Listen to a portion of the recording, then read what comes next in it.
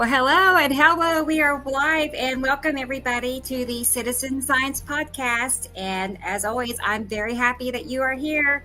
And I am one of your hosts, Rebecca Benningfield, and I'm here with Gillian Watson and Samuel Hofman. It's our Saturday cruise. So, hello. Hi guys, how are y'all? How are you, Sam? How was your last few days? Being too warm. The sun's shining. It's 34 degrees outside here in sunny Montana, and up here up in the Rockies, it's 52 here where I am, Oklahoma. And Gillian is in Scotland. And Gillian is doing her usual turn down of the volume on the feed.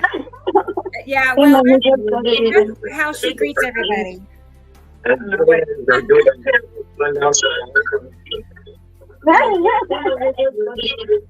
wouldn't be Gillian if it didn't echo. It's my tablet. Yeah, okay. You'll get the routine down before you come on. Turn everything down before you come into the studio room. Before you click on that, be sure to check your settings, and then of course I thought it was done. Next time we'll be sure to remind her, Sam. You and me. All right, I will try to remember we'll aim that. to remember. Yeah. Hey everybody! It's been a great week out there in Skywalker Land. I was going to say good hello to Dennis. He was here bright and early. I don't know. He was. It looks like, yeah. So, hi, Dennis. Glad you are here. The Irish Mystery Hour podcast. Mark. And we know that's Mark. Hello. I am Mark. Yeah. And Christopher is here. Hi, Christopher. He's going to be a guest on the show here in a couple of weeks. We're working out the date as we speak. So anyway, hi Christopher, because I'd love to hear more about how his journey is, how he found us. And he's, like I said, really into learning all this information. So I'm helping him a lot, and which is great. And let's see. Oh, Shelly. Hi, Shelly. Happy you're here. I met Shelly over on TikTok. So we communicate quite a bit off and on over there as well. So yeah, lots of new folks are getting into talking a little more regularly to us, which is awesome, and it's right. It's encouraging. Yeah, so. I appreciate it, and it's like we're forming like friendships. Honestly, Oh yeah, more than that. They are so regular. Science, right? Right. We are the scientists. That's right. Unicorn J96. Hello. Happy you're here. Hi there. That's interesting. I love unicorns. I do too. Thunda. Hi, Thunda. Hi, Thunda. Here. We have Josie Wells. Yeah, that's not a new Wales, one. Hi Wells. there, Josie. And we have Thomas from Germany. Hi, Thomas. I did ask him to be a guest host one day, and he's, I don't know, maybe considering it. It wasn't an immediate yes, I can say that. So but maybe one day. Entertained by his German accent, I'm sure. I know. I think that was part of the issue, was the language barrier. Right, so he has to translate. We have talked once. He joined a live when I was out doing the sky view. I was out live one day, and he hopped on, and we talked for 20 minutes, and it went pretty good. So good evening, experimental. I know, we could try. We have Facebook user. I'm not sure who this is. If you want to reveal who you are, you can go to StreamYard/Facebook, and you can accept, the agreement to let them reveal who you are or not. You can just type your name. But hello, I'm happy you're here. Hi, Facebook user. Yeah, I like our regulars. Our regulars are becoming regulars. They are. They're very regular, and they're on time too. But we have experimental, elemental here. Hi there. Freezy Peach is here. And Freezy. Hi, Freezy Peach. I know, it's almost Happy New Year, isn't it? Oh my goodness, can you believe it? Everyone's asking me, so what are you doing for Hogmanay? I'm like, working. No, I'm not. Oh my God, no, I'm not. How many days are in this month? Is tomorrow New Year's Eve? The 31st. So I'm off on the 30th and the 31st, but I work on the 1st and 2nd. Yeah, okay. 31st tomorrow. I learned that 30 days have May, June. Did you remember that one too? 30 days have September, April, June, and November. The rest of 31 that's except the thing. February. I never remembered half of the months. I remembered the first part of it, but then after that, I'm like, I don't remember. So I still have to look it up every damn month. But you know what? You sometimes gobbledygook February because it's like 28 and then 29 in each leap year. My granny kept on rapping about that one. You have to remember the months of the year. Yeah, well, leap year babies, and if they're born on the 29th, then they only have a birthday every, 4 years? Sure things. Can you imagine? Yeah. That means you're younger, though, than everybody else. Yeah, it's the difference between whether or not you're a Aquarius or a Capricorn, I believe. Some different. Yeah, because I was meant to be an Aquarius and came out Capricorn, so. Oops. Yeah, there's always that argument. Okay. Wow, what a week of study I have had. Holy cow, my head is spinning from where I've been. Wow. Yeah. Oh, I was looking at some of these other new cities underground that I had not studied before. Like there's some up in above Turkey area over there, and I'm trying to pull the name of the country out, the one that right up directly above to the northeast of Turkey. God, I still have trouble because it was formerly part of Russia. But anyway, I was studying a whole bunch. You mean Ukraine? No, not the Ukraine. Right, but Georgia. Georgia. Oh yeah, that one too. Georgia is right next to Turkey in the northeast, and they have a whole bunch of underground cities as well that they've discovered, including cliff wall cities. And I was watching, and I can't remember the name of it, but I was watching that today and yesterday, and then I was doing a whole bunch of other stuff on like the Sage Wall here in Montana, and that's a really interesting old piece of archaeological site that is still under debate. And what I found was really interesting about the Georgian site was they actually gave a date which is very close to 1600 BC, where they believe that some of the original set-off work, the original work of creating this underground cave system, does fall in line with the 1650 BCE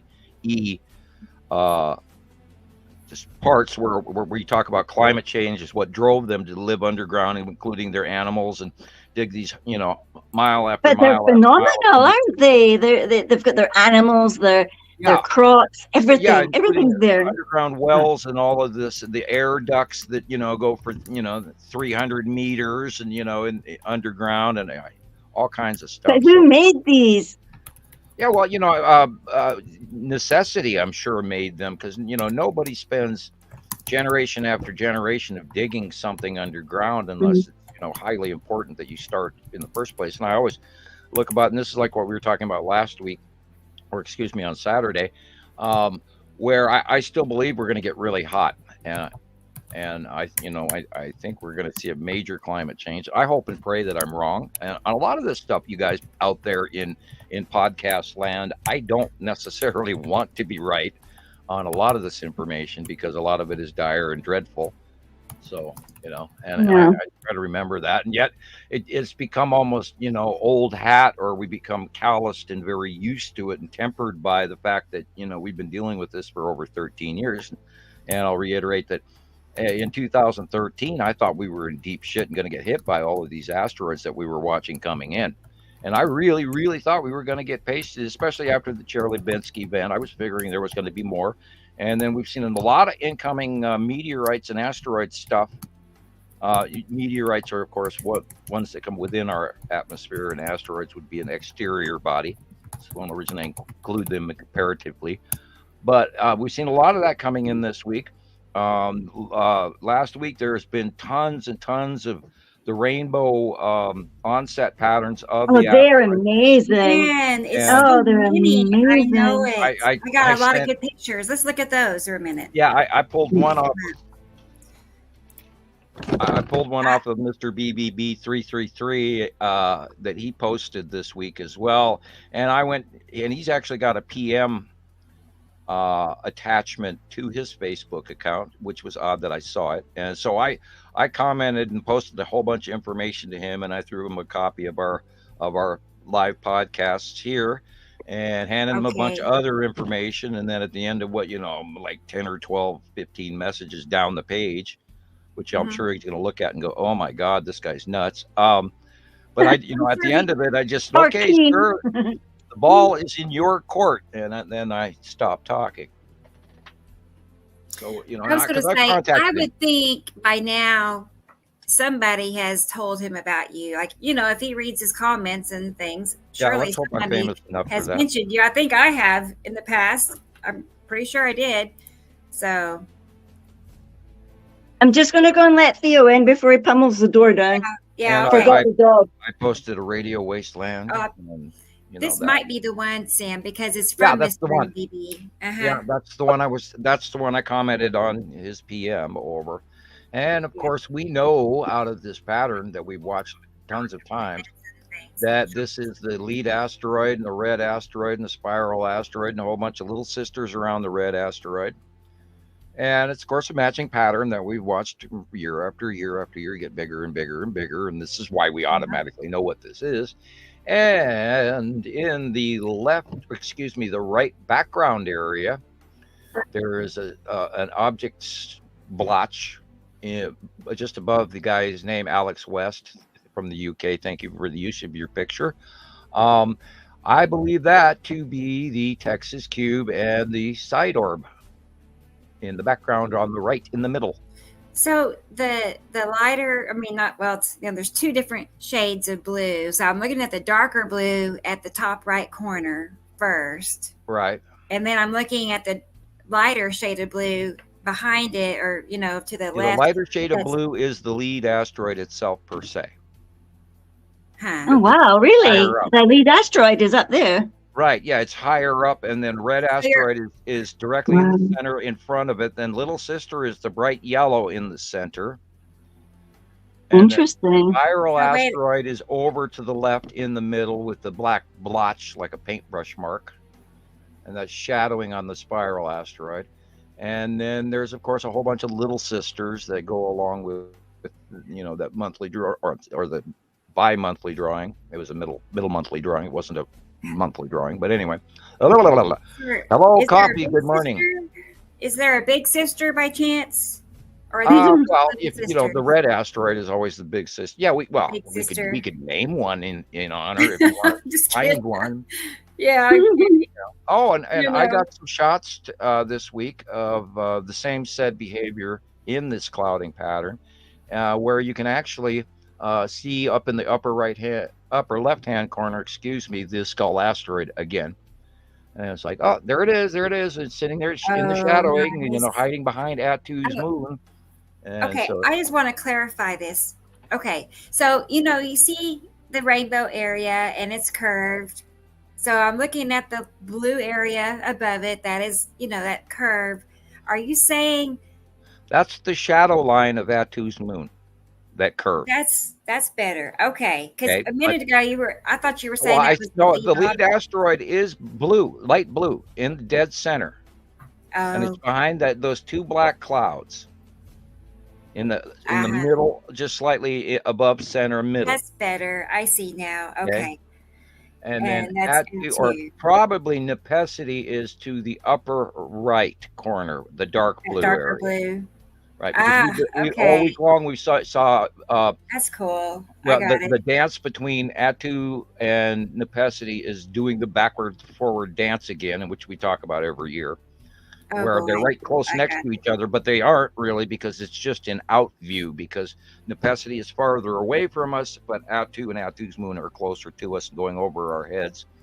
And I've been watching a bunch of YouTube videos, and you just look up in the sky and oh my God, and I can actually tell you what year that everything was filmed by what I see, which is crazy, which tells me that the system is actually in my head, and I'm loving the benefits thereof.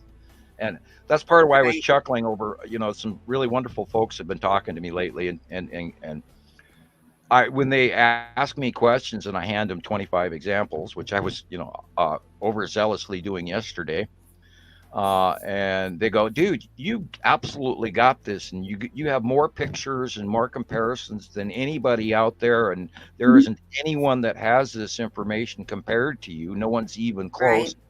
And that, put a huge smile on my face yesterday, and it was like part of the zeal that I'm wearing today, and my, talk 300 miles an hour, because I am so excited about this. Yeah, look at this. There's a very similar scenario. You got the darkened gray upper area is lead asteroid, but it's behind the red asteroid, which is in the center front, and then the spiral asteroid is a little farther forward than the previous picture. But then that purple weird stuff in the upper right hand corner again is the Texas cube, and if you look farther to the right, there's the side orb. And there's a black blob in the middle there, like an eye. That's just either a regular cloud or probably regular clouds that aren't included because they're close proximity to us. That way they're included in the darkness. Remember, it's about the light angle. And the light angle is shining over the edge of the Earth, but we're in the black zone. So anything above that is what's still illuminating.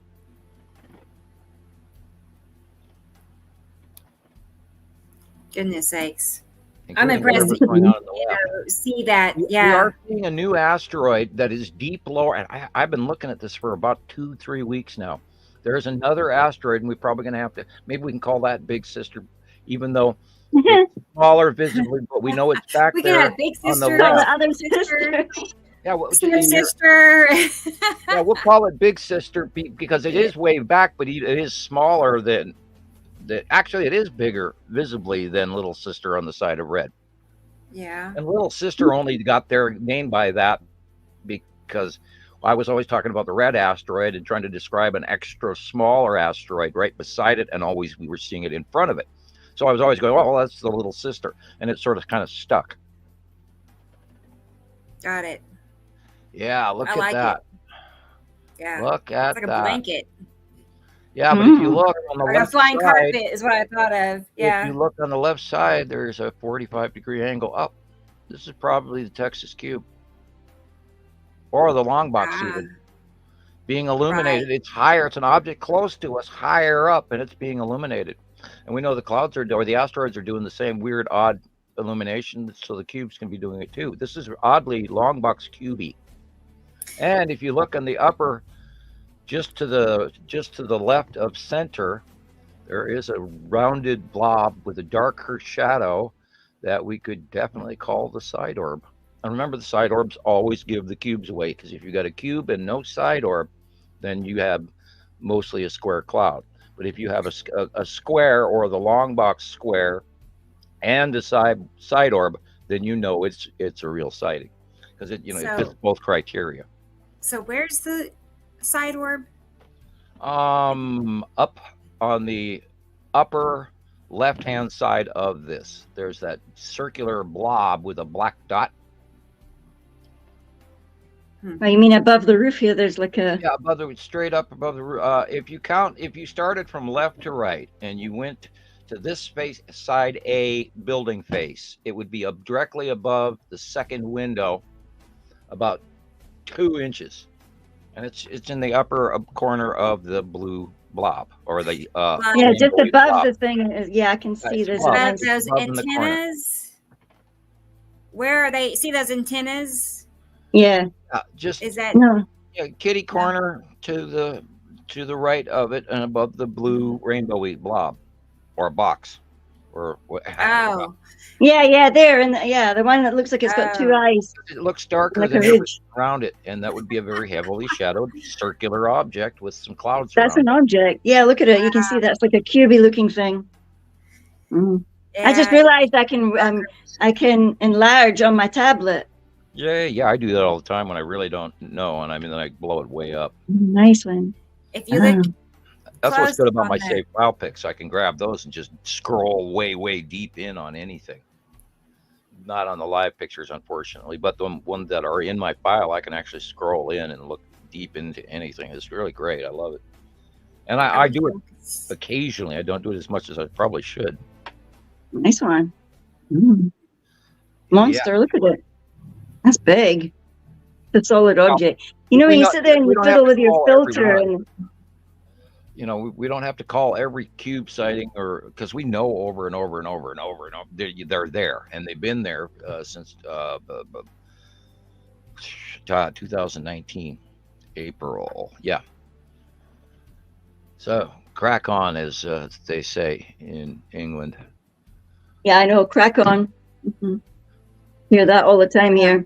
Yeah. Crack on. Oh, there it is closer. I didn't know I had that. Forgot. Yeah.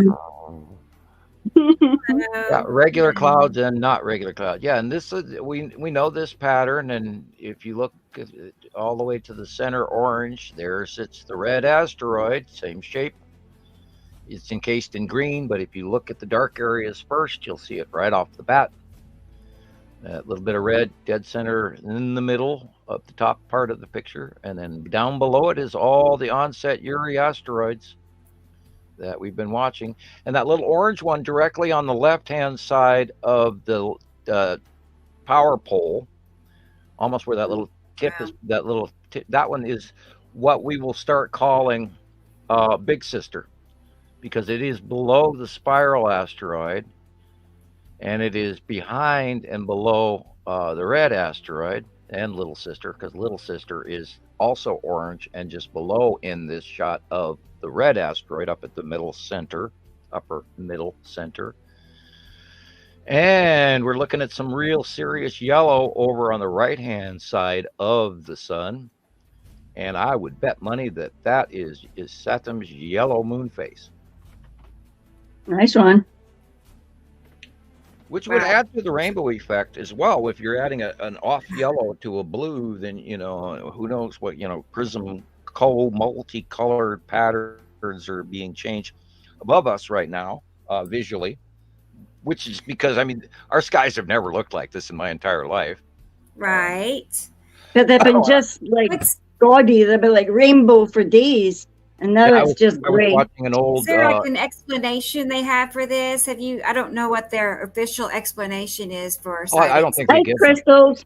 Yeah, ice crystals. Yeah. Ice crystals, that's popular. Ice crystals and water is quite popular. Yeah. Right. Yeah. Oh, and then don't forget lenticular clouds. Yeah. And by the way, lenticular clouds only form in Arctic regions.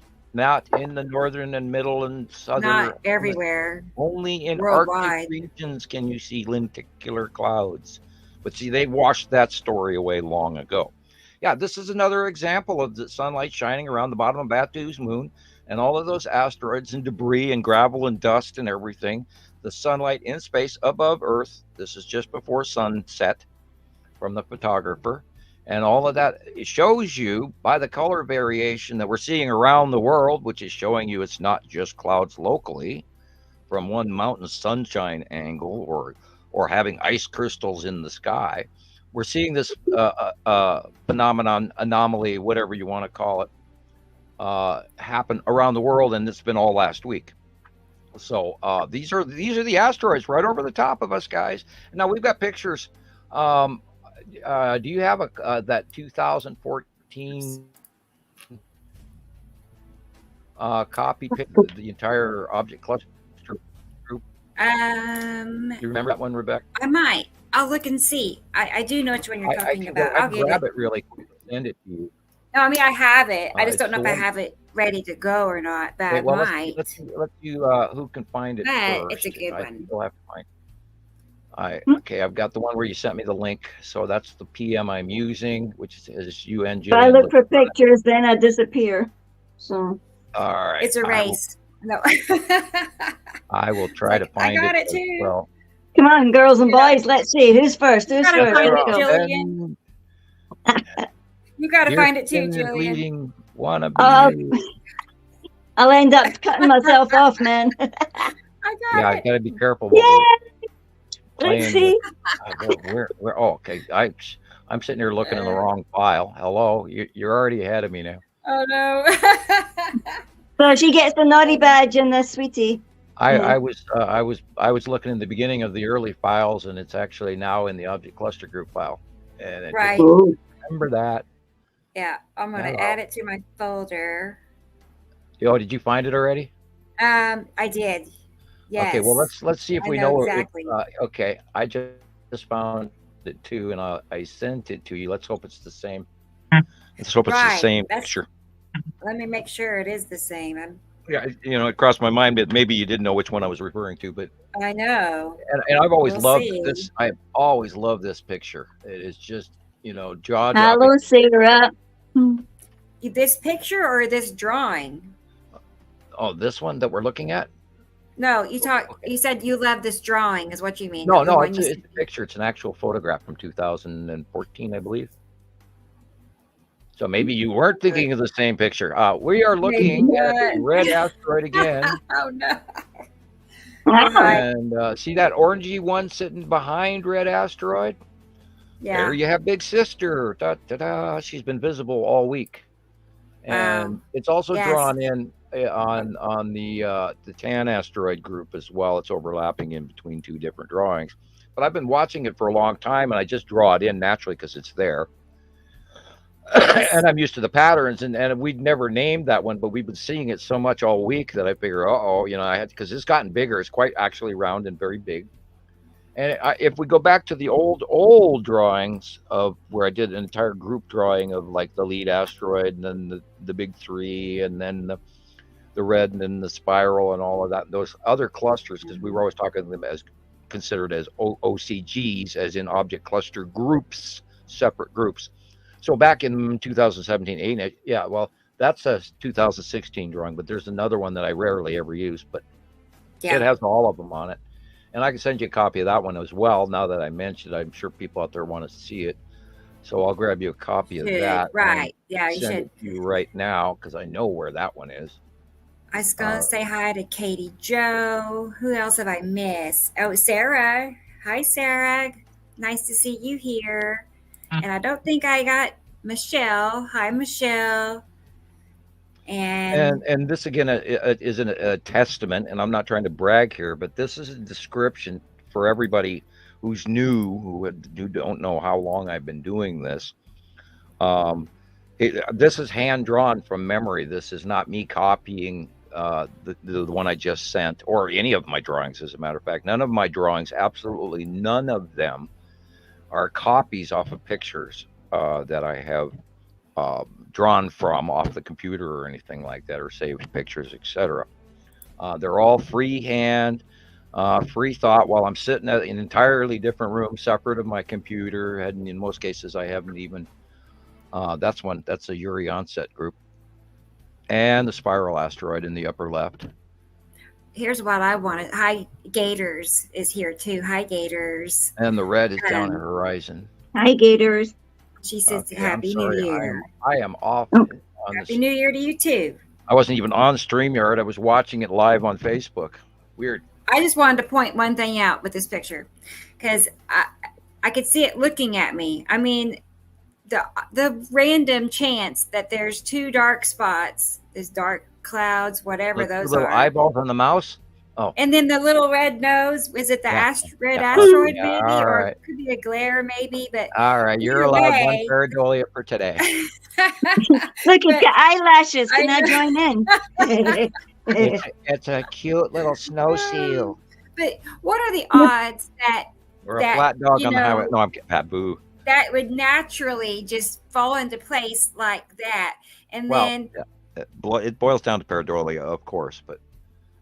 It does, but you know what I'm saying. It's still the odds are just so tiny that it would perfectly fall into place. You can find two perfect eyeballs on the really beach supernatural. and rocks anywhere, but I really do. I can't help it. I think it is more. But my automatic logical mind goes okay and discounts it instantly, and I don't get caught in with a female off. Right. I'm only teasing you. No, women are more emotional than men are. So I'm attached to this cloud. No, but you know what I mean. I just feel like what are the random chances that it happens to look like a face? That's all. God wanted to make your day.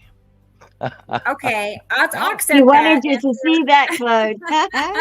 I see them. That's for they see me or something. So and this is the side of Uri with her atmosphere You're looking at the expanded atmosphere of Uri, and the beginning over to the left-hand side is all where the Tan asteroid or the Salamander asteroid group on the side of the face of Uri. And it's a perfect example of the rainbow refraction of sunlight hitting the debris field, the micro particles, medium particles, larger particles, huger, bigger, all the way up to its asteroid groups of the atmosphere of planet Uri. Oh, And right, that's why right. we've been seeing it all week, because Uri, which is also why I was in this month's drawing, knowing that group and that onset angle of the light would be illuminating quite brightly and somewhat more to the yellow and orange rather than the orange and red. I was just looking at this. Christopher said that picture we were talking about looks like a snake nose. I was like, I didn't even notice noses on snakes, but you mentioned it. Yeah. I was thinking more cartoonistic and cute fuzzy stuff rather than something threatening. No, I'm only teasing. Yeah, I don't know. I didn't identify I think we parted topic long ago on that one, and I hear you. I only look at things scientifically. Even when I go to the store, On this one, we know it's Uri because of the location, the left of our sun. I tell people that a lot. If it's just to the left and it's really, really big, it's probably Uri, And look at the microcloudism that's going on the left-hand side, and then you look down at the bottom and it's all blue and there is nothing, no clouds. And so everything above that, now granted the angle of the camera is a little bit tipped, but it is Uri going over the top of us, and we know it has translucent extra thick. Yeah, that's that 2000. That one. That's the one. Okay. I forgot this is 2000. You were right. I was wrong. I was wrong about the date. I said 214. This is 216. Yeah. When we got this photograph, this just spoke volumes to me in ways that I can't even describe to you, because we had watched the lead asteroid, or LO, or what number of names that we called it over a period of time.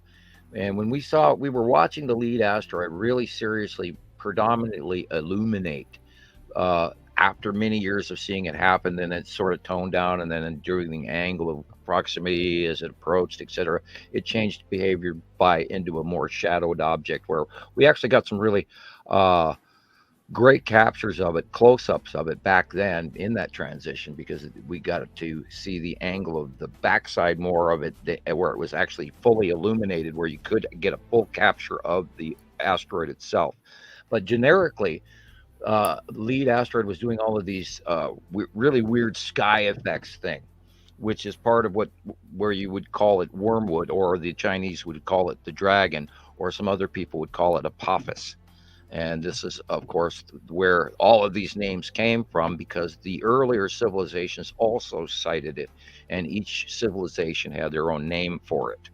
And this is a reoccurrence of that effect. And it started literally 2015, 2016, and with the discharge patterns that we saw when we saw it happening off the side of Attu and Attu's moon, between that and Uri, where the whole region, the lead asteroid and the asteroid object cluster groups would static charge up, and then they would all of a sudden, as the planets are moving around, they would discharge off to the other two planets, the gas giants, and they would illuminate the faces of them upon approach.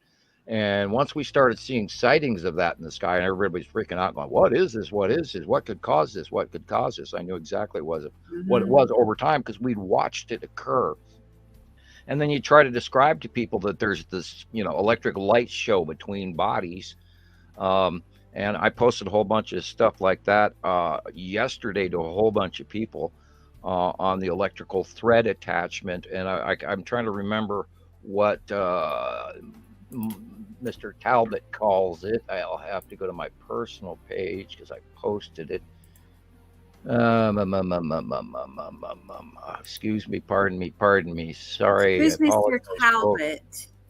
The guy that symbols of the alien sky. He's the guy that it's not on that page. I got to go to Montana Skywatcher 1. Maybe it is there. Uh, sorry, everybody out there. Really, It's okay. I was gonna post some pictures. Because I hope I posted it. Helical model. No, it's not there either. I don't know where it went. Anyhow, yeah. Are you talking about like the ion bleed off? Right. That the electrical event patterns and the discharging. I mean, it's the full spectrum of like what we're looking at here. This is electrical illumination on that picture. Where did it go? It went away. I pointed my. I was pulling that up. Okay. Okay. This is happening between the bodies. If you look directly above it, between the letter G and the letter D from group rounding in the center above that. That is Attu's moon directly above that illumination. And then if you look from the letter T in Attu and round back down to the illumination and go all the way past the letter O in object cluster group, that is Attu. And if you start at the bottom, or excuse me, at the middle left where it's purple and then light blue, and work your way all the way in an oval down to the horizon line and then go back over to the light post, that is Uri. And this is back in 2016. And then over illuminated in the left-hand corner, but by the tree and the horizon line above the house, is the striped greenish blue planet Saru. And of course, Nibiru is in the upper left, or excuse me, God, my brain, upper right. Obviously, you can just tell by the color, like the, you know, how it goes from where our sun is and how it's yellow, like a band of yellow above our horizon. And then immediately it turns dark all the way across in different shades of purplish and bluish and greenish. And learning to look at dark areas first. Yeah, that's where they are. If you start there, you can see the separation of dark, smaller circle Attu's moon. And that's what the light, the reddish light and orangish light is reaching around from the center of this left-sided illumination, which at that time was the lead asteroid. And what's going on currently in the world above us next to Uri is currently the Tan asteroid is doing that same thing. Because right now lead asteroid is much bigger, and it also is illuminating at certain points of time during the day. We saw some great pictures from, I believe it was Sweden, a few months ago, for early onsets of winter and late fall.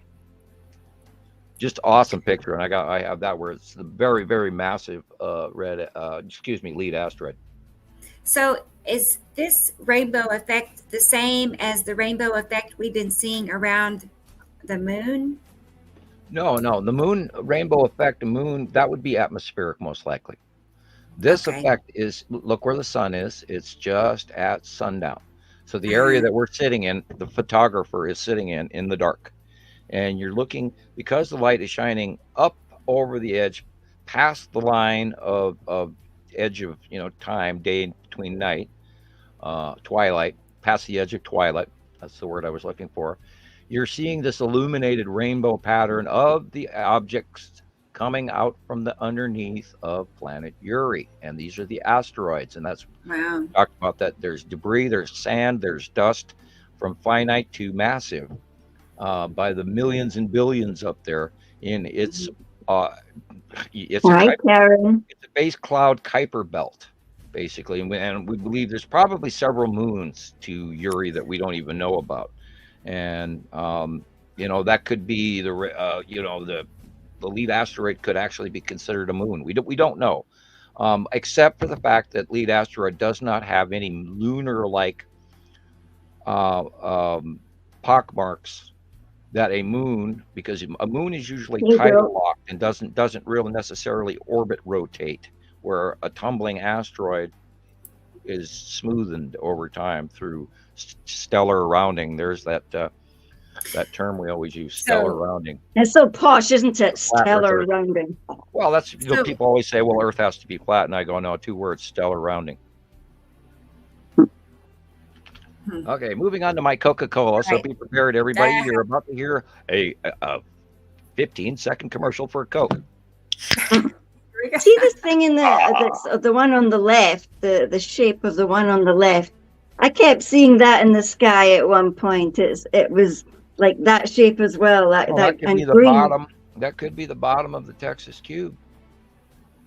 I'd have No, to sit 'cause it there and looks. watch it, because it does. If you turn the cube and you hold it up over your head at an angle, that was what you will see.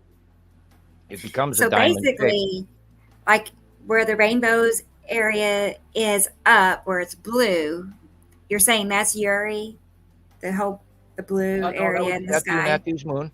Because Uri, okay, we know we're seeing the orange of sunset on the horizon, so we know that we're centrally most likely looking west. Yeah, okay, I see. And we know that by evening onset, we know Uri is literally in the southwest sky. Okay, but we're looking mostly west. So that would mean it would be the objects above us would be Attu and Attu's moon, because Attu and Attu's moon are still centrally located, even in the morning, even in the evening, because they rotate over the top of us in a much, much tighter circle than we've ever seen before. Just has to do Hello, with Irene.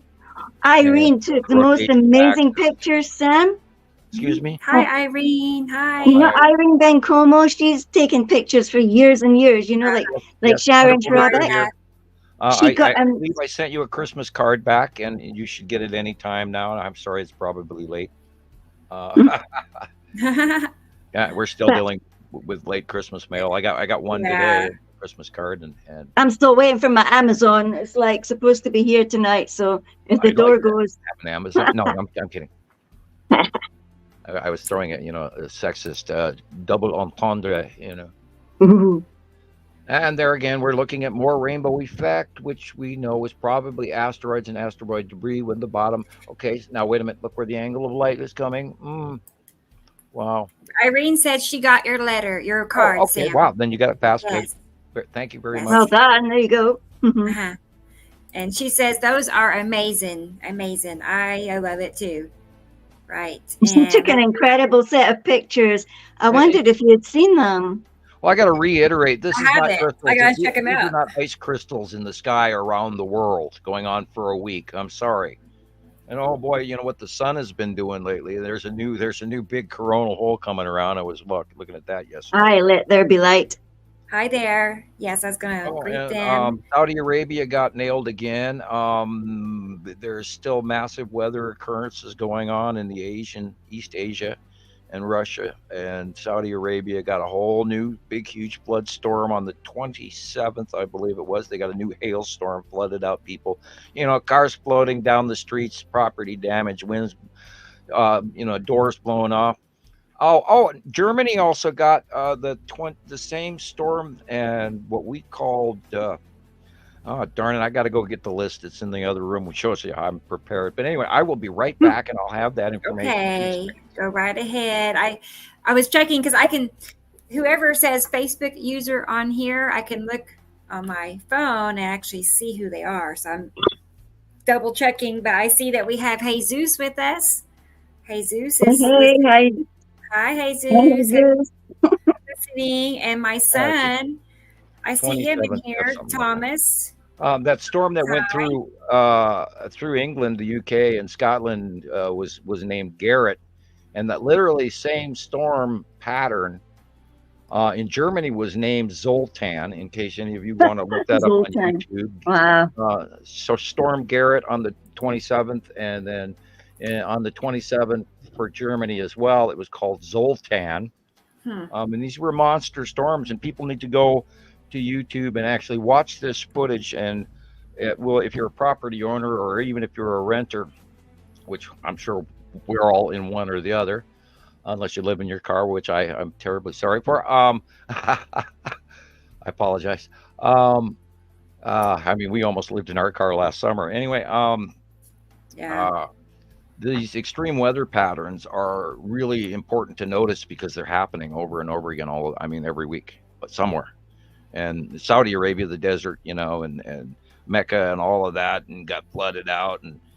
And these are weather conditions that are going on that don't exist. And the massive cracking of the continent of Africa. And we've noticed that Africa has moved, and there's been reports that it's moved far more than they're actually talking about. And the changes in the Mediterranean Sea, and then that freak storm and that formed a tropical storm to almost hurricane status here a couple of months ago, which people have already forgotten, which blows me away that entire village, there thousands of people got killed and they don't even talk about it anymore. And shows you that, the worldwide weather is not being shared like it used to be. It used to be when thousands of people died, there was actually a follow-up story, a month later, and this is the recovery, and these are, et cetera, et cetera. None of that's, I imagine it's possible happening, but we're not getting it as a general news. Of course, the news is no longer what it used to be either. No, it's very manipulated. We need, completely manipulated. Yeah, well, when the entire 5 separate major networks all post the same story, then there's something wrong. Right. They should. Right. That's what I'm saying. It's proven to be scripted. So you're just getting whatever I'm not saying that they're scripting it. I'm just saying that they're taking the easy route. So like when I worked at the FM station, you get this teletype feed where somebody, on some number 1 rated news agency in New York City, I can't even remember the company name, but it runs the national teletype, and everybody just rips a page off the stuff that comes in, and then they go, oh, okay, there's my idea topic to write about today. And this is why, that's why the other ABC, CBS, NBC, etc., CNN, and a couple others, all or MSNBC all do these similar shows, is because they're running off that generic feed of information that is being fed between these people on a semi-professional level. Okay, so I'm not saying is the information that they're being told what to say, because they're not. Right, but what I would like to know is who is sending them what to read. Who are those people? Well, a lot of it may also boil down to the fact that any television company that broadcasts through the air is granted a government FCC license. And I imagine that certain subjects are probably priority removed, and they're probably limited to a certain amount of information that they're allowed to share. I imagine there is that mandate. I ran into that with on the FM radio station, because if it wasn't approved by the station manager, you were not allowed to read it, even if it did come across the teletype. And one time I saw important information and I ripped it off the teletype, and I actually read it over the air, so I got in trouble for it. But which I sent you Irene's pictures, Rebecca, into that stream. Okay. They're just awesome. I wanted Sam to see them. I mean, Irene, wow. Yeah, thanks. Which is part of why I know there are rules with the FCC, and meteorologists are under that same yoke, and they've been told what they can and cannot talk about. So we can't blame that everybody's involved in this great conspiracy, but there may be. Do they not know then, Sam? They just don't know. Okay. Say for instance, I feel like the main channels are. If we were to walk up, if I was to walk up to a person at the convenience store or the donut shop and say, here's all of this information, they would look at me like an absolute idiot. And I'm sure that there are a great deal of people who are excellent meteorologists and know all sorts of stuff, and that never even have the opportunity to look up, because everybody's staring at their damn cell phones anymore. So, I can't blame people for not being able to see this. If you haven't noticed something's wrong, then I've got a little bit of an issue with you going, I don't know how you have not noticed something's wrong. Because, I was watching a movie. I was going to say this earlier. I was watching an old Japanese or Chinese or Korean made movie about Genghis or Genghis Khan, depending on how you pronounce it, and the history of early China and the unification of how the great Khan and the unification of the tribes, so they all work together, blah blah blah. And I was watching, of course, the movie, and the steppes of Russia and Western South is all this empty grasslands as far as the eye can see. And meanwhile, I'm watching the skies in this and listening to them talk, but not paying attention to the actors and going, God, that's how our skies used to be.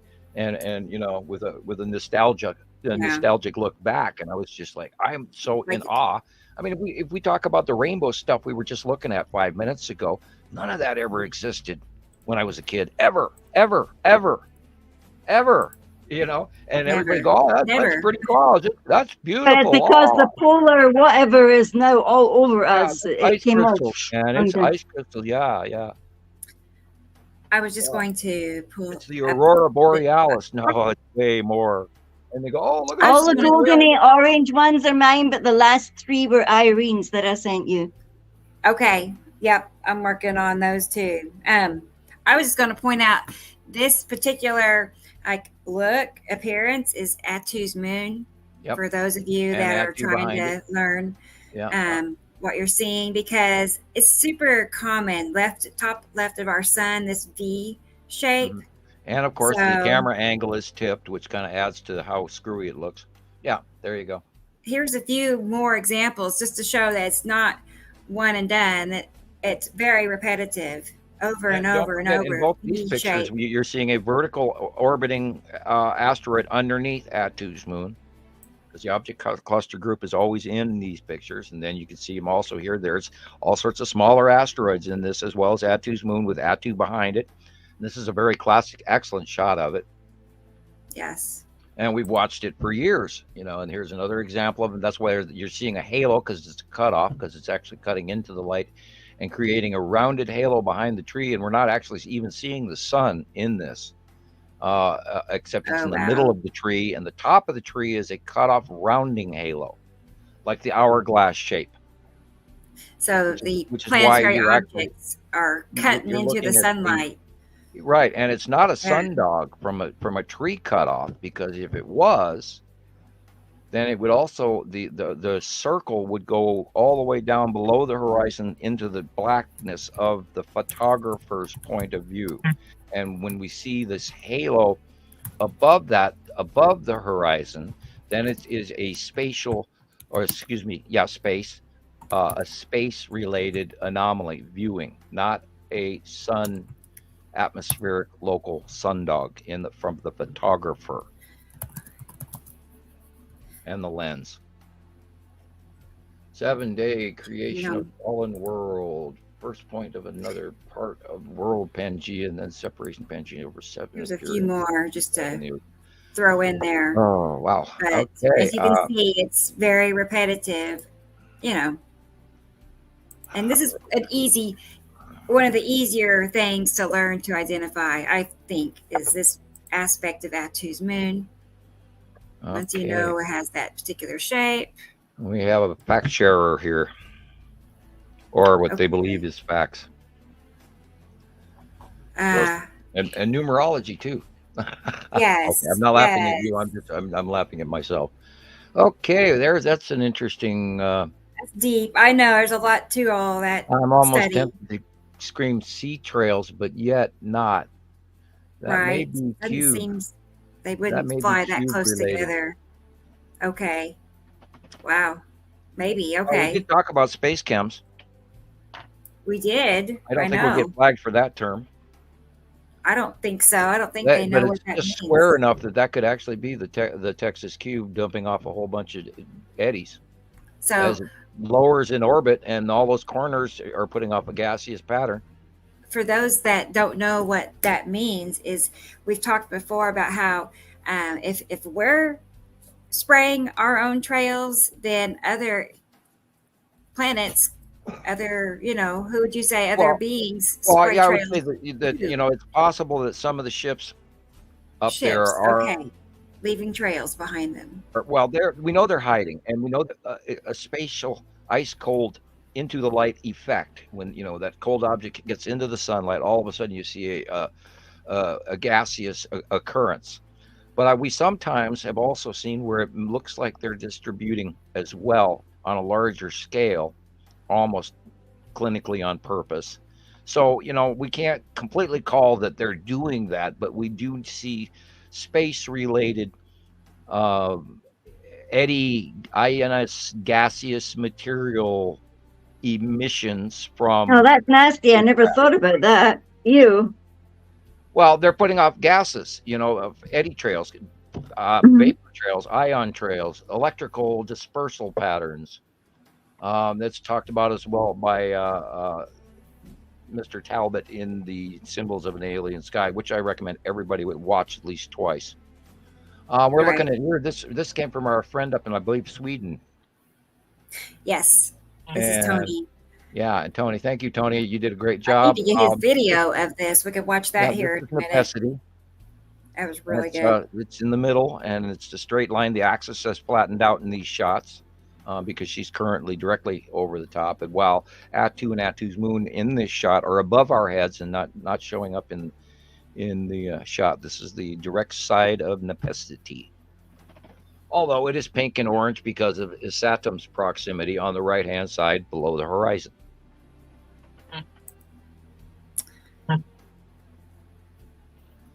And there you're seeing the spiral asteroid in a vertical maneuver, including its bank turn, as it continues to rotate and orbit under Atu and Atu's moon, which are also visible in the left-hand picture.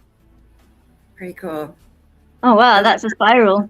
It does seem like between things like this and things like all of the extra rainbow captures, rainbow clouds that we're seeing, it does seem like we're seeing, more effects of asteroids lately. Well, we're also seeing them because the Saturn is so much closer to us, and that refractive light from the right-hand area at sundown is turning everything this red and orange, and then the yellow too.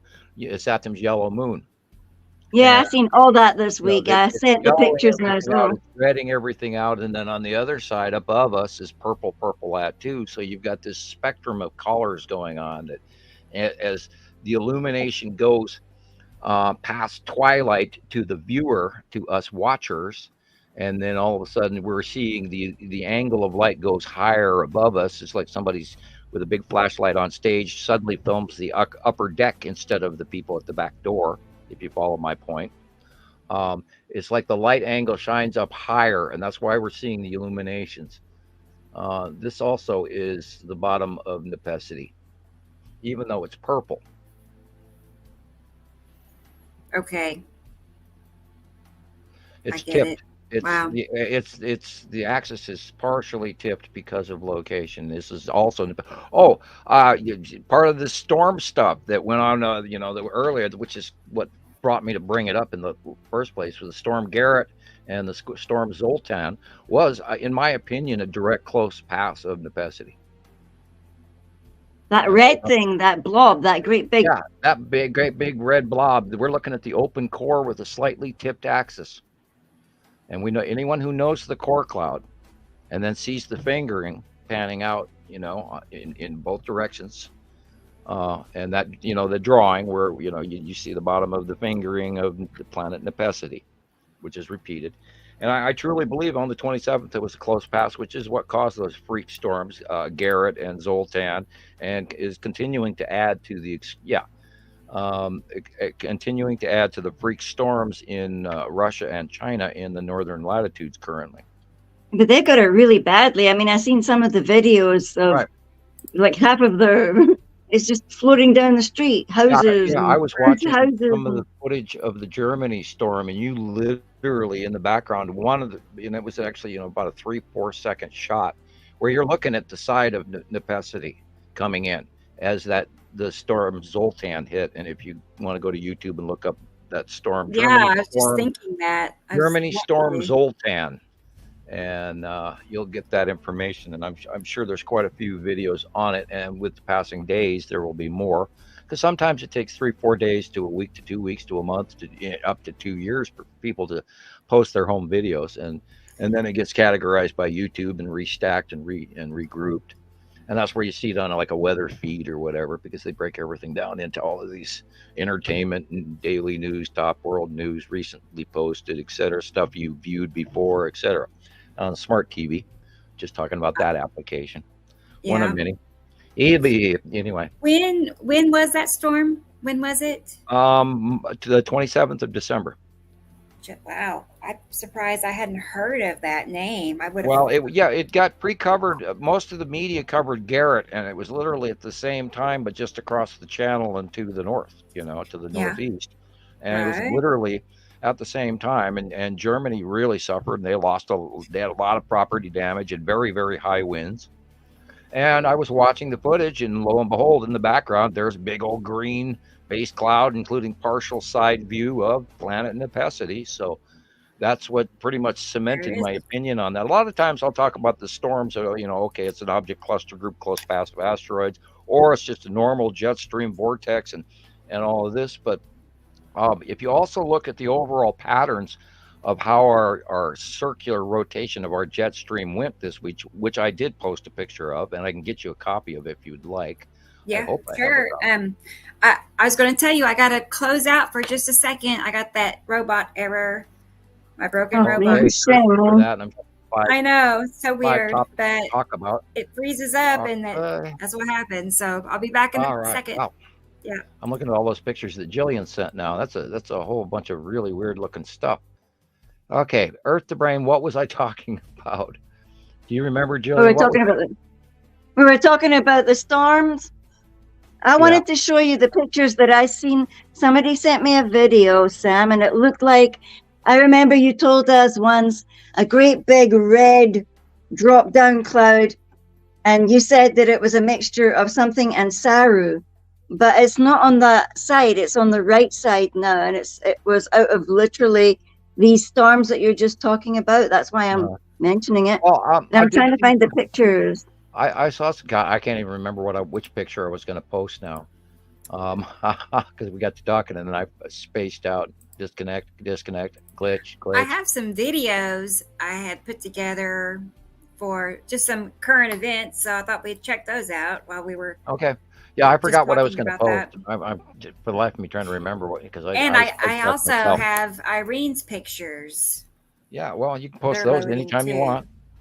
Let me see. I'll pull those real quick. You're in charge. You're the production department. I got the steering wheel. Let's see. Let's get that so we can make sure she can see them too. All right. I really like my little background today with the flowers and stuff, don't y'all? I thought that was sweet. Yeah, pretty cool. Planet. Well, behind our, video pictures, there's planets in the sky behind it. Yeah, we should stick with the planet. Well, you can see it for a split second. Yeah, that it almost looks like Van Gogh and Starry Night. Almost, yeah. I'll get a real copy. Everybody can see it that way.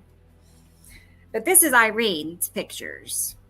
There's a couple. I got that one, and whoops. Experimental's asking, why does Nepesity appear purple? Because right beside Nepesity, not really right beside, but with a vast distance between each other, but off the refraction light, At2 is overhead, so it's got a refractive illumination of purple.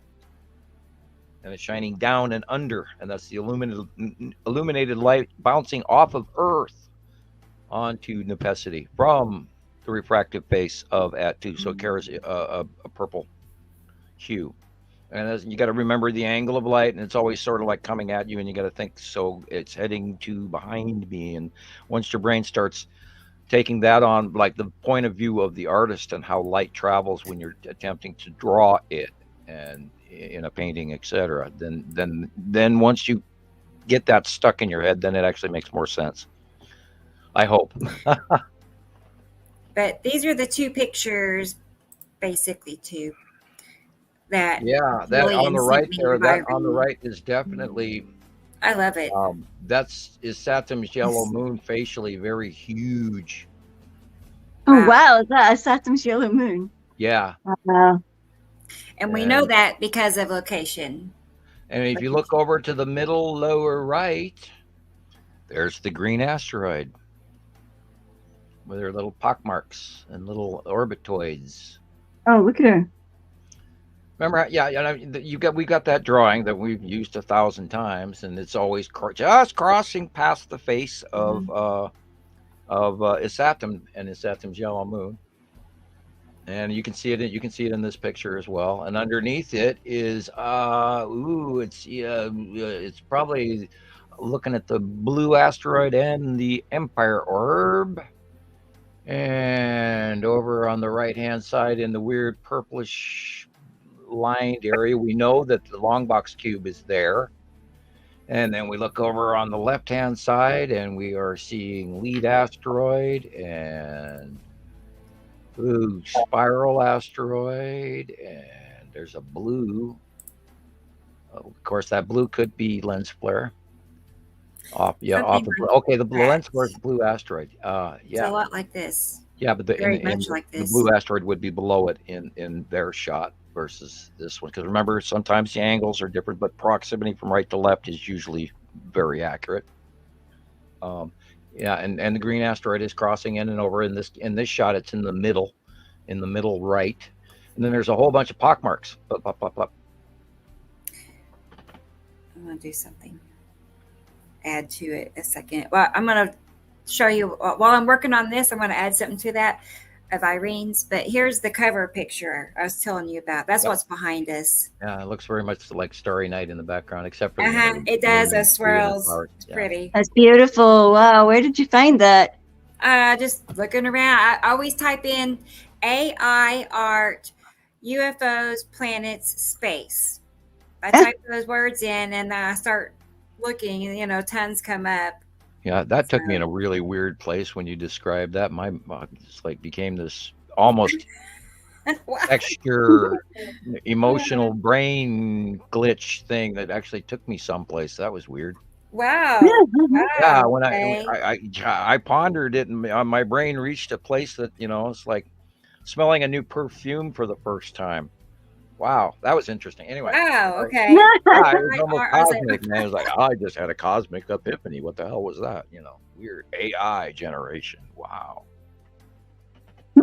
Maybe I touched the spirit of AI. I want to do that. That's funny. Sorry, I had to take care of one thing. Well, because that's how I run off of stuff that talks to me, and which is IQ based or psychic. I hate to say that. I hate to throw that out, but because I never believe anybody that ever tells me they're a psychic. But I have. That's part of why the government was recruiting me. I'm high on their test scores for pattern recognition, psychic ability, high physics skills, high science skills, etc. I'm not around, I hate to throw that out there, but that is me, and I'm not going to hide behind it, and yet I'm not trying to brag about it. I'm sure that the skull asteroid was probably in that pic from Irene. We lost Rebecca. She was apparently playing with buttons. And we Gillian, lost her. Yeah, is there some way you can lower your camera so we can actually see you better? I can't. I don't know what it is that I can't be seen this time. Maybe you got it too far away. If you scoot it closer to you, maybe. No, there you go. That's because I was only seeing from your upper lip. I know it's irritating me as well. It's like not working. Oh yeah, welcome to the studio. That better? Yeah, that's okay. Move it over a little bit. There you go. Now you're centered. Stop. Quit. There you go. Perfect. Yeah. Oh. Yeah, that we got to go to get those little monitors in our ears from our production department up into the sound booth that go, Gillian, you need to move your camera. Okay. And then we don't. I'm only joking. We're all modern, like. Hey, I think my coffee worked. Let me get those slides or that video. 2/3 of the way through this cup of coffee, and I'm running 300 miles an hour. Woohoo! Sorry. Giddy mood. Yeah, I had iced coffee today for a change. I don't get it often.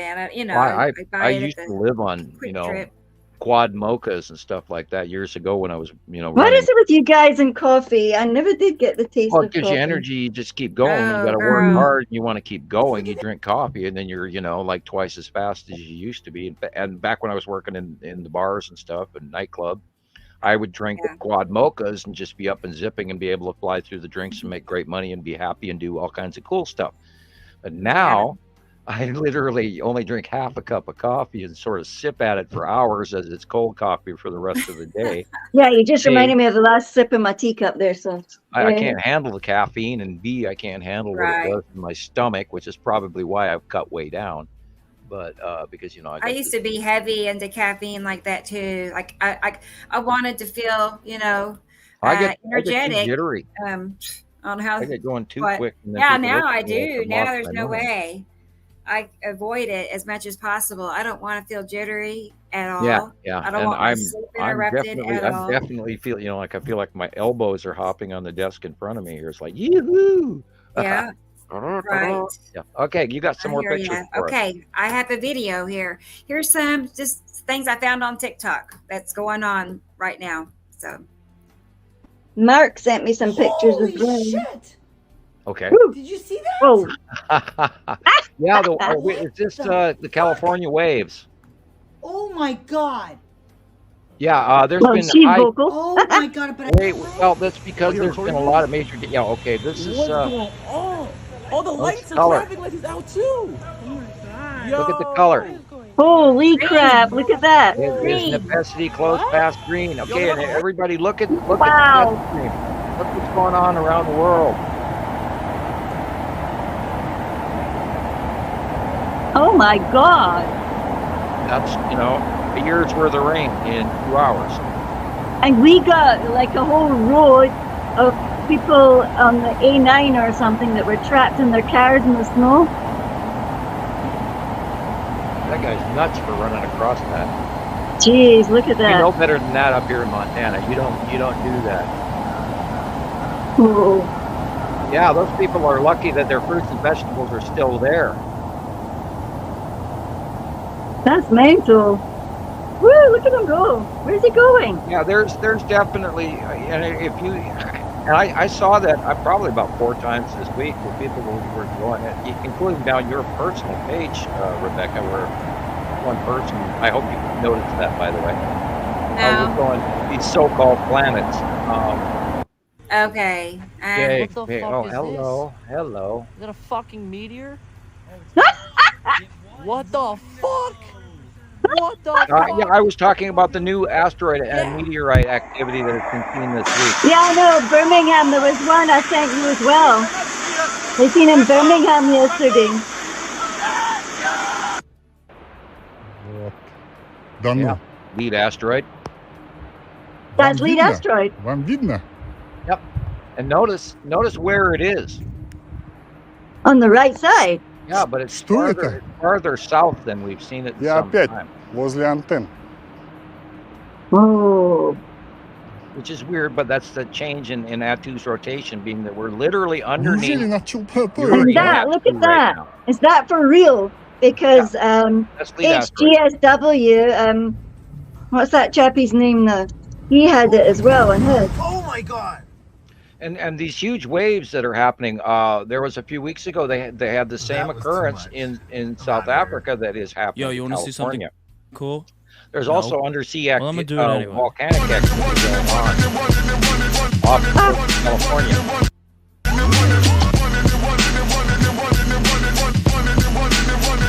Step into the scene. No, nobody can do it like me. Zoop house plate with the kick cuisine. I was the black top king. 360s in my grip. Whoa, look at that. Holy shit. There was many property damage. So that's still California, isn't it? Yeah, and that was 2 days ago. It's still going on up to a point. Yeah, because Mark sent me information a wee while ago. He was the one saying that they also had high waves, and the storm's now called Geraldine over Ireland.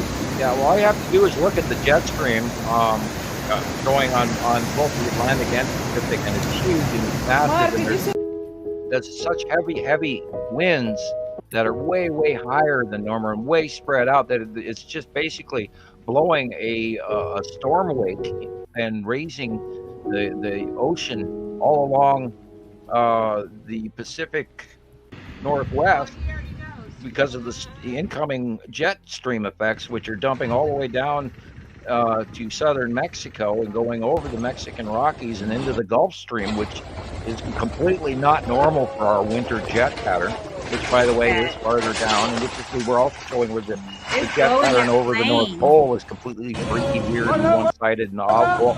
Oh, that's what I was looking for. I just remembered what picture I was going to go get. Okay, talk for a minute. I'll go get that picture. Yeah. All right. Oh, yeah. Rebecca, I sent you, Rebecca. Yes. Mark sent some pictures as well of the Oh, okay. the storm rotation. Yes. I sent that as well. But then up above that was pictures people had sent me of what the moon looked like on our anti-geo group. And this thing was unbelievable. There's some here. I don't know who you're from. Here, I sent it. It's titled "This is Insane." Okay. And I definitely wanted to talk about it because that's an example of exactly what we were talking about, how Russia and China are in like an Arctic deep freeze zone right now, and they're having just this unbelievable storm. I'm sure it may have calmed down a little bit in comparison, but they have the highest snow events they've had in over 120 years worth of recorded I would history. turn it out if I can't close it out. I'm gonna wait till it finishes playing, and I might have to. I don't know. It's just stuck at the moment. I would turn it down for you if I really could. Add something new. Oh yeah, I can't. You can learn to shut up during this. No, it's okay. So that's phenomenal. Look at those videos. They're unbelievable. I keep hitting the escape button, to make it small, and nothing happens. Now you know how I feel when my tablet won't go off. Right. That I Damn do. thing. Steel's shoving all the blankets off the couch. I'm thinking once it finishes playing, I'll close it out and it'll be okay. So we'll see.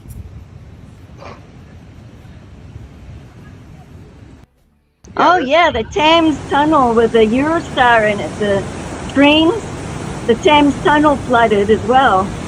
Yeah, there's all kinds of property damage going on around the world right now, and it's not making the average news unless it's really catastrophic. I saw one guy comment going, well, like the government should have warned us that this was going to happen, and they need to do something about this. It's like, oh yeah. So, you're expecting the constabulary to fight against coastal shoreline degradation from climate change, and you think that the government's going to fix this and warn you? If you live anywhere in an oceanic or at the shoreline of anywhere on the planet right now, from what's going on and what will go on right now currently on the southern pole of this planet, we're going to see a very high increase of oceanic water levels from the melt-off this year alone. So, it's really up. This morning, California is bracing for round 2 after a ourselves. rogue wave tossed sit and wait for beachgoers them to down the inform you, 'cause street. that's The not wave going to breached a happen. barrier in Ventura Beach. It won't happen. Whoa, look at that. Until it's way too late, not. It swept about 20 people 50 yards. 8 had to be taken to the hospital. I feel like, The National Weather Service has issued just coastal pick up the flooding and news, high like surf all these warnings for people in much those of the California locations, what coast do they today, do? with waves of up to 40 feet possible Not in much San you Francisco. can Some of do, these is there? pictures are just extraordinary. Just incredible. Look at it. this is why many insurance companies are not making any new policies in Florida or in California or in South Carolina and Georgia. Anybody that has coastal property is going to be very difficult to insure because they know that this is coming. They see Damn, the I'm trend. glad I moved away from down by the Yeah. And we're not down by the sea, Theo. That's even in the Philippines and Malaysia in that area, they're seeing vast typhoon activity that they've never seen before. And that major typhoon that went through here even a month ago or so. Everybody's already forgotten about that. It's one of the strongest typhoons recorded in land speed history or wind speed history at sea level ever recorded in history. And people aren't taking any of this stuff into serious weather account. And this is, like last on Saturday, Jesus was talking about, well, don't you think we're going to calm down? I know. I think we're in for a lot more trouble. Speaking of which, did you get that picture yet, Rebecca? Let me check. Okay. The one it's showing the northern hemisphere upper pole jet stream, and it says this is insane. Oh, there it is. Yes. Okay. I got it. You and Gillian are sending pics on the same. Right. Same, yeah. So, got it. Okay, I'll get that one first. It's the current one we're running on the PM column on Facebook for everybody's information where we're sending them. Okay. Got it. Bear with me. Yeah, I got Sam sending pics and Jillian, and then Zane sent me some pics, and so I got a line forming. So we could be here for hours. I don't mind. No. That's all right. I'm off tomorrow. That's okay. Concentrate. I'll quit interrupting. No, you're fine. I got it. But I had to center it and stretch it and all that good stuff. It just takes a minute, but still. I appreciate everybody's patience. You're so wizard. Okay. Let's check it. Let's see if it's Naughty there. boy. Can't eat plastic bags, Phil.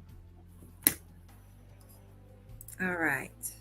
It should be there by now. Speaking of wizard, we got to give a shout out to Alan at Mountain Fortress Labs on YouTube. Anybody that wants Alan on Mountain Fortress Labs. He's a guy. He's one of the Diesel brothers and stuff that I watch, and the stuff I keep reminding. Nice. I wonder. I sent Jesus a link. I wonder if he watched it or not. I hope he did.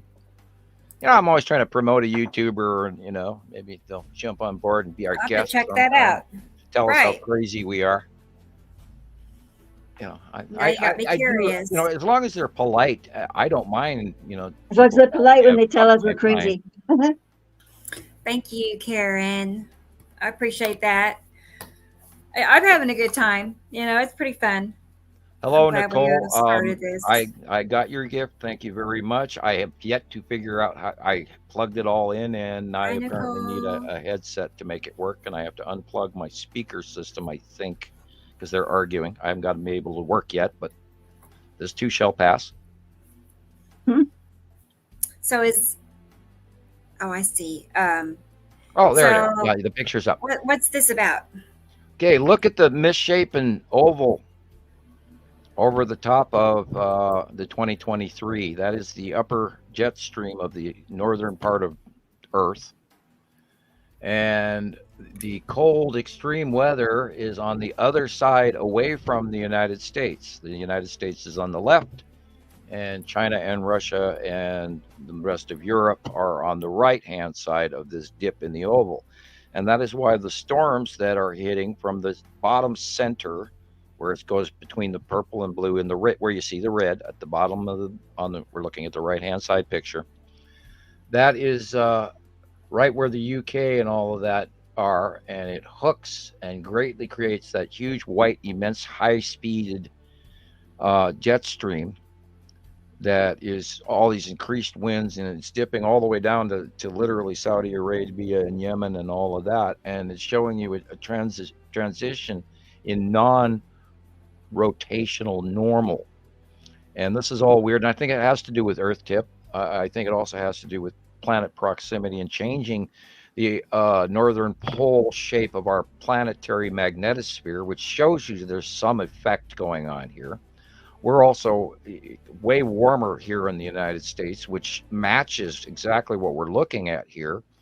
We're way too warm for this time of year. And normally, if you look back at 2022, and they had that big snow event and everything all up in California, and everybody got water that needed it and everything, and then you can see the example of the northern hemisphere rotational jet. So, and it shows you how extremely weirdly, oddly off our weather is. And this, I believe, has to do with the proximity of Nibiru overall, because Nibiru is a very, very large planet. And I'm sure that its electrical body has a greater magnetic effect on ours, which could also be accounting for why the wave patterns are hitting California on the West Coast. And if you go to, oh God, I can't even think of the name of Because the that. water will be pulled over and bulging to that side, or what? Everything's pulling. Yeah, well, everything's connected. The weather, the ocean tides, including the moon. I'm trying to think of the name of. Let's see. I'm gonna get the title of earth.nullschool.net. Null, NULLSCHOOL, one word, small case letters. Earth.nullschool.net. That's a What is it? planetary. It's Earth, DARTH in small case letters, dot null, NULLSCHOOL.net. I have to go and get my book. That's the Jetstream Earth weather pattern app. I got to go back and correct it. Say it one more time. Sorry, Sam. Okay, Earth, and remember, all of this is in lowercase letters. Got it. Earth Yes. dot null, NULLSCHOOL.net. Oh. Okay, that's the Jetstream app that I use, and you can look at different levels. Okay. You can check carbon dioxide. You can check sulfur dioxide. You can check all sorts of things on the Earth app here. And all you have to do on the left-hand screen is click on where it says Earth, and it'll give you segmented abilities that you can adjust height and depth and what it's reading as well. This is worldwide Jetstream information as it's live, supposedly. Live, I see. Wow. Okay. You have to take that. You have to take that with a grain of salt when they say live, and they do not give the mean time on it anywhere. And by that I mean Greenwich Mean Time, because that's unfortunately where a lot of clocks around the world are run off of. So it may not be live. Is that what you're saying? It might be an hour old, 2 hours, 5 hours. I mean, there's no way of knowing. Right. Okay. They generically tell you it's current. Yeah. There you go. Mark found it and I sent it to you. Here you go. Yeah, I think I got the same. He sent it to me too, and I'm having those now. Yeah. He's being our PA tonight, or what? And I believe that I believe this is a capture thereof. So the 2022 side, the left side, is that circle? Is that considered normal? Is that just normal? Yeah, I was going to say, is that normal? That's the rotational North Pole. If you were to roll that, you can cut and drag that planet on this app, and you can roll the planet over so that you're. Yeah, you've sent it to me a few times. It's really interesting. Right. This is the one I use, and I use it. I use it every day. This is how I check, Mark's weather or Gillian's weather or, Rebecca's weather. This is the one I use because I use it predominantly. Not only that, it's become harder to find actual satellite footage weather because they've gone all to computer models, and I wish they hadn't, because I used to like the anomalies with the shadowing, and we used to post that a lot. Do you remember when you first showed us a shadow going across the planet and we couldn't just absorb it? We were talking about that on Tuesday. Okay, Julie. And we could watch these planets cross in front of the Earth and black out, the entire West Coast. And we were talking to people at that time, members live, and I'm going, "Did you notice this?" And they're going, "Yeah, man, it just got dark." And I said, "Yeah, I just watched it live on radar satellite." And yeah, I saw that coming in. And of course, it's the opposite direction of sunrise and sunset. So we knew it was a completely, unusual anomaly. And you watch the entire West Coast go into darkness, and yeah, that's the red asteroid. It is so Oh, cute. wow. Damn, it's like a little ship, It's that thing. cute. And the white illumination in front, in the center, Cute is Little Sister. asteroid. Uh-huh. Wow, I would not have guessed that right off the bat. Shape, But where it's located. yes, I've not seen it look like a diamond or something Look almost, how you high know. off the horizon it is. And cameo roll just to the left, if not over the top of the But sun. it is oval now that you mention it, which is a standard red asteroid. Let me get some examples. And Yeah, it's got the front face is a little flat on the right-hand side. And it travels from left to right. And we've watched this for, God, since 2008. Okay. Let me Not, excuse me, not 18, not 2008, 2018.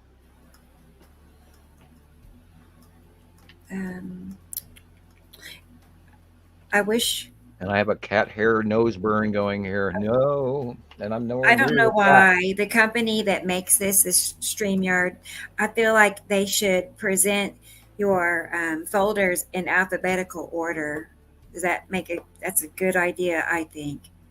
Mm-hmm. But no, they don't. They do it in order of like last used, So if you don't use something very often, it gets lower and lower on the list. Messing But with still, it just makes sense to make it alphabetical, and I can just go straight to it. I don't know. Years ago, I went to my own personal alphabet system of filing, because it got confusing after my first couple of 100 pictures that I saved. I realized they were just stacking according to their file number, and I went, no, you could never find anything. And then you won't remember that. It all kept moving, and I went, no, this is no, That's when I went through I've gone twice through the alphabet now, filling with a couple 100 pictures in every file. Yeah. So I got lots and lots and lots and lots and a lot. Yeah. Lots. I'm getting there. I just found all my cards that I used to put in my phones. All the memory cards. I wonder if they'll still work. Yeah, but you might overload. Asteroid. That's why PC is so much better, because you can store so much. Yeah, there we have it. These are. Will I be able to put that tiny memory card into the adapter and then into something that the computer could read? Yeah, or is that now obsolete? They have separate drives that you can load into a digital drive system that has mega, like, terabytes. You can get like 5 or 6 terabytes, which is a lot of room. And I have I just found them all. I have one hooked up. I don't use it very often, but it increases my overall memory capacity to just vastly beyond insane. I mean, I have so much space on this computer, it's unbelievable. That'll make you happy. Red asteroid, little sister. Red asteroid, little sister. It's very round in this one. I'm looking for some oval examples. It's like that one, Tricia, the flat face, flatter than most face on the right-hand side. And you can see there's 2 little sisters in this one. There's a whole bunch of smaller ones that are around the red asteroid, and that has a tendency to cause a more increased clouding effect. But the most times that we see great illuminations of it is when the sunlight is, of course, shining through those clouded atmospheres from a right-hand side, shining through when it's more on the left than when it's more on the center. We've had a few good center shots as well, but anyway. Yep. We see varying degrees where you see, that's an older one. I love that one too. I know. It's so cool. Those are very similar. Yeah. Let's see. Years and years and years and years of watching it. That's pretty oval on the left. Yeah. And look at your drawing. Right, and you can see the oval that is white illuminated on the left. Yeah. And this is how we've known, and over the years we've seen it, and so we know it's real. And we piled up this documentation, and Rebecca's done all the comparatives, and Gillian is sending us pictures in all the time and get with her live sightings. And then again, you're looking at the illumination, the side face. That white in the area is probably the side of Uri. And the earlier, this is an older picture. This car probably goes back to 2021. Really? And I couldn't remember how long. yeah, well, I'm looking at Attu and Attu's moon in the right corner, and they should be sort of above or in the left for current. So that would make this at least 2021. Okay. I kind of remember these things. Right. I don't know how, but you do. But yeah.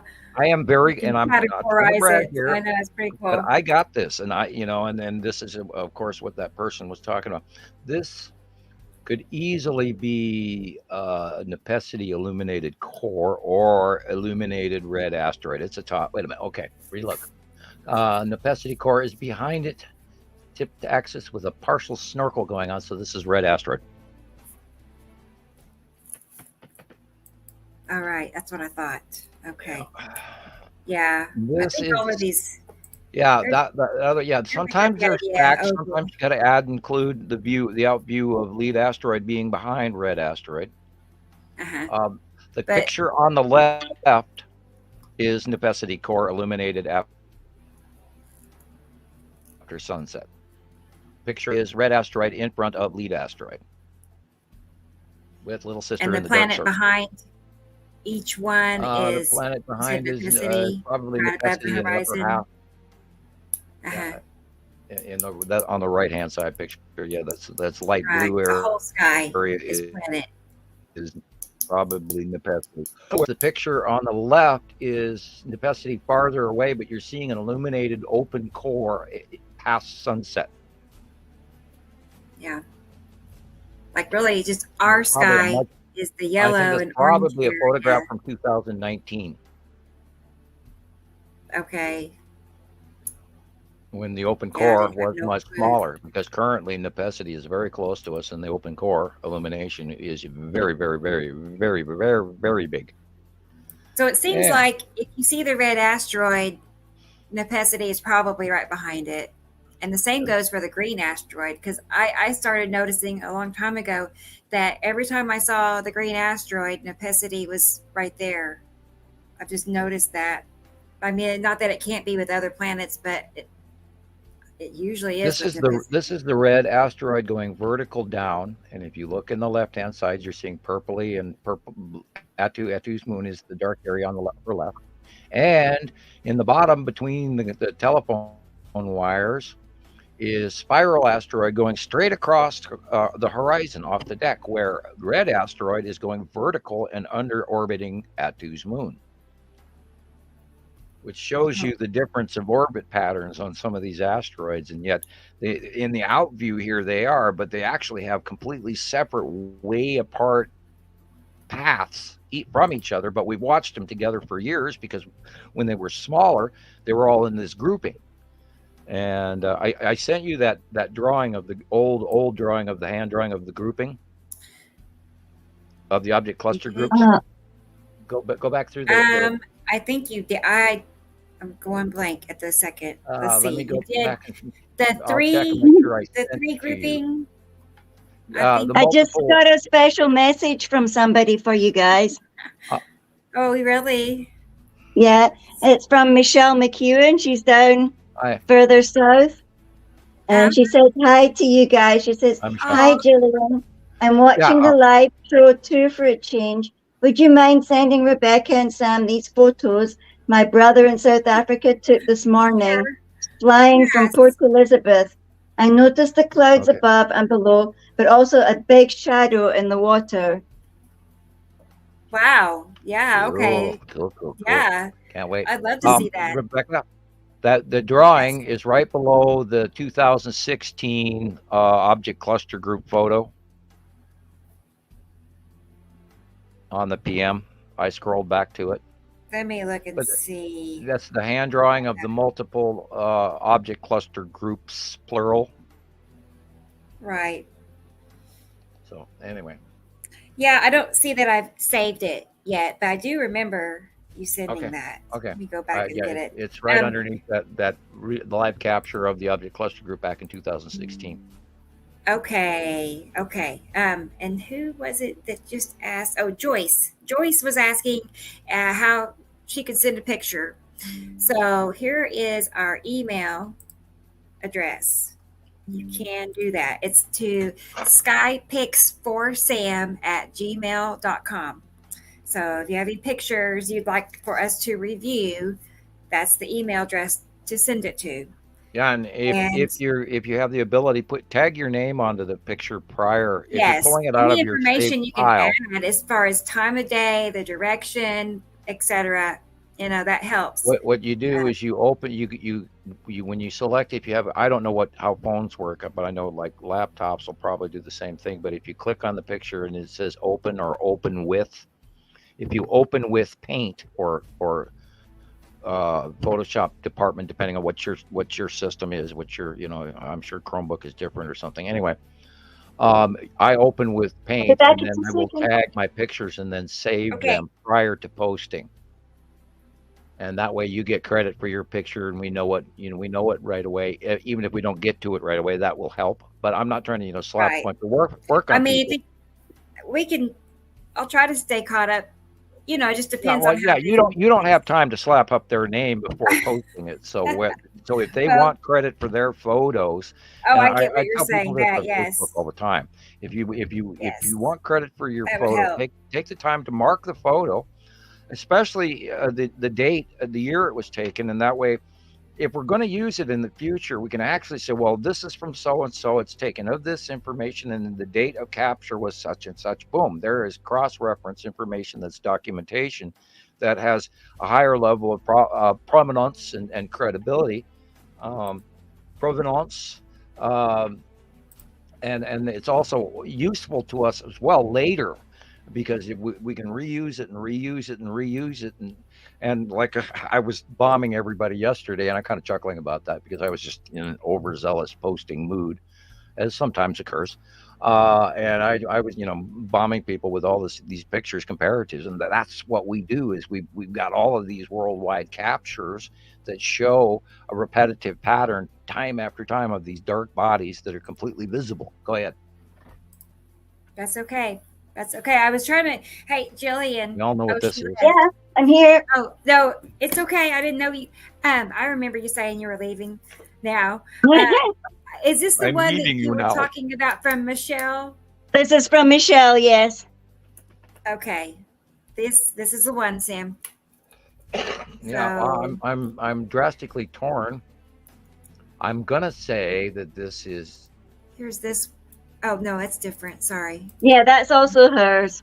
Okay. I'm gonna say this is that too. What a view. That's perfect. Yeah, but it just blows me away that they're so big that we all see similar, even though we're on completely different sides of the planet, which just messes with the outview part of my brain. It's like, and I, as well as Jesus, have got to constantly remind that our outview is sort of focal in a 35% outview focally, and it messes with me how they can see the same thing that we see here, but slightly different, but yet the same. While they're at the bottom of we must be a really tiny ass little planet. I mean, we must, and if we look at those stereo A and B depictions versus the size of planet Nibiru compared to Earth, and you're going, I don't get it. How can we be that small? Which would account for why we're so easily jostled around and pushed out of the way, and our tides are doing weird things, and our tidal lock moon jumps from the south to the north in a matter of 20 minutes and all of that. And then like last year, and people like 2021, everybody forgets where the entire ocean went out away from these villages, and they get up in the morning to go to their boats, and there's boats on dry soil, and they can't even see the ocean. Yeah. And yet somehow the world forgot that already. It's like, excuse me, if the ocean does that, it's just a tsunami. No, not where your ocean suddenly is gone for a long period. Now, that'll happen in the midst of a tsunami. It'll outdrift for a little while, and then it'll come right back in and wipe you out. But it doesn't disappear offshore or beyond vision for periods of time. And how long? How long does it stay gone? It was gone. They were saying it was an hour and a half before the damn sea came back, and they got up in the morning. That was all over South America, and it happened a number of times around the world where people are saying that the sun or that the tide just completely just drifted away from them. And I'm sure that has to do with certain tide levels in certain areas where they saw an occurrence where, you know, a matter of inches or feet on their shoreline, whatever. But it was reported all over the world, and it just completely faded away. Yeah, I remember seeing, you know, pics and video, but I didn't know, the details. And you're right. Yeah, I mean, it you was never drastic. It was a heard drastic since. occurrence. It was, Right. you know, it was a completely newsworthy event, and they talked about it briefly here and there for a couple of these events, and then it just sort of went by the wayside like it was nothing, like it was normal. And I'm the whole time I'm going, excuse me, but this is drastically important, and how come you guys aren't noticing this, you know? And where, you know, and then I talked about it for a couple of months. I was just gonna throw this back in here for a second. This picture Irene sent, and I added this overlay, just so you could get a visual, you know, of what exactly. Yeah, very kind good. of going. Yeah. Excellent. Yeah. Yeah, that is exactly pretty much what's going on. Uh-huh. Save that. Save that. Yeah, really. I'll send it to you. Yeah, it's amazing, isn't it? I mean, when I looked at it, I just kept thinking there's so much more going on here than how to describe the fact that those, you know, the white cloud effect in the middle on right and left of the sun. You're welcome, Irene. And if you look at the sun now, just leave it like this. Okay. At the bottom of the sun, there is that little drop down light with a dot in it, right? Yes. Okay. And then we see the lens flare that's in blue in the middle upper part, right? And do you see that there's a perfect little blue circle in the lens flare? Yeah. That blue circle is the same dot at the bottom of the yellow sun in this picture that we're looking at. And that, believe it or not, is where the blue asteroid is in this capture. Even though so it kind of goes opposite. In the drawing, it is in the upper right of the yellow sun, but in the capture, the blue asteroid is just below the sun and is part of the blue halo lens flare. Oh, wow. Kind of like a mirror, but it goes to the opposite. The blue asteroid is very bright. And I have often wondered if that was actually Matim. And I'm still, you know, going, because, you know, Matim, and we'd never talk about Matim. Matim is drastically tiny and it is drastically blue. Matim, the one with Saru, the little one that I'm sorry. Yeah. We never talk about Matim, I know. But Matim is one of the 8 planets. And it has an orbit that is completely mismatched to the rest of the 2-armed rotation thing. It's a pariah of the system, and supposedly we can't. From what my brain tells me, and you know, this is where we don't talk a lot about a lot of stuff, because if we don't have full facts, we try not to exaggerate or dump extra information on the new folks, because it has a tendency to confuse and outweigh certain things, and then they get lost in that topic, and then they cross-reference pre-assumed assumptions that they learned on the internet, and then they'll throw in archetype religious icons and try to mix all of that in, and then they'll be going, what about Tiamat and Titan, and then, you know, we're going completely off topic. So we try to stick with the stuff that we really, really do know, and we see our regular. Now, if Matim was sighted daily, but then how the hell do we prove that, other than having close-ups? I've got a couple of pictures that I assume are Matim, but I've never had proof of them well enough to actually post them as a fact. Okay. I avoid that. If I don't fully know what I'm talking about, I try to avoid not to say it. And sometimes I do create suppositions a little farther across the street than I'd like to carry them. But I just... When was the last time you seen Matim, like officially, like you were sure it was her? Boy, I would say 2016, 17. Yeah, because I remember one night when we were going to the choir practice in South Africa, it was 8 o'clock at night, and the sky had this small blue, intensely blue, but a different kind of blue from the planet. Kachina. Deeply blue, but it was like Yeah. I truly to this day believe that the blue Kachina is Matim and the red Kachina is Satum. When they were first visible in the early years of 2013, 14, and they were little tiny planets underneath these big, huge gas giants and water type planets in front of us. And they were tiny, and I really believe that the Kachinas had to be called at that time. And this is what for years we've been arguing with. Let's not say arguing, but we've been pushing them to be less topic minded when the new folks, learn about the Kachinas. And that of course goes into Mayan and Aztec lore and all of that, which has a great deal to do with this story as well, because there were greater societies that existed prior to the Mayan and the Incan that aren't being given credit for. Just like that there are greater societies all over the planet that are lumped in and spun in and mistagged and mislabeled as to their age, including in Cappadocia, including in Georgia and Turkmenistan and all the other. But what is the age of those things? I remember watching that video about Derinkuyu and Göbekli Tepe, but I can't remember the actual physical dates. If you boil back to human history, they're standing there talking about a hunter-gatherer pre-history. And they're automatically talking about Neanderthal, and you think caveman, and then they discount, and then they start talking about the Clovis Point group, where they're using obsidian for tools and stuff like this, and of course we judge our time periods by the metal that we use, the Bronze Age and the Iron Age, and etc.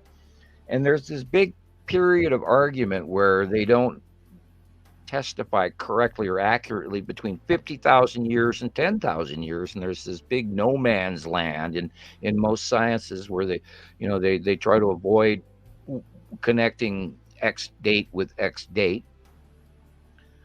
Because they're saying there was a civilization that was contacted up here in Scotland in the Shetland Isles, but it happened about 11,000 years ago. Well, they talk about what's known as cyclomic stones or cycloptic stones, meaning the Cyclops giant had to move them, which is, I think, where that originated from. But these large, massive stones and these locked together early Incan and South American stone structures that, you can't even slip a credit card through, and you can see different age development of rock where they lost the skill to do the same similar architecture, and the H blocks and all of this. And there were many civilizations that existed prior, and that's what people don't think about when we talk about the Nibiru, the close passing planets, and the cycle of Nibiru. And you go back to 1650 BC, and then you go back another 3,654 years approximately. And then that's 7,000 whatever. Or no, excuse me, it's not 7,000. I could do it on the calculator right here, right now. But if you go back in years, and you think of that as a cycle of the passing of Nibiru, because Nibiru means the passing planets. So you got 1650 plus 3,654.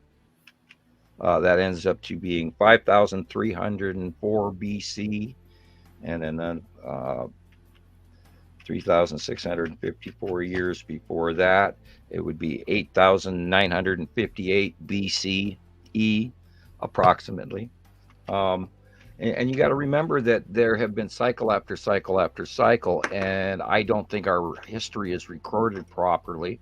And when in some of these artifacts that they're attributing age, and some of these artifacts and architectural discoveries are completely improperly dated, because science doesn't let you believe that there could have been a prior civilization of higher tech level, but yet there's no way to even cut the stones and move the stones like we don't even have the technology to do today. So they're shooting themselves in the foot. So you have to take that into account. This is a reoccurring cycle. This is not a once-off.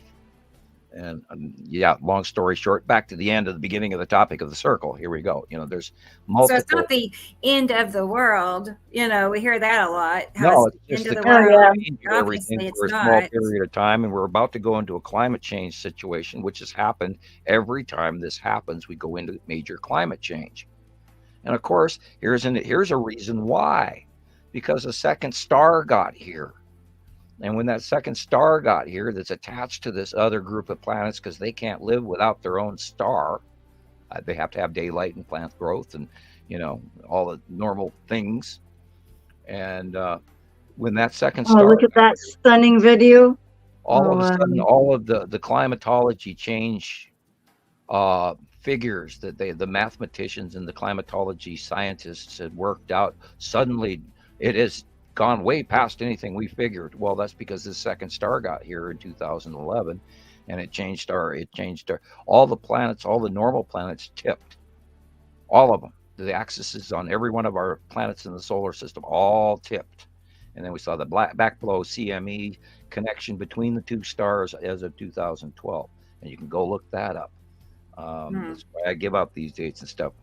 So it's unbelievable that for some reason this isn't being unanimously shared information wise amongst science. I hope that there are some people looking at this beyond what I'm doing, so that they have a better handle. But I don't expect the government to save me in any way.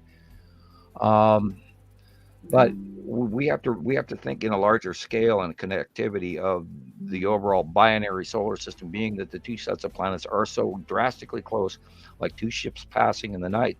We're having wake effects. Their wake, our wake, and I posted on all of my general posts yesterday a new magnetosphere model that is showing influx of stellar material flashing on and flashing off and flashing on. Yeah, look at that roll in. That's an effect. I believe that is a planetary push. When they start coming into our atmosphere, our upper atmosphere turns into that exact wake effect, like a rolling wave of our atmosphere gets pushed, just like it's an air tsunami from a crossing planet that wakes into us. I was just talking about that, and then you post this. Excellent timing. Oh, yeah. Those sources. It's beautiful, isn't it? Look at it. And that push, that round, circular, rolling mass weather anomaly cloud, is because probably Nepacity has rolled in and pushed it where it's above us. We're not actually, our atmosphere and their atmosphere don't actually mix. Theirs pushes on ours, and ours reacts to the incoming cross. Blue.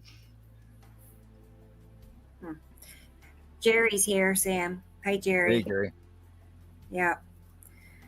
Sorry, I wasn't reading. You're here. We keep missing each other. He tried to call me a couple of days ago. I didn't even see your call, but I have my headphones on Bluetooth a lot, and so a lot of times I miss phone calls for that reason, because I take my headphones off and don't hear it. But we got to catch up for part 2. We got disconnected the last time we were talking. We were right in the middle of something, and the phone got disconnected, and we could not call each other again at that point. There was no connecting back. Was Hercubus a star long ago? Let there be light asks. No, Hercubus is an unlit star. Hercubus is a massive, massive, massive gas giant. It's orangish brown, and it holds the 2 stars, believe it or not, which shows you how big that thing is. I have not been able to prove other than that. I don't think science really understands gas giants yet. And that gas giants, in my opinion, are on deck future stars. Because once their central mass becomes so atomically suppressed from the electron structure, gathering in materials, and that it creates like a fission or fusion. I always have to relook at that occurrence up again, because I always mix them up. I believe it's like cold fusion or something like. Anyway, I always have to restudy that. All right. There were some pictures that Gillian sent. We were looking at, I think we covered them actually. So I'll back out of that. It was just more images. I'll show them real quick though. There's a couple. I think Mark, is this Mark sent me those. you this? Yeah. Okay. This is what Mark was talking about.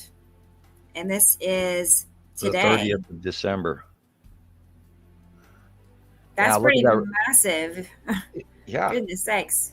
That's a monster. And I wish I had the millibars on that, but there you see literally a northern hemisphere hurricane. Yeah, because they were warning people down south that there might be tornadoes or something tomorrow. Well, it's. I mean, look at the purple ring. God, my ears started ringing just now. Yeah, the purple. So that's just headed all into the Europe region. Before this scrolls off my page, Christopher is asking, backblow CME between both stars 2012. Yeah. I have a photograph or a few photographs of that. And we watched it leap in these unbelievable backblow CMEs that make normal day CMEs look like kittens. And yeah, we've got pictures watching it happen, and it was strongly. We were watching the sun a lot more because I was trying to understand the fact that the larger star was here, and that too affected where our sunrise was in early 2011 and 12, where all of a sudden the sun started coming up in the northeast, and everybody was freaking out. We were taking polarity readings and recordings on every couple of hours and documenting all this crap in notebooks and shit like that, trying to get people to compare that something was going on with the earth. And I was still in the early stages of trying to understand what was going on with the electric universe and the proximity of these planets, and how we were noticing geological changes. And speaking of which, there's just shitloads of volcanic activity going on right now, including some suspect stuff going on in Yellowstone, etc.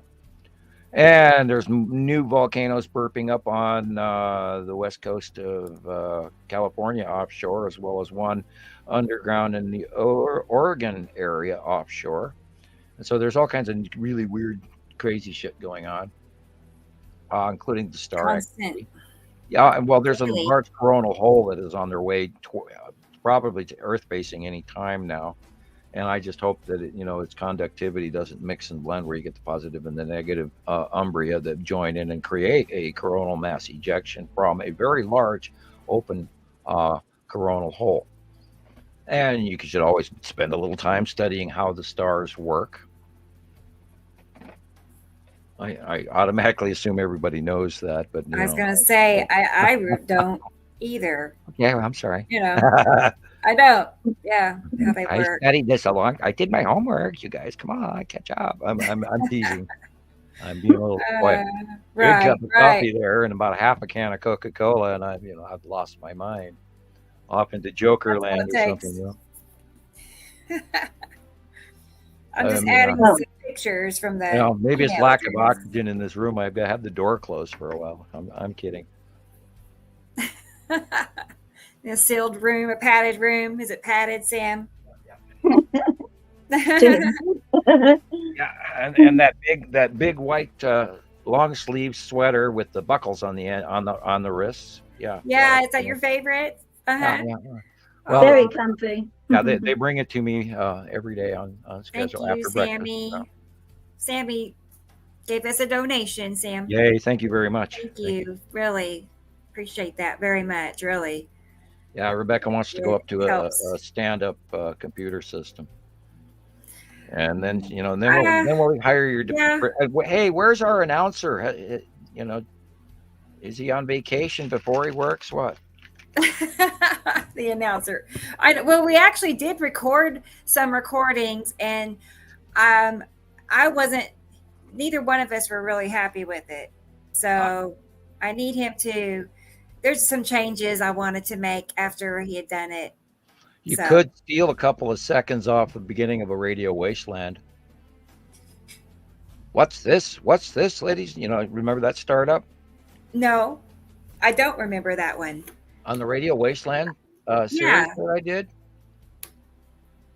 The what's you have to? Yeah, I'm it's a sure if clip. I heard They it. have a startup on their opening clip. They have an announcer from the 1940s, Yeah. from the movie The Day the Earth Stood Still. Okay. I don't And remember that. they have a clip on the beginning of where they segmented some of my shows. You're right. And then the announcer, they show this announcer. He goes, "What's this? What's this? Here's some, ladies and gentlemen, here's a special announcement," or whatever. I don't remember exactly what it says. I could send you a copy of one of them anytime, but yeah, no, I get it. Now that you mention it, though, I was like, yeah, I do remember that clips. That's where I would have seen it. For people who don't know about YouTube Radio Wasteland shows that I did, there are like 87 of them. And they break down in numerous topics, including updates for the years as well, going from 2019 on, I think. I can't remember exactly when we started. But our first show is very interesting, and that's Radio Wasteland show number 13, believe it or not. Okay, I'm going to put that. You can go to YouTube and you type in Radio Wasteland Samuel Hofman, and you'll probably find the link. And there are 87 of them. They have because there's 2 Radio Wastelands. When you type that in, 2 come up, and they have a black and white logo. Yeah, the one with the black and white logo. And yeah, it's easy to find. You just scroll over on playlist until and then scroll down to Sam. And you will find a plethora of information, because he drugged me. He was a really good host, because he pulled me off a topic so easily into zones that, I wasn't necessarily comfortable or qualified to talk about. And yet, he drags information out of you that you may not really want to say, but I did anyway, Okay, so I was just loading up pictures that people had emailed to our email address. So I got that going on. And I just noticed in the last few days a huge increase in these rainbow captures around the moon. I thought it was pretty. So here's what I collected in just the last few days. So it's happening. Yeah. Well, we've noticed in some of the nighttime sightings that the asteroids and the debris fields are starting to show. And we go back to that ISS footage where the onset of Uri and all of the debris and everything that came in. And if there is light shining through that, then this is why we're seeing that variation of colors. And we've also seen a heightened increase of aurora borealis. Now, some of these nighttime illuminations may actually be equal aurora borealis as well as debris, which I also believe is an electrical conductivity and dual action, both of them happening at the same time. All that debris has an electrical field and charge and static and all of this. And this is why we go back to that 2016 picture where we see illuminated asteroid groups that are self-luminescent. And that's why we see them in the nighttime sky. I've seen this. I can actually say I've seen this because when I was going home one night on my bike, when I was up by the high street, a tail. It was pink at first, went across the moon. Right. Yeah, it was like a complete tail. But it was so random, Sam. It just was like it started forming, and then it was a big pink tail that went over. And then later on, when I took the dog out, it had gone into like a moon, like it was like a sundog round the moon, and it was all luminous. It was rainbowing all the way around it. And that's because sometimes there are objects or debris in front of between the moon and depending on if there are actual ice crystals in the sky, and you'll be able to tell, because then you'll see the halo will go below the horizon line. Then it tells you it's atmospheric in the Earth atmosphere. If it's not below, if the halo, we have a squeak. It's Oh, okay, all right. It's the dog. Okay, it's once I know what it is, then I'm fine. He's leaning up against the couch and he's asleep, and but he's got his like squeakle. an example of us seeing debris field and the sun or the moon, whatever this is shining through it. But it is not normal clouds, and you can tell by the micro size of them. When you got clouds that small, they're not our normal clouds. Right. And this is another example where you could be looking at the asteroid debris, and the light is shining through, and notice there is no halo lower down to the horizon line where the lens flare is, etc. So it's not a crystallization in the camera atmosphere. It's a illumination and a cutoff halo or a refractive halo from debris, and it's turning rainbow because light only breaks down into a prism effect in space, because you can't see light as it passes you by till it breaks down into a prism that the human eye can see. Man, I did not know that. Yeah, because I'm sure that dogs and birds, because we know that when we've talked about this many, many times, the birds were waking up in the middle of the night when the planets were passing overhead the first couple of years that they were doing that, or they were visible at angles in the south. And this is why the birds were waking up at midnight and through 3 o'clock in the morning for the first couple of years of this, because they could actually see spectrums that we do not see. And that's why they were waking up. And that, of course, is, information that we documented as well, which, all of this stuff is pointing to the fact that this is quite real. And it's just, it's time for everybody to wake up and, realize that we're not just creating this information and going, oh, it's this, because no, this is like highly, highly documented and researched and studied by all of us together as a group. And new folks are just now catching up to something we've been doing for well over, we're coming in April, it'll be 14 years. Yeah. It blows me away too. I can't believe it. I know. I mean, did you think it would be here by now? Did you ever think it'd be 14 years later? You'd still be. I thought it was going to be, 1 or 2 rotations and orbits passed and by, ships gone by in the night. No, that's not what happened. They've been way so strongly close to us for so long, because, well, it took them, I'm sure, 3,000 years to get here, or 1,500 years to get here, and or 1,800 years to get here and 1,800 years to leave. So. You got to look at it in cycle, in full circle. Right. And I remember you saying, what was the time frame? I like anywhere from 7 to 15 years that we could. So far, because and we're judging that off of summation, and that's part I hate to reach there, and that's why I try to give a spectrum of give or take 5-6 years, estimated. But we watched the behavior of the coming of the planets from below Earth, off of our left foot, below us, underneath us. You got to think 3-dimensional.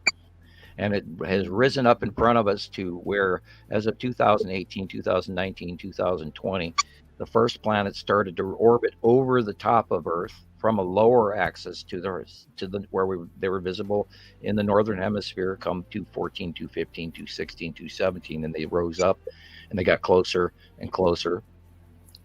And then they went over us in 2018, and then into the western sky at sunrise. Well, for the I'm just going to be right back in a minute. I'm going to get him some. Go ahead. Sure. For the first time that we could visibly see the planet faces illuminated beyond Earth in the light, because then we were looking at the illuminated lit Earth side out view. Before that, we were always watching the backside of them in the dark planets, and the only thing we ever really saw was their crescent outlines on the side views, and then we got tons of planetary close side illuminations going back, all the way till 2011. But then all of that changed in 2019, 2020, 2021, 22, and now they're above us at a higher axis point off of our northern hemisphere point of view, that they've all risen up and gone back to earlier small similar patterns, because these are the planets and they happen over and over again, and the cloud patterns are repetitive, which is also how we know everything. And then they've gone back to smaller sizes, which tells me that they're rising up. which tells me that transition of, okay, it got here in 2011 per se. Well, we saw them in the early part of the solar system in 2008 and 9, but they pretty much became more base visible from Antarctica 2010, 11. So we can start there. 2011 to passing over the top of us 2018, 19. So there we're looking at 8 years, 7 years. So you double that because it's coming and then going. So, and that's just a generalization, would be somewhere between 14 years. Give or take. And yeah, that's a long explanation, but I had to explain to you how I got there. And there's variables in between that. So we have to take into account transitory change of where the sun is, because the sun and all the planets are connected to themselves, period. Opposite polarity. So we have to take into account the exiting of the star as well. And we've seen transitory behavior where we believe that the sun is in a slow moving exiting pattern. Reports. So they're on their way out. Yeah. So we're just halfway point. So I'm thinking anywhere probably the next 7 or 8 years, we're going to be directly involved. And then beyond that, who knows? The sightings could go on for 3 to 5 years after that as they drift off into deep space. Mm-hmm. And they'll just kind of mess with us. Their business as they always do until in 3,654 years, we'll see it happen again. Right. And Sam, I've got a question. I've got a question. Go ahead. Okay. Is that okay? Yeah. Yes. Yeah. They were talking about Zacharias Sitchin misinterpreting what a shower is. And the shower isn't that meant to be the 3,600? I have no clue. When you say a shar, is that a time period? Yeah, they said that was the Anunnaki time period. Was it? I better write that down. You gave me. Well, I know how long a Baktum is, and that's Mayan and Incan, but I've never heard of it. I may have obliviously discounted hearing it. A shar. Yeah, shar, SHAR, and they were saying that because they've got much longer lifespans, because our telomere with the age thing on it was clipped. Yeah.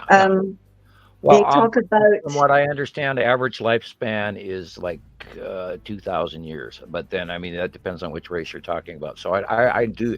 You just gave me something to look into. Thank you.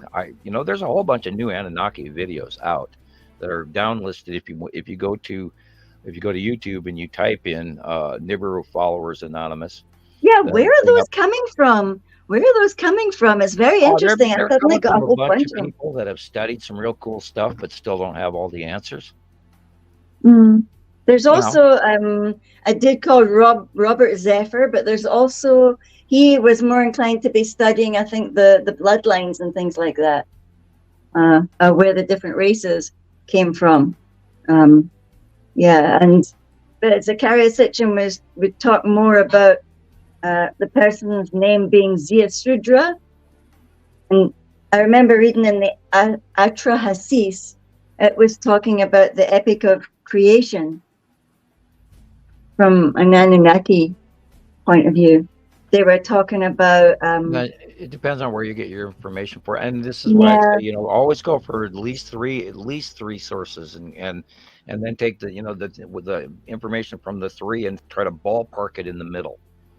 And, it's like we're doing something new. We're trying to put everything together, and it's all messy and all over the place just now. I talk about man's information, and unfortunately, we are all subject to the alphabet soup that we are handed through our study through our lifetime, literally from Catholicism all the way up to physics, or astrology, or metaphysics, or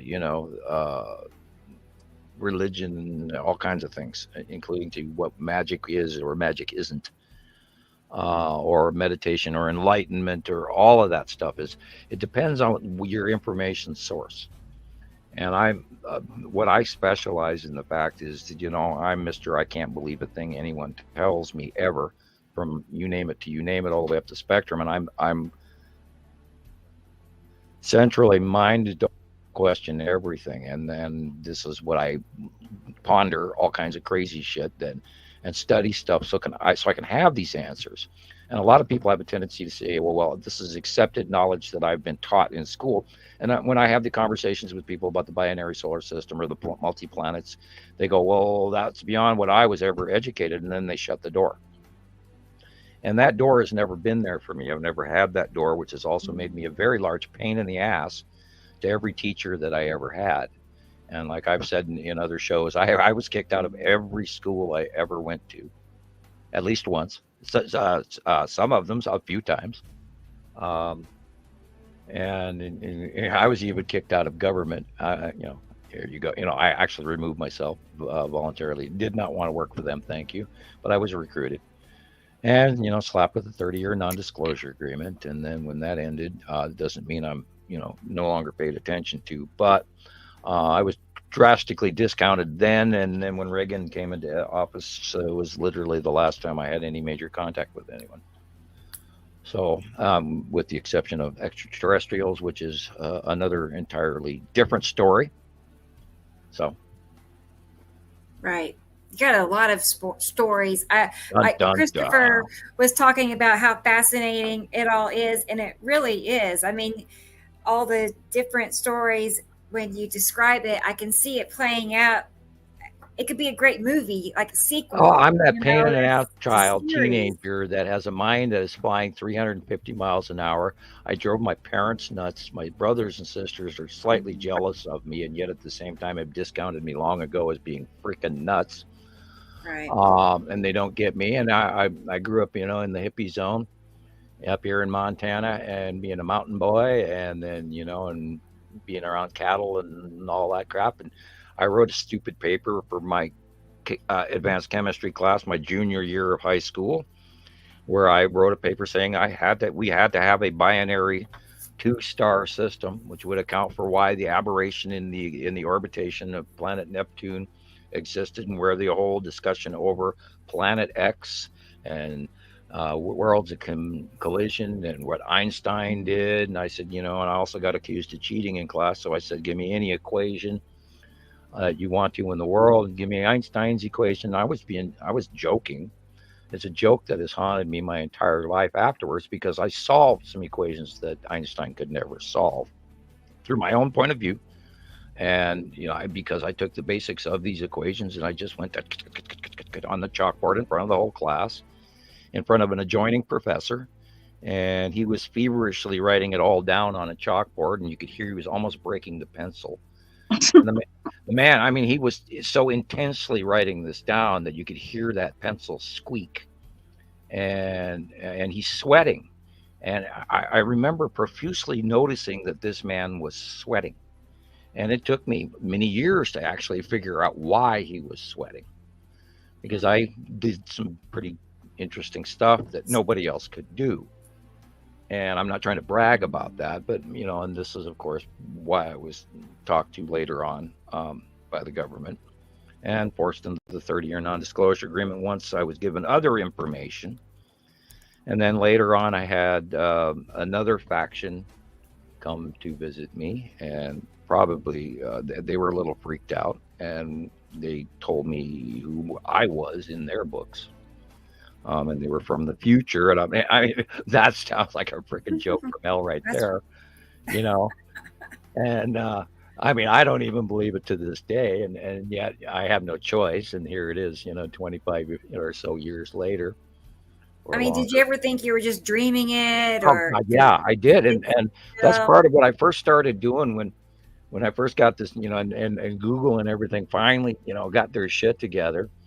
And this was right about the time that I actually even dared, intermix into any information with the government whatsoever, because I absolutely avoided them, because I knew how heavily affiliated I was, and what I was, where I was supposed to work and where I wasn't supposed to work. And there's another side story about like when I worked for the airport and got my tarmac pass, I shocked the shit out of them because of who I am. That's another entire story we can go into someday. And like, I'm curious though, like the pass that you had, like, did well, and then they just I was, automatically gave you that pass because of what reason? Or did you have to work your way up to that pass? Or well, everybody has a certain level of personal destiny. Clearance.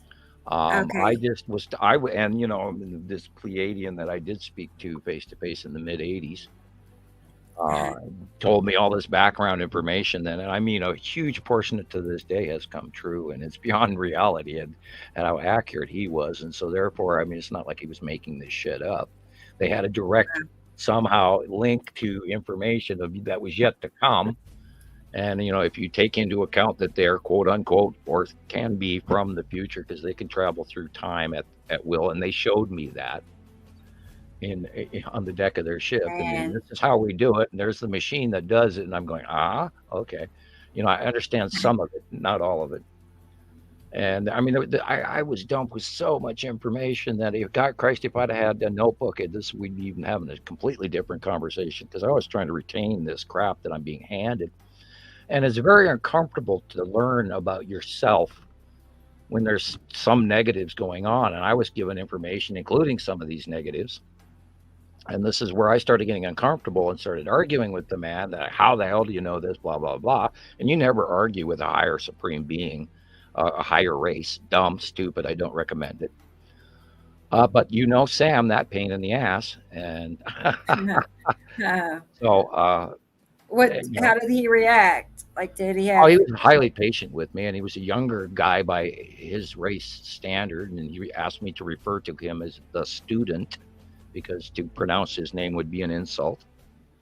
Have you ever tried to draw him?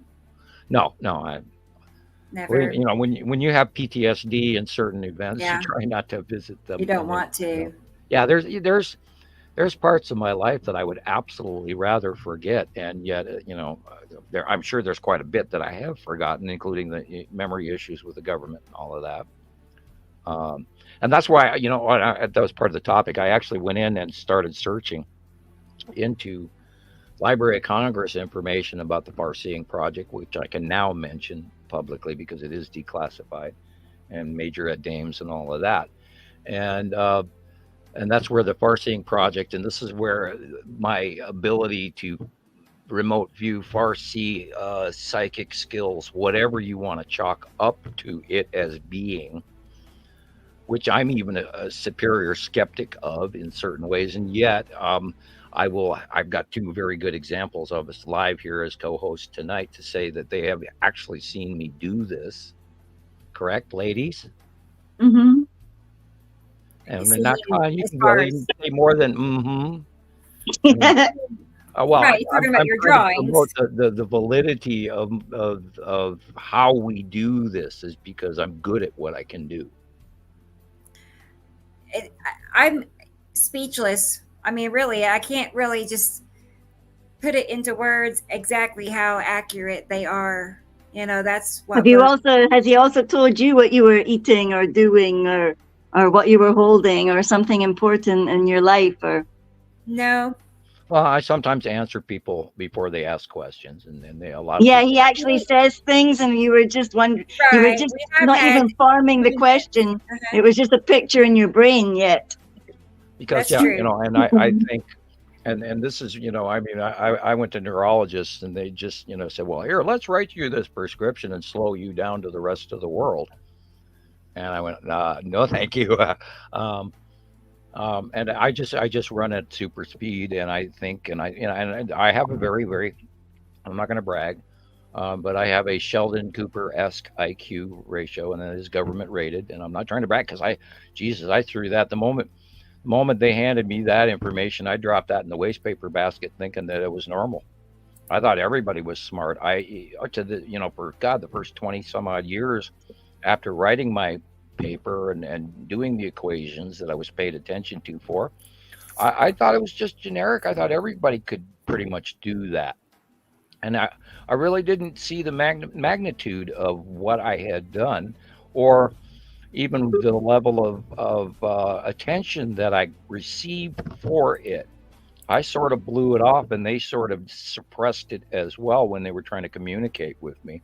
They didn't want to hand me too much information, especially I was told directly by them that there were alien races on these planets that I had in my paper talked about, and planetary count and two stars and all of this, and they immediately, after me signing the non-disclosure agreement, I was informed that there are other races on these planets. And then, of course, that was confirmed by the discussion many years later with the Pleiadian and other visitations since. So, right. And you said there's 3 alien races you've met. I know we know 2 for sure, but there point of view, it could be actually the worker races, or it could be a third race on Saru that we don't know anything about, or a sub race, or this is kind of sort of I'm trying to share what I remember. I don't absolutely, tag me on that, except I accept if I've said it and I'm wrong, I apologize, but it's what I assume to be correct. Okay. Well, it's not a number. Whatever is locally close by races is great, but I mean, there's so many other races out there. It's unbelievable.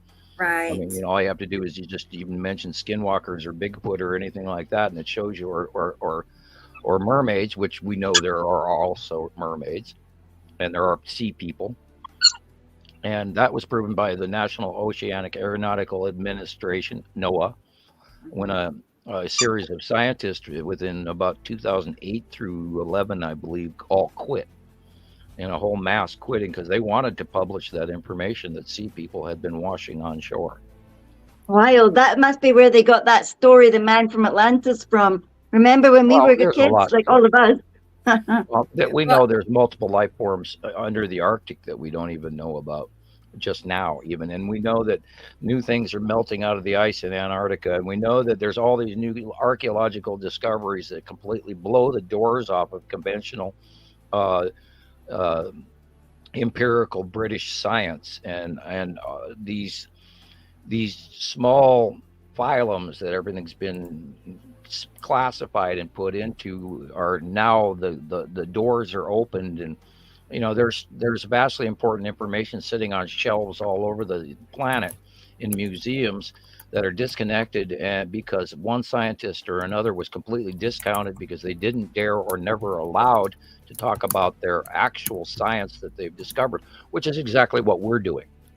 We're talking about a science that nobody wants to hear. Well, not Cambridge. nobody, Cambridge isn't patting us on the shoulder saying, "Yep, you're right," and we're not getting any recognition, and we're getting trolled and suppressed by a very small group. Very. Oh no, I think there's a higher campaign to keep the topic from becoming as except to those public. Videos. Yes, those are a little bit bigger, larger scale. Well, when my following group has all of a sudden dropped drastically. I mean, I used to get hundreds of likes on my posts 5 years ago, and now I'm getting 11. Yeah, do you remember how popular it was when we first joined 2017, and we were just talking all the time, and there was lots of us. Yeah, I was so busy. It has dwindled. It has. I was so busy, my hair was falling. I was pulling out my ears trying to keep up with everybody, and now it's quiet, and I've got crickets going. It's like, what happened? And a lot of people tell me they follow me, and yet they're not seeing my posts. Well, I suggest everybody who does follow me go in and type me in and then check your status or whatever, because I think that they've hit a bunch of resets or something. Man. No, sorry. Hang on one second. And if you are a member at Facebook, visit it more often. If you really want to stay up with what's going on, you need to be here every week, a couple of times a week at least, just to stay on top of stuff. Otherwise you're going to get lost. And I don't even dare walk away for any period of time because, boy, it changes so fast, and yet it stays the same. We get teased about that, the same old, same old. Well, yeah, it stays the same, but it also, some really cool shit happens in between all of these changes. And we document it all. Right. There's certain people that are on day and night, it seems. It's like anytime I hop on, they're there. So that's great. But Well, I wonder. here's to them, because those are guys, they're going to know what's going on, and Right, they do, really. And you have to spend time at this. This isn't, you're not going to understand it right away unless you actually spend the time going outside, cross-referencing the information that we took a decade to learn. Otherwise, you're gonna be out there lost, going, I see something, but I don't know what I'm looking at. And once you start learning the base clouds and the interactions of the light, and learn how to look at the dark areas first, that's huge, huge, huge, huge, huge, huge. And when you realize that the light, you look up at the sun with gray-black sunglasses. I don't recommend you look up at the sun very long, but you generically look in that direction, and you will see that there's a very large light cutoff, especially currently on the right-hand side of the sun. And that's because Saturn's yellow moon and Nibiru are cutting into the right-hand side of the sun very strongly right now. And we're seeing more on occasional. Now, okay, hold that picture right there. Okay. You're looking at Atu and Uri in this shot. Uri is behind Atu. That is also going on in part of, depending on where you are in the sunset. And on the right-hand side, farther currently at this stage of sunset, as you're looking sort of to the west, slightly northwest, and over to our right. Yeah, I was going to say north and west. Oh, they're so right. Slightly to our right-hand shoulder, on the rest of the sky that's not in that photograph, is where Nibiru is, and it's very, very huge on that side of us, and goes over us at night. Now, and they're passing over the top of us, and we are literally, before we were beside Atu and Uri, now we are directly most of the day underneath them, which is why we're seeing the incoming close Nepesity, because Nepesity is following Atu. There's Uri, there's Teru, Uri, Atu's moon, and then Nepesity in their spiral arm of their orbitation. Yep, and they go in a curve, in a C, to the center. And Nepesity follows in like the tail of that clockwise turn. And Nibiru and Saturn are in a clockwise turn, but they're on the right-hand side, and then they're going over the top of us as the evening onsets. And it's crazy in the mind, but they're on another arm of the orbitation model. I need to kick her out. Oh, we lost Rebecca for a bit. She's back. She's back. She's muted, but she's back. Well, now she's I'm back. Muted. I'm back. So, I'm back. There were. I had to double check. I'm sorry. You had ghosts talking to you. The drama. I did. I know. I'm kind of in the middle of a path. Not really a pathway. I'm in a room, but it's also a pathway to one of the bathrooms. So get out of the way. I gotta go. To there. Oh, speaking of bathrooms, just let me take Theo because he's crying and yeah, take care of Theo. Oh, yes. Every time he does squeakle, it means he wants to go, but he gets I'll be after Theo. So anyway, the squeaky dog makes squeaky dog sounds. Yeah. Here are some pictures that people have sent to our email address. I see Gillian needs a lampshade. Oh, I see. At the ceiling. Yeah. Yeah. Welcome to England or Scotland. Like. Yeah. Right. Old fashioned electrical. Uh-huh. Let's see. I have 3 pictures from Sunday. And I don't know if Sunday is here. I haven't seen them so far, but I'll email them and tell them the light where is we are in the show. The sun is setting. The sun is behind us. We're looking at Atu's moon, which is over the top of us during the day. So the blue that you're seeing, the darker blue, and then the Atu's lighter moon. Blue. And in the background, you can see that rounded cloud area, although this is a fisheye lens. You can see the light blue at the low horizon, followed by a blue, and then a darker blue, and that's Atu and Atu's moon. Neptune's moon dead center in the front, the middle, top, which is why there's the orangey cloud, which is the shadow I thought area. that was another one. Yeah. Okay. And then, of course, object cluster group coming down at the 45-degree angle or 37-degree angle. I actually put a thing up there to measure that. But from the left, dead center, and you're seeing probably red asteroid dead center just above the trees. Yeah. I was going to see if I had a Overall drawing. repeating pattern, same old, same old. So maybe kind of like that. Yeah, kind of like that. Kind of one in front of the other. And so this is just their atmosphere, their clouds, right? And it happens every day, and there it is, and we see it over and over again. And that can't be just clouds because it happens all the time and around the world. And once you recognize the patterns, and we especially when you start seeing other people, if you go to Montana Skywatcher or Nibiru Followers Anonymous 1, 2, or Off Topic, or I don't know what you're posting on Off Topic anyway. But if you go and you watch what everybody else posts, you'll notice that there is a major pattern that occurs over and over again, especially, like when I'm answering a lot of people down the posts as often as I can. I'll end up repeatedly saying, well, this is this down the page, because everybody's sightings match. I'm not handing you different pictures. Pretty much every day I'll hand out 12, 15, 20, 30 versions of the same drawing over and over again, because it's the same pattern that we're seeing overhead, which is how all of this sinks into my head, and I remember the rotation and what was where, when, during what year, because we've been doing this for so long that it's become a very habitual pattern, and which is why we know what we're talking about. Right. I mean, 14 years worth now of information and photographs that back it up. I was having really weird dreams last night. Really? Yeah. Remember how we've been talking about Da Vinci Code and all of that? Yes.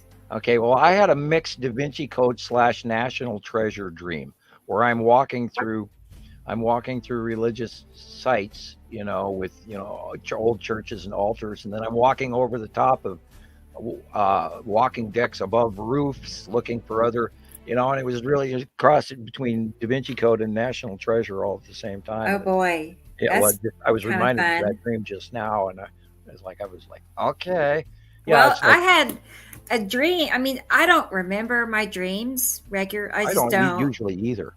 Yeah, but last night, I woke up this morning knowing I had a dream. I can remember having a dream. I remember there was a dream. I remember that much. Well, we've been talking about the That's it. planetary sky sounds and the trumpeting and the ears ringing and the nausea and being seasick and the passing planets and the volcanic activity and the changes in weather, all connected to these close passes, including the major waves coming into the coastal waves being pushed in and the jet stream being all freaked out, and all of this, it's all connected, and including it also, I'm sure, affects our dream patterns as well as our hearing and our stomach and our balance, and you name it. So what about, is it just a dream, or is it like a reality, like you're busy somewhere else? Everything we have is run off an electrical carbon-based information source in electrons in our brain, and we store our memories, in sequenced chemical deposits. And so when we go across that electrical occurrence within the same synaptic response, that's what creates the nostalgia between the neuron receptors of the synaptic brain. So it may be affected if our overall planetary electrical, for lack of better, we'll just even talk about the Schumann resonance. If it changes, then I'm sure that electrical neuron receptor response is affected in one way or another. And if you look at bipolar people, they have a neuron receptor issue where their normal thought processes are offshot, where the neuron doesn't fire and go immediately to the straight correct receptor on the other side of the pathway. It goes to the wrong neuron receptor, which creates these ill-gotten feelings and distractions and anger and other things. And that's what bipolar is. It's misfiring of the neuron receptors in the brain. And if you look at that same pattern in the universe, all the way from the centralized part of the brain, all the way out to the universe, and all of that, the ion trails or the electron exchanges or the bleed offs or the addition of the discharging to repel each other all causes different effects. And we can look at the separation between planets almost like the signal that jumps between neuron receptors of the brain. And so all of this can be enhanced, increased, changed, destabilized, manipulated, sometimes for the good, sometimes for the bad. I mean, there's always both sides of the coin. So everything is connected. And this planetary stuff that we're seeing with all of this galactic rainbowing and everything, that is giving us examples of an actual rainbow or electron or ionization process, which are all connected. Because air and water and air, it's all connected. And oxygen and gas and space and earth and all of this magnetosphere and the retention of our atmosphere and everything, it's all electrically connected to a process. And so you can't really have an incursion of one other process not affect the current other process. We can even talk about proton proximity likeness identification, where you have a harmonic proton that meets a less harmonic proton in deep space, for example. And then the smaller proton will, with the lower harmonic, will actually elevate to the higher harmonic electrons hum or natural sound or existence. Sound equals light equals matter.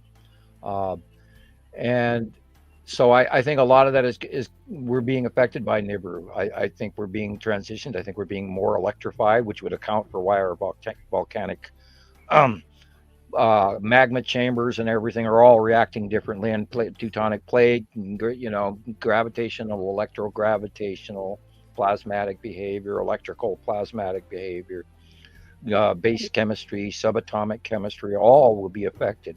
And this is, of course, when the planet makes more gold. Because there is no finite amount. So how long does it take for the planet to make gold? Like, what's the cycle for gold? There's, gold always sinks into the center of the earth. Gold moves down because it's positively charged. It's always sinking. It's always going down to the lowest possible, just like Mercury. It goes to the lowest possible place. And then it runs into something that it can't go through. Well, then it gets stuck. And then over time, that rock or whatever breaks down, and then that gold gets to continue to sink. And this is why it actually nuggets. It actually pulls itself together like water does. And that's why you'll get weird nuggets that occur.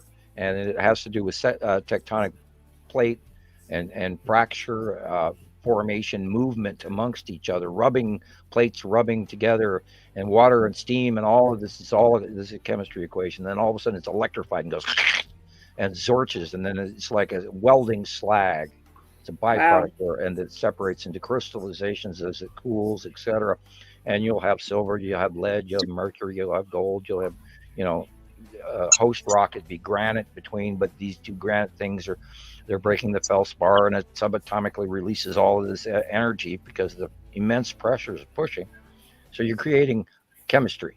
Same thing is happening when the planets are repelling off of each other, and they're creating a chemistry of ozones and all sorts of gases and electrical discharge, illuminations and gases and transitions and space water, and all of that. We talk about the electron superhighway, and then the opportunity when we have these electrical discharges, the opportunity for all of those gases around between the space and between the planet above us and everything, and then all of a sudden there is a definite link and then zorch.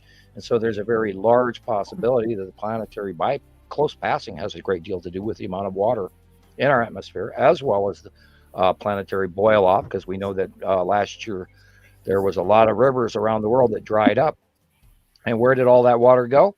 Into our atmosphere above us. And we're wearing it now this year, although in different areas than we're used to. We're in an ultrapacity. Well, we're oddly low on snow up here. So. Okay. Yeah, we're low on rain, I feel, for Oklahoma. It's all going down. If you look at the jet stream, it's all going down south and over the Rockies and then over the East Coast and the Gulf, all the way up to Maine. And they're gonna get a white Christmas and then some this year. A lot of rain and flooding. Right. And of course, it's running up to you guys. It's going off our northeast coast, and then it runs across the Atlantic and just below Iceland, and then nails the UK and Ireland. And then it went into Germany at that same token on the same. Because we just got 3 named storms, one after the other. Right, yeah, well, it was actually pretty much one storm, but they just called it 3 different to keep people distracted, because that was literally a northern hemisphere hurricane off the Atlantic Ocean. And that was what Mark's pictures showed. That's what Mark showed. Okay, and that's and that's headed his way. Is that right? Is that what I'm seeing? It's headed his way. Yeah, it went over. It went over, and then it got yanked down by a crossing, dipping radio wave like jet stream that pushed it down, and then it went down into the Arab regions, and they got a superstorm from hell the same next day, and they got flooding hail from hell. And it washed people and tore their roofs off and did all kinds of damage there. And then it heads back up in that same radio wave dip jet stream pattern that we got going on, which is these super dips. And then it rose up literally into the Baltic regions and then into Russia and China again and nailed them again with a major winter storm with 180-kilometer-an-hour winds. Mm-hmm. And it's all one storm, but they're handing it 3 different names to distract you from the reality of what's really happening. And we're going to see over and over northern hemisphere hurricanes, even in winter. I've been through one heavy duty storm like that where it was 100-plus-mile-an-hour winds, and it just came out of nowhere, literally. I mean, it was just a normal day, and the sky turned black, and that's what happened. Didn't you make a video of that? Well, I had a storm this summer also. I do have some video I've not even shared. I need to get that out, and I'll share it with you guys. But no, what I'm talking about happened years and years ago, like 1995, I think, a long time ago. But yeah, it flattened most trees in our yard. All our trees were laying in the neighbor's yard, just flattened. Oh, that reminds me. I was just trying to remember something. So very destructive. Whatever happened, it just came right over. And Audrey's asking a question about Mercury to go. That depends on. I haven't recently looked up the atomic structure of Mercury. You would have to remove or add a proton, and that is not an easy process. So cost effective, whether it was worth it or not. That was the question I was going to ask you, though. It's like, so you talked about gold and it's settling. So how long does it take for, a small nugget to form? What's the span? Well, millions of years, of course. Okay. It starts in the layers of quartz, and it's deposited between, and it depends on, if you're talking gold, silver, and soft metals. They are formed in between major host rocks where there's fractures and voids, and then water and minerals seep in between these cracks over time. There's always groundwater settling, et cetera, and decay and rust and iron and all these other things that leach into between these cracks over thousands and thousands of years form certain deposits, and some crystallize from depths and pressurization, and then you go back to the ice age, and then the ice layers crept down from Canada, and they put 5 miles worth of ice or 2 miles worth of ice on top of it, which weighs a great deal, and it smashes all of this rock and stuff down under great deals of pressure. And this is how we form different layers. Like if you examine Lake Superior, it has all of these different layers of stuff, and below it is other stuff that's softer, and that shows you formations of ice. And there's all kinds of geological explanations behind how it's made, but there's a fracturing and a shoving where the plates and the fractures move, and they shove against each other or rub off. It's a host rock rub stone, and then between those formations you get a lot of quartz, and inside the quartz there's all these other stuff, and that's where gold literally forms in the vein of and it's not the entire thickness of some quartz deposit. It can be just a micro thin layer all the way on the top of 1/3 of the overall vein of quartz, or there's entire areas where there's just massive collected big gobs in the middle a very thick vein of quartz, sort of crystal-like, almost pod-like crystallization, just like an amethyst wad that you cut open in half, and there's beautiful amethyst inside, etc. A geode. Yeah, the geodes are amazing, aren't they? And these formations has to do with the pressure and the temperature and cooling and solidification of whatever's this element or that element is inside of it to form these different soft metals and hard metals, and iron and all of that comes from most of the early carbon and carbon life forms that used to exist in the early ages of our oceans and all of this, and that has, you know, iron deposits, and there's all these chemical equations that you go through to figure out how gold is made. But drastically it's made through tectonic plate movement and pressurization and groundwater moving and being blown, and then that's pretty. It gets burped up from volcanoes from deep underground, and then it forms in layers, and then all of that breaks down, gets smashed and around and moves and does this. And gold will actually over 100,000 years move, depending on water and weather, and you know. So there's all kinds of, and then the internal parts of quartz will, the tannins and all this will rot away and rust away, leaving only the gold. And that's why sometimes you'll pick up a white piece of quartz and it looks like a rotten dinosaur tooth, and all of that has these open cavities everywhere. And that's where the gold is inside that, and some other stuff that used to be there has rotted away. Yeah, that's my amethyst, but I've spent years collecting different gemstones and that. I love them, but when I came here, I got the opportunity to. I have a couple of blocks of amethyst. Neat. Yeah, but you find all sorts of interesting things in charity shops around here too. I mean, I also found another geode, but and I mean, just talking about this. Yeah. Oh, yeah. That again is Attu's moon. That's really pretty. And the light is behind us. We know Attu and Attu's moon are beyond Earth currently in certain parts of the day, and then they go back over the top of us come morning, and they are in the center to left hand side of the sky according to viewing at the sun.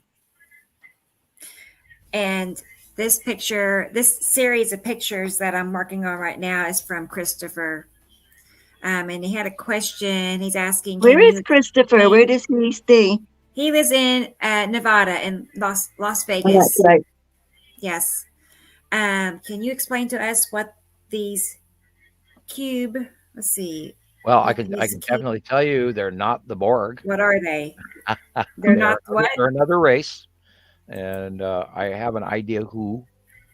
I'm not going to throw it out there, but they're another race, separate from the Anunnaki, and they have been here before. They are here more often than the Anunnaki. Then they're here to collect their part of the tribute to the gods. They're I believe they're a multi-race federation. And I have a bunch of other information that I can't absolutely back up, but I was told to by the Pleiadian, which is, you know, off-world source information. And if you guys had any idea what was really going on out there beyond little tiny Earth, you'd shit. See, well, here a minute ago when you were talking about there being mermaids and I don't know what all, Bigfoot or you name it, and skinwalkers and all. Yeah, there's so many sightings of them. You cannot argue with them. But when you said a while back how there are billions of races, just billions. Yeah. Well, there's billions. There's billions of stars, and every one of those stars has a solar system of some sort or another around it. Yeah. You know, they're not. They're not flukes, you know, they're not just this burning light bulb sitting on a wall someplace. They all have solar systems around them.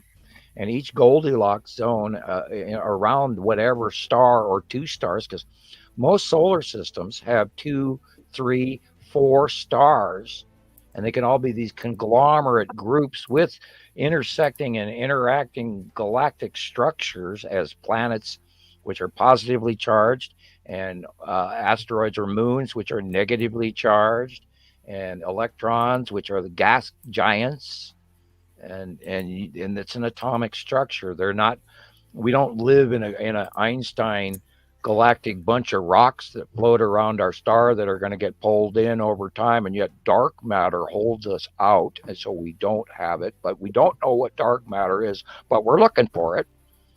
And this is the point: is we're atomic structures. We're electrically connected compounds, 2 atoms, 3 atoms, and then all of the protons, neutrons, and electrons around them. They're in. They're not schizoid. They don't break apart. That's why they're prolonged, and they are a stable compound. And occasionally there's a breakdown of certain stable compounds where you have degradation due to age or whatever, and then you have an offshoot of an electron or a proton or a neutron or whatever, and that is a radioactive offshoot, which is what radioactive material and it's throwing off protons because it's in degradation. The half-life is breaking down. That's why it's a destructive schizoid embolism product, why it's radioactive and not safe and healthy, and it's breaking And you down. get trinary stars too, don't you? Yeah, you get trinary stars. I imagine there's quadrinary. We know that there's some stars that have an older star embedded in the side of new stars, where they're incorporated and they're still functioning off each other, and one to slowly over time fade without going supernova, and one star sucks the other one dry, or the other, or vice versa, or they do go supernova because of instabilities, and they're talking about Betelgeuse's activity, and they're trying to freak people out and scare them, that says that Betelgeuse is about to blow up. And yet at the same time, they're forgetting that, they're staring back at the past. Yet we're still here because the light we see in space is old, and it takes millions or hundreds of thousands or millions or whatever years to get to us that we can actually see, because people forget that. Well, we look at the sun, and it's different. It's in a different place than it is when we actually look at it. The light took like 28 or so minutes to get to us. And so when we're looking at the sun, it's not where it actually is. But it took it that long. The two suns, does our sun stay always in front of their sun, or do they rotate around each other? We do have some early pictures where they did this little, and I can't fully say where the picture came from. And saying, well, it's over here and it's taking that angle shot looking southwest, because in space you can't attribute that without having 7 numbers. So I can't attribute the direction of A or B or whatever, but we do have some early pictures where the 2 stars were next to each other and sighted and captured, and then of course then you have to somehow give credibility to a mere handful of pictures, and yet all the information I can continue to see is that they're only showing us 1 star. But we know that through other models and other side science that the standard red star is in the equation and on some of the models. And of course they're talking single pass orbitation according to Earth's standard orbit with our star, which is completely inaccurate, because you have to completely separate the pathway of both of these systems, and yet they're attached to each other. That one's a mind messer. Yeah, I was just going to say, with what Christopher was saying, I mean, before I found you, Sam, I would have never have crossed my mind that there would be another solar system. It's not even an idea that I knew even happened out there. That's how remote I was. The Planet X rogue theory. How can Planet X, body, planet, great. Is there life on that planet? Do you step across that margin that says, Planet X has people on it? Now we've stepped that across because of the Anunnaki, Zechariah Sitchin information, which is where all of this information, it's all bottled. I didn't know that either. Not over. So my world was just really small at that time. So I once just you didn't get past know. we're automatically saying that there is a life form attached to this Planet X. They have to have a star. They can't be a life form because they're not flying around out there in the darkness, existing off this tiny little our star, yet way out in space so far we can't see them. So wouldn't they be not living? You know, cycle after cycle, they would have never ending, Yeah. you know, creation while they were within proximity of a star to actually grow alive, and then they'd be in dark. No, so that whole premise throws all of that out the window right off the bat. So it was an automatic, instantaneous. We talked about the planet X jog in the orbitation of planet bodies in Earth's normal orbit, which was over time proven, including climatological models going back 180 million years, etc., through core samples and all of our known current science.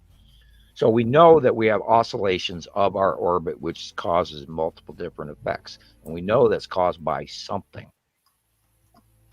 And that was where the origins of the Planet X theory came from. So you automatically had to step across the street saying, well, Planet X has to have a star.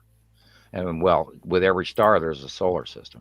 And if Planet X is from a solar system, and nobody ever went to, oh my God, there's 7 planets. Plus Nibiru, if you count that, which is the Electron, which is also Hercubus, which people all mix in the information. But it is part of the other half. So it's included but excluded. And I, you know, for the record, got to throw that out there.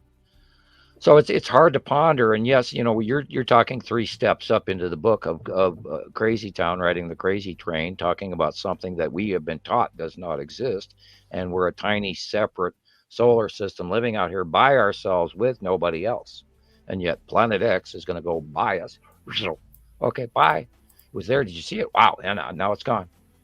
And then this goes all the way up to the current, you know, troll activity that says, yeah, Planet X is on the other side of the sun and it's coming to us still. And even Jesus has seen evidence of that recently, where people going, yeah, it's on the way. It's like, you know, it's been here for X years already. Where have you been?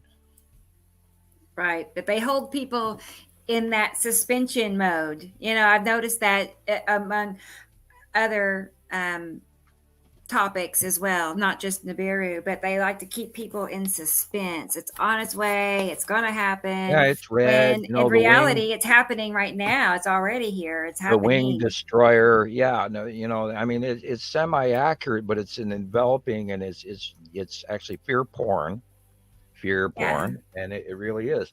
I have to go get another Coke because I have a very dry throat. I'll be right back. Go ahead. So I had to take these down because I kept seeing something that wasn't yours, Christopher. So I've corrected it. But these are, Christopher sent a few pictures. I don't know how many, but I'll scan through these till Sam gets my back. pen's not working. I wanted to try and remember anytime to you add see, something. you know, that this big U and V shape in the sky, and it's darker blue and then light blue down by the trees, you know, you're seeing, you know, a planet. And it looks like it's right above the palm tree. If you notice, there's a dark circle. That's the lead object right there, that leading asteroid. I don't know if y'all can see that or not, but I sure do. It kind of just pops right out. And then the blue behind it would be Atu's moon, I believe. Yeah, there's a whole trail thing going straight down on the left. Right. Yes. Is that a tail of an asteroid, or is it one of our little buddies? Yeah, right. I would think an asteroid trail. I from what I see, you know, definitely, no question, more streaks are from asteroids and planets dragging by than actually being sprayed. But then Sam reminds me that other, you know, aliens, we'll call them, their ships and whatnot, they could possibly be spraying too. You know, they have their own chemtrail situation, I guess, on other planets. Maybe they're trying to hide them seeing us. What if, you know, who knows what's going on? Imagine, well, what difference would it make if you've seen something as little as us? I know, we're just a little planet to them, aren't we? And which makes me we think we're the little people. What if we are the little people that you hear about in these legends and stories? The little people. Yeah, Lilyfoot. Yeah, Gulliver's Travels. Yeah, it's us. Oh my gosh, can you imagine? That's what it is. Hey, maybe. Yeah, the Lilliputians. Yeah, that's cute. Or you know, Horton Hears a Who. Yeah, right. All of that. We are here. We are here. Yeah, remember that one. Well, and like, what is it? Wizard of Oz. You know, she goes. Pay no off attention to the man behind the curtain. I am the great and powerful Oz. Yeah. Exactly. So, and, and this is part of what I spent 25 years hiding my head in a closet over, figuratively, not literally, trying to deal with the information of, how do you deal with this, knowing that, that, and then, and that also boils back down to this ego thing where, you're supposed to be able to do this great thing. Well, man, there's noises behind me. I don't know what just happened, but one of my children walked in here, did something. I heard a little something. Yeah, I don't know what she did. I think she brought back a chair. An old Samsonite folding metal chair. Anyway, I think she didn't say a word to me, but it happened behind my back, so I don't know what happened. Maybe she's cleaning. Well, I did mention to them that it was cleaning day. Cross our fingers. Way late. They instead turned on the, I did the dishes this morning, and so they didn't get the dishwasher duty to start them off. And I had to mention to you, it's Saturday. You guys haven't done your chores yet. Get to work. That's what took me so long with the Coke, but I sat here and listened anyway. Well, Wars, teenagers. There's still daylight left. They might surprise you, or maybe that's what they're doing now. Yeah. Oh no, if they can forget, they will. Oh, I forgot. Yeah, right. Right. We'll do it now. Right. Okay. I see a cube. I kind of do too. Yeah. In the right area. And if you look to the right of it, That's you see lead asteroid right next to the cube. So yeah, you got the Texas cube. So and the side orb is just above it to the right. Let me get the drawing that goes with that so we can compare. And behind it, of course, you have Natu's moon. Gosh, when will we see that last? Every day for the last, 8 years. I was going to say a few minutes ago. Well, actually, we can't say 8 years because it goes back to 2019. So every day for the last 4 years, we've seen them in that location. Because prior to that, we saw the Texas cube and the long box cube in other locations. And they were random. They moved in and they were hiding along with the Empire orb. For you new people out there, that's a sandwich full of meat there. They were hiding in front of the sun for a very long time. And then as of 2019, they got proximity close with the planets when the planets got even that closer. So they hopped to a new location so they can do, better observing up close. Exactly. And, this drawing was done in 2020. So January. Yeah, we're looking at on the left side, just so everybody knows where there's a cube there in front of that too. And usually one of the asteroids of the main object cluster group on the left-hand side on this drawing, it's not drawn in, but usually you'll see lead asteroid or red asteroid right there, slightly in front of the bottom corner of the Texas cube. And we have drawings going back to that too. But and that's what the big identifier for me is. A lot of the times, if I do see the cube, I will look for that lead asteroid, and then I'll look for the side orb or in any of that order. And then automatically my brain will go, okay, but what's behind it? And then boom, you see, Natu's moon. Here on the right-hand side, we see the long box cube, very, very, very, very big. Right. I meant to pull. Now that you say that, I'm like, I meant blurry in the middle. Cube. In the middle of it, on the upper right-hand side, is of course the cloud dispersal pattern around the side orb. And that's Texas cube with the side orb on this, that rounded little side orb right there on the right-hand side. And there's probably a Star Destroyer facing to the left, parked in front of it on the upper right hand or upper left corner of the Texas cube. See that? That reminds me. Look at the conning tower. I saw today. I saw the space tube and quite a few Star Destroyers by eye when I went to the store early this morning. Yeah. I've not seen the space tube by eye. Oh, I see that I it all know the time. of. Well, it's just, it's a tiny little straight line that looks like, yeah, there you go. My car just hopped, so that means the vacuum cleaner turned on. Oh, yay. Oh, wow. I think you're looking at two ships, one facing one way, one facing another. I'm not sure, but that's what my mind tells me. But yeah, look for the conning tower. That's what I wanted to ask you about, Sam. These pictures were from a couple of days ago, but I wondered what was happening here. Is that a triangle craft? Yeah, there's a lot of them, and they're really close. And I saw some today, and I went, yeah, Star Destroyer, Star Destroyer. Oh, there's the space tube. And and we see it so often, and yet we take it for granted that that's got to be this. But then when they move separately of the normal clouds, and you watch it, and they're going one way, and the clouds are going another way, and you're going, or they stay absolutely still while everything passes. Right. That's true.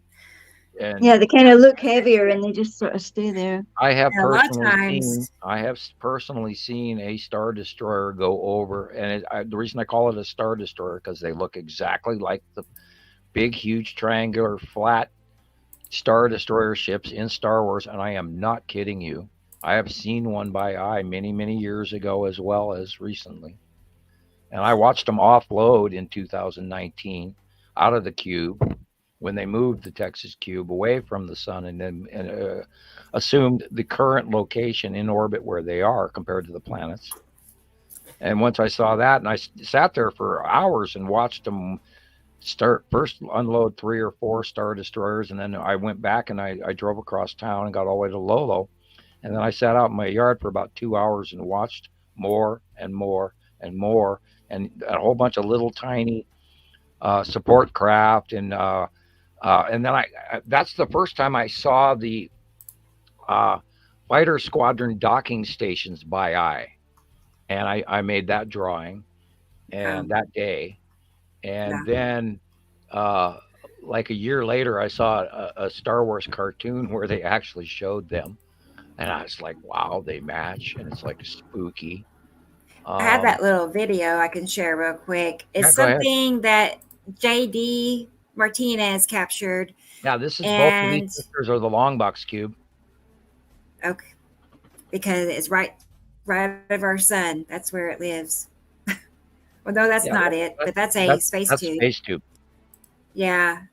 Give me a second. Let me try to find it again. Which we believe is a very large space shipping container around. I have the docking station though. Let's see. And we've even got pictures of that with side markings and all sorts of stuff. And we've got dozens of pictures of this. It's on this same video, I believe. It's after the space tube. Let's move it up. Let's see. When you can see one, you can see many. Because they're, and that's what blows me away. And we're talking to our regulars. Hi, Jerry, and all, and Thunder. I mean, are you guys telling people yet publicly that there are factional fleets surrounding orbiting Earth, and that we're being blackmailed into submission? Oh, I'm sure there's an Anunnaki leader, and I'm sure that they're dealing with a government right now. But then they're not the only faction dealing with them. Mm-hmm. Yeah, the air fighter craft docking station. I saw that by eye. And there's smaller fighter craft, and there's landing craft, and that's what the discs are, depending on which race you're talking about. They have varying different ships. And we've seen nothing. I mean, I'm getting reports of it for 8, 9 months, a year. And dozens and dozens and dozens of reports every day from people from around the world. And no, it's not a rod, Jared. A rod is a multi-finned, rotating, snake-like creature that exists in space, that I believe are brought down along with ships that come in from higher atmospheres. And I was going to say, I think I had a rod in here. Kind of like Minox in Star Wars, that they adhere like suckerfish or deep sea creatures to other things, and then are brought into our atmosphere. And that's why we've seen rods outside the space station and rods on inner solar system. And then they may have also hyper semi-dimensional behaviors I don't really understand. But rods, I've watched a lot about. I've studied rods for a long time. Oh, that's one going by. Oh, wow. Well, There, yeah, look at that's a that. rod. Yeah, that's a rod. It's a creature that sort of swims, and they're so fast you wouldn't believe it. They're almost that's why I said almost hyperdimensional, where they move so quickly. And then you can also go into the spirit realm, and all the spirits move faster too. And it's like that's why I say sort of hyperdimension. I think they move so quickly that they're almost extra dimensional, or are they like an alien? I mean, would well, you yeah, well, there's life, there's creatures in space, just like there's creatures at the 8,000 feet in the Mariana Trench. That if we were down there, we would be oatmeal pulp. But there's creatures that live down there that are just fine, and you bring them up here and they go splat. So there are things in space, and there are gases in space, and I totally well, I'm not going to say unfortunately, but I totally believe in like space whales or even larger creatures. Yeah. And a lot of physics bases, they're talking about dark matter. And because they have taken these spectrum analysis of photographs of, within their own science and their ability to judge and they go, well, look, we've got this stuff that this percentage of light is refracted versus this percentage of non-refractive light. So we call that dark matter. But anything, if you look at it, you go down to nature, what is the only thing in nature that absorbs light rather than refracts it? Any guesses? Well, dark. What do plants do? Photosynthesis. They photosynthesis, correct. They absorb the sunlight and they transfer it into something else. So therefore, if it's this dark matter that you're supposedly accounting for, maybe you missed the fact that life absorbs energy, not a non-existent dark matter, which is completely, which is why I intend to change science. Thank you. Off into crazy town. Anyway. Say that one more time. Okay, life absorbs energy. Right, and they're trying to use this. This is they're using they're using spades and clubs or hearts or diamonds to identify the same thing, and because they're drastically seeking dark matter that they can't explain, and we haven't found it yet, but we're still looking. And you go to the World Science Physics in Germany convention every so many years. The World Convention where all the scientists get together and they talk about the Higgs boson particles and all this shit that they're discovering thanks to the Hadron Collider and all of this crap. And meanwhile, I'm going, oh boy, you guys don't know what you're doing. And I'm not going to throw that out there that I'm smarter than them, but excuse me, I'm smarter than them. And what could happen? Like what are? They're using the collider as a tool and a apologize.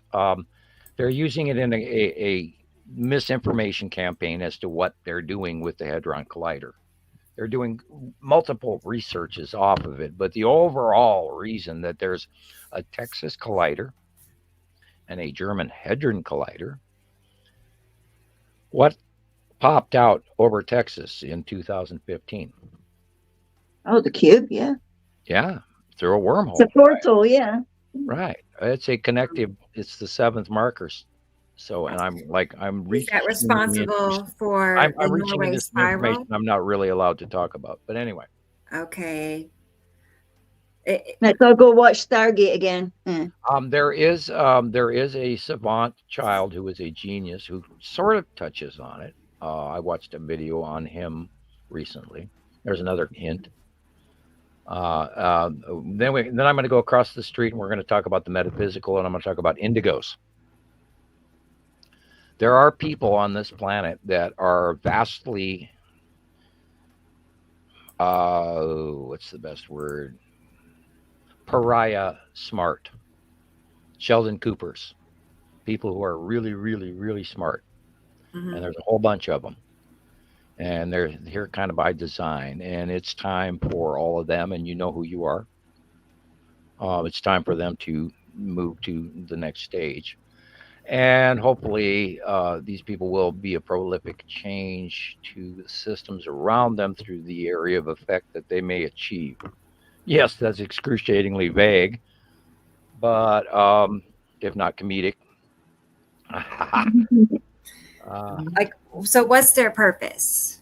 Like, what's their end goal? How else are we going to ever break free of factory planet Earth?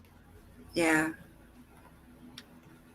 Because the overall decree of a plan, and we've talked about this in previous shows, and I'm, of course, being intentionally cryptic, for a reason, or many reasons, actually. The changes that we are doing right now is also, it's drastically timely, because of the passing planets and the change of everything we know. To the future in the sixth stage, which is also culminating at this stage, which is the 300,000 year transition to the upper regions of the galactic plane of our galaxy, and all of that rolling and boiling into the plan that's been in process for many thousands of years, and these people are true indigos. And there's a lot of people go, well, I'm a crystal child, or I'm of this race, or I'm of that race. And that, unfortunately, is a lot of Earth mega wannabes. But there are true mega indigos and really highly, drastically intelligent people on the planet. There are handfuls even smarter than me. Thank you. I'm not trying to bag. I'm trying to share information. And those people have special gifts and abilities and I'm one of the early ones by my age and I was directly told that information. And I'm not trying to brag. I'm just trying to share what I know. And which is why I, was able to accomplish equations, and why I basically understood things with a common acceptance, which was self-evident to me. And I thought everybody knew this stuff. And that's why I'm still doing what I'm doing, and how I am able to do what I do, and how I can continue to do it, because this is how it works. This is my thing. Mm-hmm. You mean like the drawings and etc. That's your thing, yeah, right? Well, of course. I mean, which is why, you told me before though. And how I can. What's that? I was waiting for you to talk. Oh, sorry. No, I was waiting for you to. No, you told me before that the Pleiadian, when he told you that you were in their history books for changing the world. Oh, no, changing things, not the world. I'm not going to. Well, it might change the world. Okay. Yeah, well, let's hope. Changing science. Yeah, changing a level of perspective, physics, and science, and how we do things, and understand. There's a lot of people that know about the electric universe, but that needed that little push over the edge, and let's hope I do that. Right. And now it's theoretical physics. It really is. It's not actual astrophysics, although I used to do that, and I was good at the equations, and it was quite simple. And it's been so long since I did any of that stuff, I would have to really re-educate myself, which is great. But I deal moreover with the theoretical physics and the ability to see shit ahead of time. And it's sort of like the doing of this is, I've been doing it for so long that it's become its own thing. And it has an ability to it just communicates with me and says, well, this is what you're seeing. And it becomes commonplace, standard, self-evident. Right.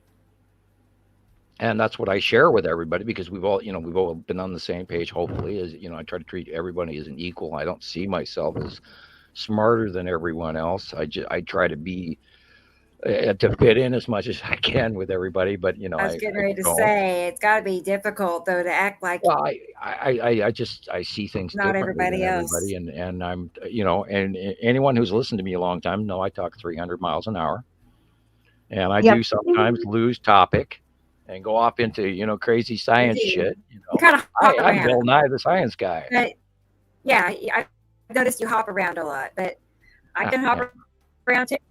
Just go from, You're starting to patch out on topic. your voice. Yeah, it's glitching a lot suddenly. Rebecca, you may want to go out and come back in. Okay. All right, let's do that.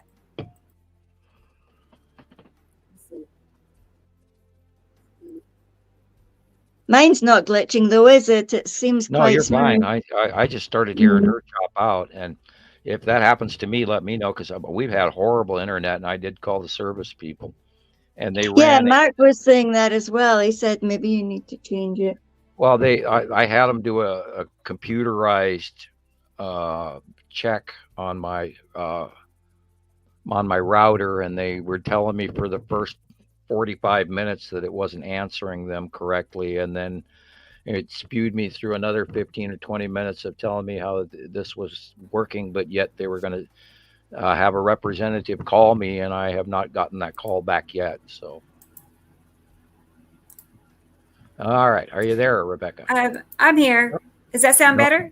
Yep, no more glitching because you were going. Good. Oh, thank you, Irene. Irene said it was just Rebecca's one. For just me. How weird. Okay. Yep. Now this one's an easy one. We're looking at a Saturn's yellow moon, the ion tail going up to the upper right with the faceplate, and the backward behind that is a Saturn, and behind that is Nibiru. And in just to the right of the sun is probably the green asteroid. And above that to the middle right is the three lines of the long box cube buried in the clouds back there at an angle. Yeah. Etc. And there's the same pattern, time, and yeah, it looks like there's a QB thing here on the right. As soon as these new folks start to see the pattern of the Saturn's yellow moon and how big it is right now, and they unfortunately missed the recent approach, which started, even 2020, it was way smaller, and within this last 3 years, it's gotten hugely massive, and it's just been awesome to watch. I saw it today when I was outside driving home, and it's like all the way across the sky on the right hand side. Hello. And it happens over and over and over and over and over and over and over and over. And just so you know. Excuse me, I was talking. I was like being silly. I know. Sorry. Well, but you're just going over and over and over. I'm in awe that no one sees it, so I get it almost. And there it is, and there it is, and there it is. What we're looking at. Yeah, you're breaking up again. Yeah, right side. Glitch back. Right side of our sun. Yeah, it's lagging quite a bit on my end. That would be your internet provider. Try that again. Maybe it's asteroids and then your Starlink. I'm joking. Right. That that was in a few really scary asteroid movies where people were trying to talk to each other over the cell phones or over computer, and they were breaking up, and then right before and then the skies all darkened, and then people vanished. Anyway. Oh no, Sam. Mr. Drama. Mr. Drama. Like, do you think they would, like, if something like that was going to happen, do you think they would try to save us, whoever they are? Somebody. I mean, look at the queen of drama right now, Neil deGrasse Tyson. Okay. He is just, he's telling everybody left and right how the world is going to end by 3036. That the Earth is going to be destroyed. Period. Why is there a giant asteroid? Maybe what they've called NASA has handed the name Apophis to this, and that's not the true Egyptian Apophis, but they've handed the human name to this asteroid that it's actually going to do a very excruciatingly close pass, I believe. I'm going to say 2026, 2027. I have to relook that up. I can't remember exactly, but I was focusing more on the 3036 actual hit date. And he's actually publicly talking about that. And I'm amazed it hasn't made the major news. But then I think he's rather gooey and excruciatingly uncomfortable to watch talk, because he is so gloom and doom, and I don't believe that should be how anyone approaches things. Well, I try to watch his stuff, but he's annoying, and he can take that one to the bank from me. I don't trust half of what NASA tells us anymore. I can't. We've once caught you them in know, so you many can't go lies, back to following and and we have believing. over the years, over the last decade, we have caught them on Montana Skywatcher alone. Numerous. I'm really, this is a new video supposedly. I saw this. What is that, Sam? Because it looks like something you once told us was That Saru. looks like the bottom of Saru, exactly. And as a matter of fact, that is that same set of buildings as that picture of mine in that Saru picture going back all the way to 2000, 15. That's that same group of buildings, which leads me to believe that this is that same Saru footage. So that's misinformation then. Look at the date on it. Petty posted it, so I don't know if he took it or not. If he took it, I'll take it as current date. But this is absolutely the same group of apartment buildings that goes back to that early Sarah. See, there's the same exact picture right there. Yeah. I get it. Okay. There's no power pole. Let me get that picture. Yeah, I knew I wasn't nuts. I knew it's. No, I saw this like day before yesterday, and I posted a copy of it on purpose just so I could find it again, but I didn't comment on it. And I'm telling you, this looks like the bottom of Saru so bad, and it couldn't be. It could be, but the fact that it's the same set of apartment buildings is what blows me away. That tells me that we've seen that previous footage in 2015, although the power pole, big huge electrical power cross member stand, is not in this shot, but in the shot that you're looking for. I could grab it for you if you need it. But... Yeah. Have you got it, Sam? I know. Yeah, I know where I got it one is. of the folder it would be in, so I'm just lagging all of this. Okay, well, I'll look for it on my end. So I'll look for it. So yeah, let's check this one. Gets it first. But I mean that is literally the same set of apartment buildings, which leaves me to believe that is. I found it. I just sent it to you. That'd probably be faster at the rate I'm going. Thank you. Yeah, I let's take a peek here and see. I had sent it to you. Now back to StreamYard. And including the underling anomaly with the light beam and which I still to this day believe is this atom and this atom's yellow moon, and the ion tail bleed off between them. And I've always believed that thing is scary. That thing's scary. Asteroid under Saru activity that I did not have properly, but that's what I've always sort of believed, that it was Isatum and Isella, because we've always seen in the early days Isatum underneath Saru, which always blew me away how that was working that way, because I knew that Isatum was supposed to be nearby Nibiru, which doesn't make any sense. So I could actually be wrong that this is Isatum, and this is part of why I don't often post this picture, because I don't have the full understanding of it. The one I just sent you anyway. And are you dragging it up? I got it. I saved it, and I'm trying to be able to pull it up. I don't want to have to reboot. I really don't. So, but you know how it acts. Your sound is a little bit slow. I rebooted before the show. So yeah, your mouth doesn't match what we're hearing. It'll get better. I don't know what to say. I don't know. It'll get better. Okay, here it is. Well, yeah, that's all I have is my laptop. But have you cleared your browsing data recently? Yeah, see, there's that same apartment building. I haven't. Yeah, exactly. Look. Let's see. Let's go back to the video. So we got power lines. See, I wonder if we could overlay them onto each other. I can't. I wish I could. I could if I had. Well, I could on a video. Now in the other picture, you're a little bit farther, more over to the right.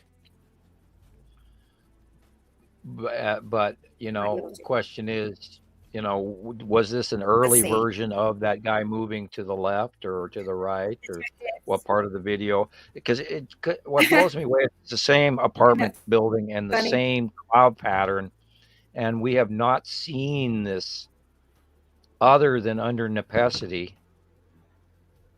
And that looks too round to be Nepesity. That is too Saru-like. That is too Saru-like because of the color and everything. Now that looks more like Nepesity base right there, where it has that. Yeah. But, and I don't know why they're intermixing here. This is very uncanny because back in South Africa, you just talked about dreams. Yes. Well, I had a dream like this, and it was about flooding and Europe and Germany. See how round this is? See how round this is? This is it looked like this. Okay, now hit play and loop back to that other. Yep. And then I'm going to tell you to pause it again, so be ready.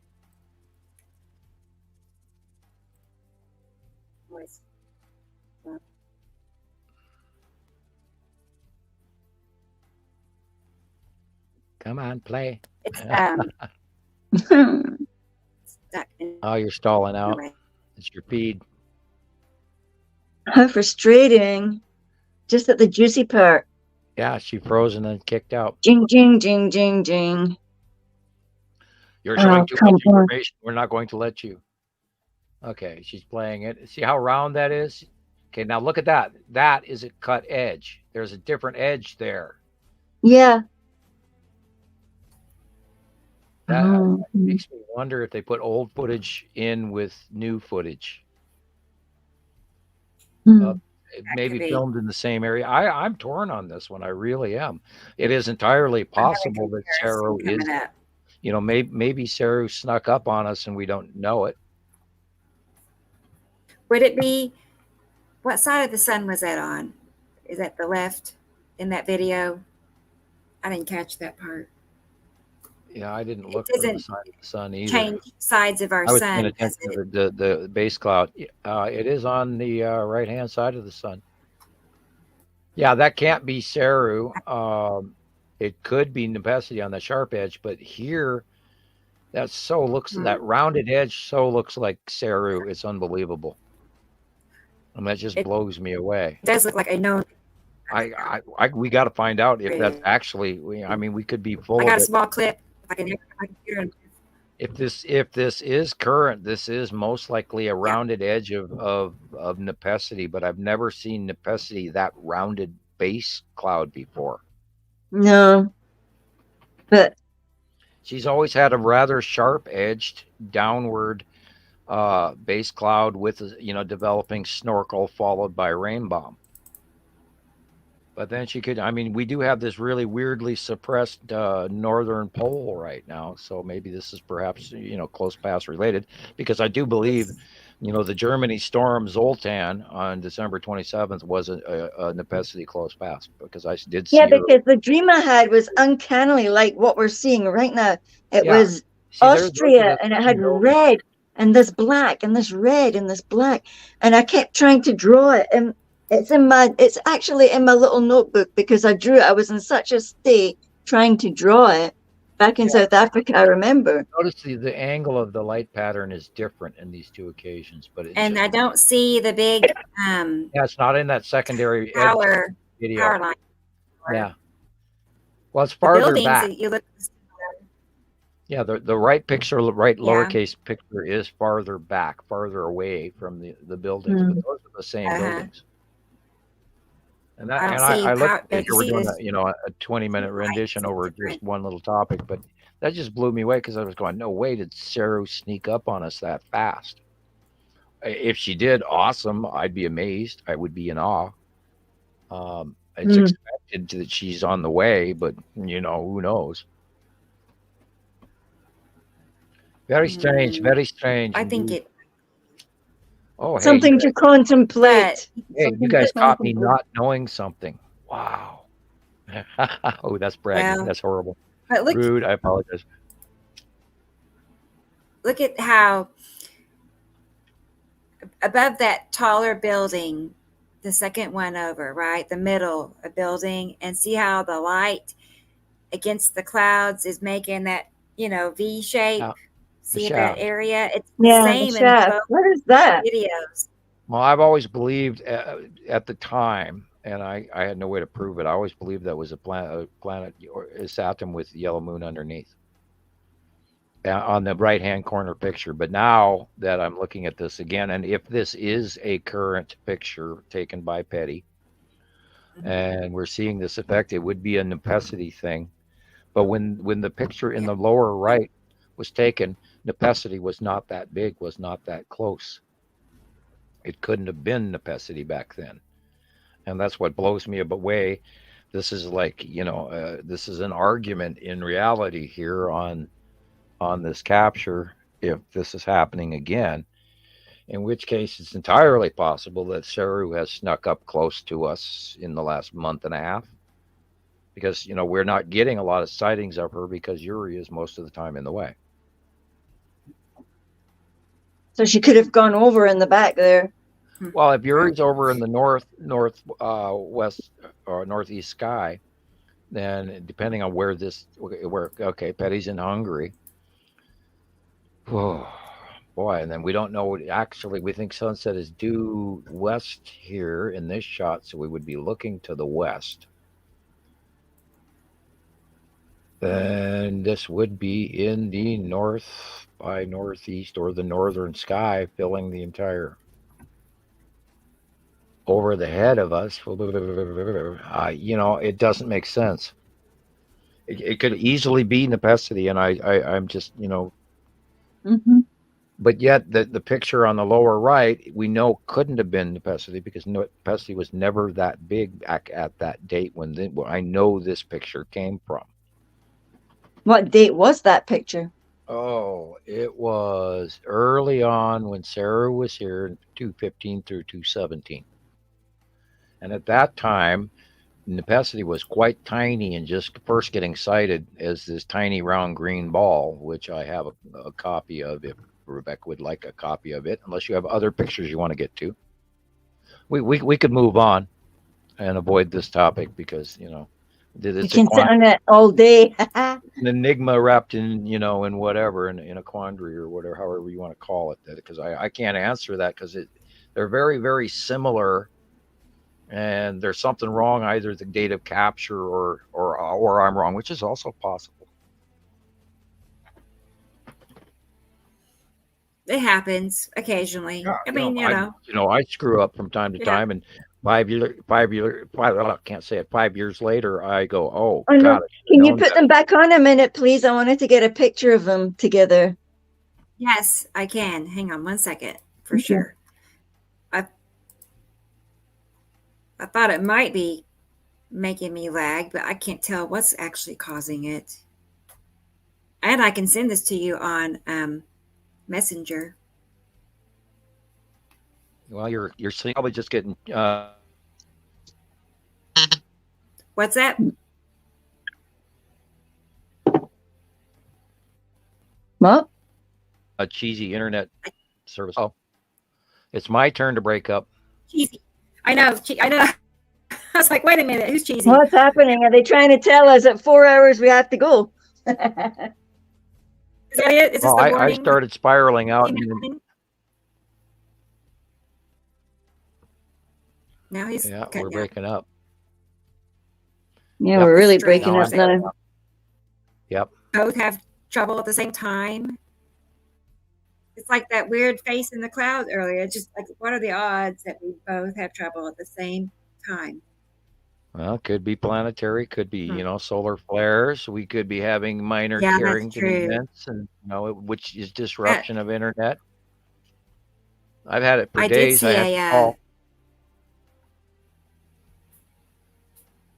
was gonna say I did see a video on TikTok, lady in the Northeast. I want to say New York, but a large area of people lost internet for a good while and power. the internet and power were interrupted. I don't Yeah, know. homes here in the north all got put out. Their power's out from snow and rain and stuff. And you know, they even admitted that there have been more than one Carrington event in history, and for them to admit that, that's very interesting. That, you know, timing wise, we could be ready for more. And we are seeing intermittent. Obviously, we just saw intermittent internet service happening just here now, where we're all skipping out, and then we're back. So Here's some 6 pictures that Michelle McEwen sent some more pictures, but these are her own, and she's marked them for you. Okay. I sent them. And Yeah. there's still some that we haven't addressed over in the Sky Pics for Sam. We kind of got, you know, we're talking about other things, so I'll go back to that here in just a few minutes. Come on, I don't want it to start hooking and clawing. Yeah, I'm hearing static from you again. Oh, look at that. That's beautiful. I'm going to play. Well, it stopped. My video stopped. Man, that reminds me of Pandora. Look at it. It almost looks like little moons and stuff. It's lagging pretty bad. Okay. Anyway, I got to step away just for a couple of minutes.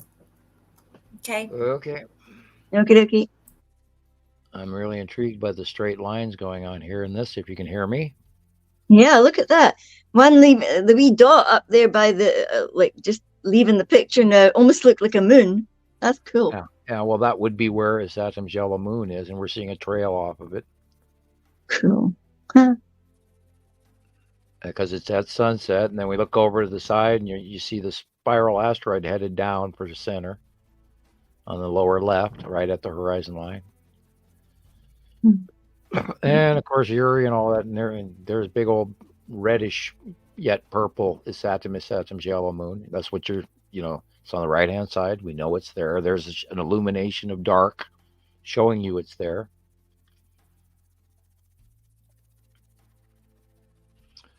And everybody has to learn to look at the dark areas first and not pay attention to the sun until all of a sudden you see the flaring change, and then you pay attention to the sun. The angle of flaring will show you that there's an object to one side or another. Straight up and shaft will show you there's one on both sides. There's an angle here, and that would be where the side of Nibiru is cutting into the out view of our star as the sun goes down. And if you look to the right, the whole area of dark, dark, dark is Saturn and Nibiru off on the right-hand side.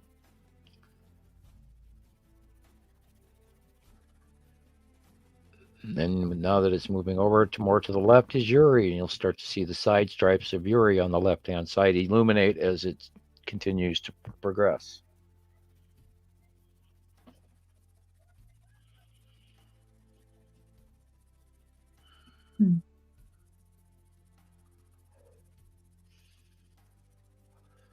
And the light is focaling off the side of Uri now, which is why you're seeing the other edge change, and you're seeing this white illuminated side of Uri. I'm not sure if this is through glass, and I always say never. And we are high. Question is what altitude, and if you're filming through glass, that literally voids a lot of what you're seeing, and it can add extra stuff. It can add it for the better or the worse, but we literally cannot use it as fact. And that's why, I use still pictures and, hopefully nothing through glass.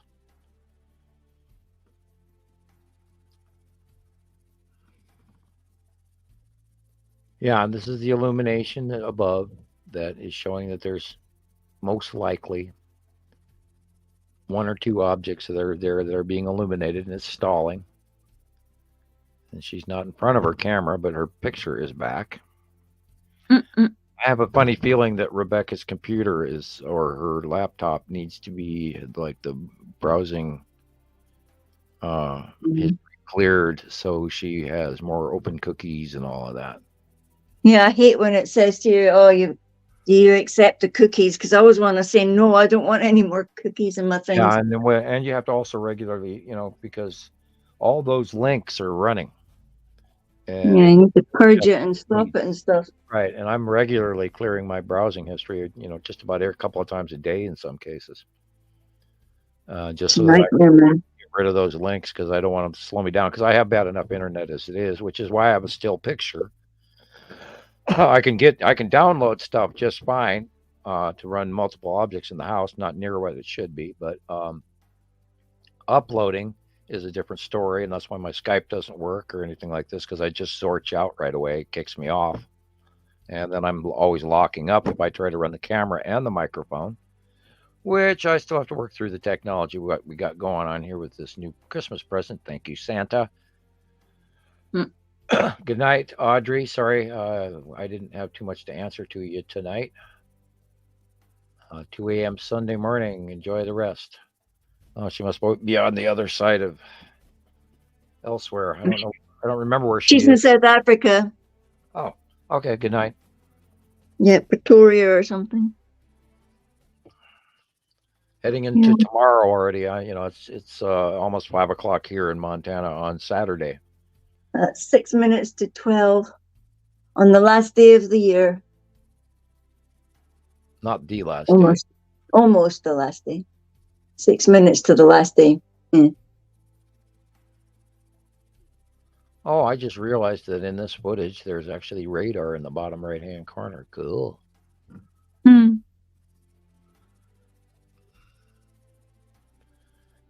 Yeah, some apps are pretty cool. 17th December.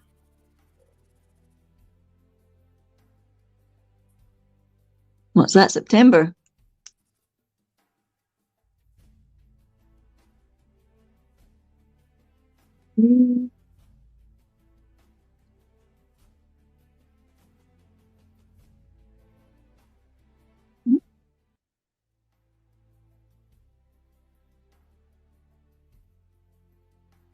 Oh, have you disappeared too now? Oh.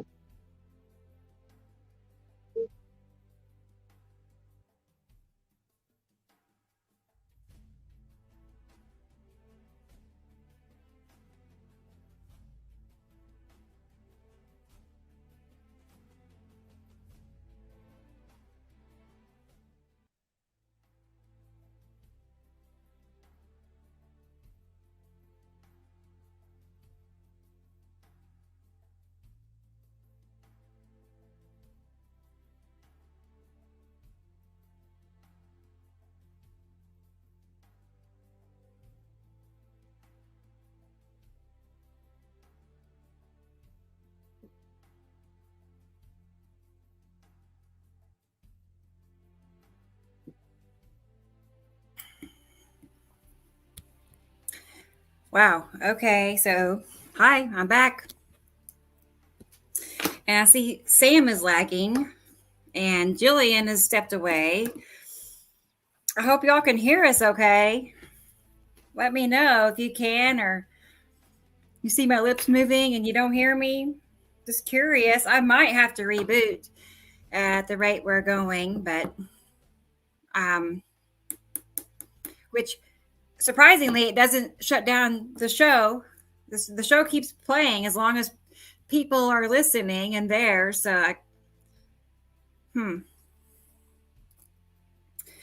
not even getting. Yes, we can hear you. Okay, good. Thanks, Irene. Oh, Sam just totally disappeared, so he'll have to try to get back in. Are you back? Yeah, I'm back. And here's Sam. He's trying. See, he's popped in and popped out. I'm talking, and all of a sudden I look. Yeah. I don't know. Hear me? Just all of a sudden, I can now. Well, I was talking, and out I went. Yeah. Yep. Well, I don't know if you can hear me And now I or got not. right lonely and really hungry, so I ran away for a minute. that's fine. You know, Mhm. I'm not too far behind Well, you. we're seeing intermittent breakup of the internet here. We Can you really hear me? are. Say yes or Yes. no. Oh, okay. Yes.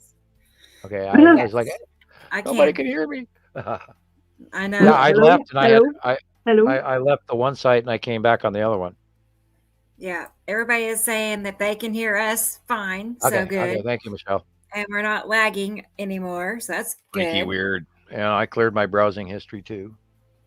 Yeah. Everybody, Jerry, Michelle, Karen, everybody's saying we got it. Okay. All sorted. Back again. Well, I I was thought just this getting to the good was part, and really you all missed it. I was continuing talking while I was away. Oh, look, I'm offline. God, I didn't even remember where I left off. No, I do that too. I totally lose it. It's pretty quickly too. It's like, golly, what was I just thinking? Oh, I Or need to just learn to pay saying? more attention to the screen in front of me rather than looking around at the crap on the table in front of me. I Well, when understand you that sit in front of too. a It's microphone for small 5 hours, you distractions. kind of focus on other stuff, after a while, and you fidget in your chair a few more times and that sort of thing. Sure, sure. I have a little basket here of little knickknacks in it. I mess around with if I get bored, which shouldn't happen too often. Yeah, I've got a bunch of stuff that I can play with as well now because I just emptied my last box. So, we've covered quite a bit. I didn't know. Do you work tomorrow, Jillian, or you want to? No, I sent you 6 pictures that poor Michelle McEwen was probably patiently waiting for Sam Right. to have a That's wee right. see. Sorry. Yeah, Sure. these Okay. were her own ones. Hopefully you're still here, Michelle. Let me I see. I'm do. going to Let pull There up be light is something asking else. questions about the planets always rotate clockwise. I can't answer that question. I believe that they orbit one direction, and I believe that we orbit the other. I believe them to be the Right. opposite polarity of us, which is why we don't steal their planets and they don't steal us in the solar system. Plus, it has to do with atomic count structure and component structure on the atomic mass. Anyway. So this would be why, like in time lapse videos, a lot we see like different layers of clouds, and one will be going one direction, and another layer above it will be going, Well, yeah, that's the the opposite separate orbit direction. passings of the other planets above us, and we're seeing Yeah. their atmospheres or their lower base cloud generated space atmospheres passing by us, and then in some cases we even have upper level winds that do travel in an opposite direction. And for example, ever since about 2010, the ground level airflow on a good portion of the northern hemisphere has literally gone the opposite direction on the ground, and the upper atmosphere and jet streams and everything is going over the top normally. But I've noticed on that same null school site link that I gave everybody earlier, I noticed that the ground level winds are rather interesting, and you can break that down on that site as well. It's a rather interesting tool. But I've been noticing worldwide patterns, and I watch the jet stream pretty regularly, including the Antarctic increased jet stream, and our West Coast Pacific jet stream right now is just out of this world. And I recommend that you look into that, which is part of what's going on with why we're so warm, because we're getting Pacific Ocean warmth up this weirdly super El Nino, because all the heat's coming from off the west coast of South America's subterranean warmth, and we're getting a backflow from Hawaii that we never used to see, because the weather in the South Pacific of the United States and Mexico region and all used to go to the south of Hawaii and off into toward the Eastern Asia on the normal trade winds, and all of this were normal. And I haven't looked into the current trade winds recently, but I guarantee you they've drastically changed. And you could probably, anybody that knows anybody who actually sails around the ocean might have that answer. I haven't looked too heavily into it, but I guarantee you everything we know has probably drastically changed, and they're just not talking about it because nobody's connecting the dots. They all think it's, well, it's, climate change, and then they write it off. Mm-hmm. That's, because people just believe anything. Accepted common lie that they're bored with, right people. fed up with, and then they move on. And then our favorite statement hits the table. Well, what can I do about it anyway? Yeah. I'm sorry. Well, how do we ever get? What would be your suggestion if somebody said that? What would you suggest? Well, how did we ever get to the moon? If somebody said, "Well, what can we do about it anyway?" We'd have never gotten to the moon. We'd never have Carl Sagan. We'd never have Albert Einstein. We would never have Ford cars. We would never have electricity. We would never have the dawnings and buildings of previous civilizations. Right. You can't give up. Said, we're gonna do the right thing, and we're gonna think about shit rather than, why not keep a fire extinguisher in your home? I mean, I could throw 87 metaphors out, and I'm sorry, I don't see the world like, what can we do about it anyway? I have to know. I want to know. Mm-hmm. And that, that's the difference between them. And, well, school didn't teach me that, and I'm content to be shopping at Walmart. Okay. And I've seen that, and that's a premise of other people that I've yet to ever understand. So, that's an unanswerable, what are we going to do about it anyway? Well, I'm going to watch it and study it and know. I'm going to know. No. Yeah. No, I know. I think don't you think though, they keep people so busy with work, their families and work, that they don't really have time to research. Well, yeah, the system has been rigged against us for so long. I mean, that too boils down to point of view. Okay. How far down the rabbit hole do you want to go? It's a conspiracy, or they're out to get us, and we can go all the way back to taxation in Rome, or even the Sumerian, civilization, where they would attack areas for consumption of their crops and byproducts, and slavery trade, and going all the way back to 3,000 BC, and civilization and wars. And I mean, you can go to Genghis Khan, you can go to the Qin dynasty, or you can go to the Viking Raiders, or you can talk about the American Indians going from North America to South America. I mean, where do you draw the line on that quest? It's just, it's hard to answer, because everything we've been taught is so incorrect. Right. Like, how do you know, like, the history for it? Like, what they tell you, if I wasn't there to see it, then how can you really know for sure? Well, I find that frustrating. I really do. If you're going to go, what am I going to do about it? Then you're not going to look into it and want to study what you're observing. Because there's got to be a level of science to you saying, well, I'm going to put the pieces together. Mm-hmm. But if you automatically go, well, there's nothing I can do about it, then your study destination is the bus around the corner. Right. I when I get a perplexing situation, it eats at me until I find out. I have to figure. If it bothers me, if I want to know, if I need to know, I have to know. I go look it up. Right, but that's all I'm saying is, like, how do you know what you're looking up is right? You know what I mean? I mean, how do you trust your source? Well, we go back to then you get multiple sources to do comparatives, because you can't prejudge things. You have to do some level of empirical science, research. Yeah, and you do research, and you look into things, and this is part of why. After I first saw the first planet pass my eye, and I saw video filming off my micro camera. I had one of those little digital card cameras back in the 2008, 9-ish. And I was seeing stuff on the camera that I could not physically see by eye. And there's this big red blob in the sky, and there it was, and there it was, and you pull the camera away, and you can't see jack shit. And I put that camera back up, and there it is again. And then I went out there night after night after night. And so that's when I started. And then within a certain short period of time after that, I saw a daylight close passing planet the size of a beach ball at arm's reach in front of you. And I knew that wasn't any one of our planets, because the facial didn't represent anything I'd ever seen before, but there was literally 3/4 facial of a passing planet. It's like, holy shit.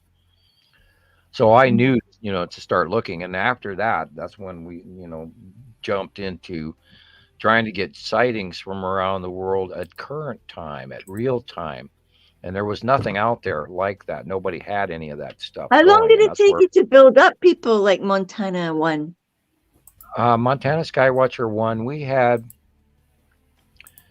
100 members within the first couple of months, and then after that it just sort of blossomed. And at one point in time, Montana Skywatchers had approximately 65 or so thousand members.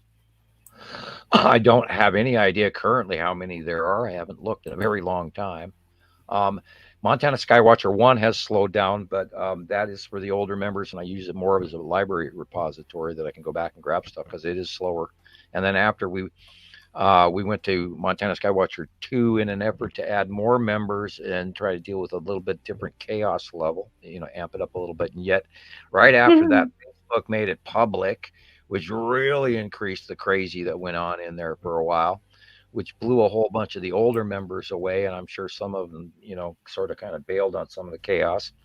And I know that Facebook has lost a lot of their users that they're not talking about. And I think that's what's happened to a good portion of people have left Facebook.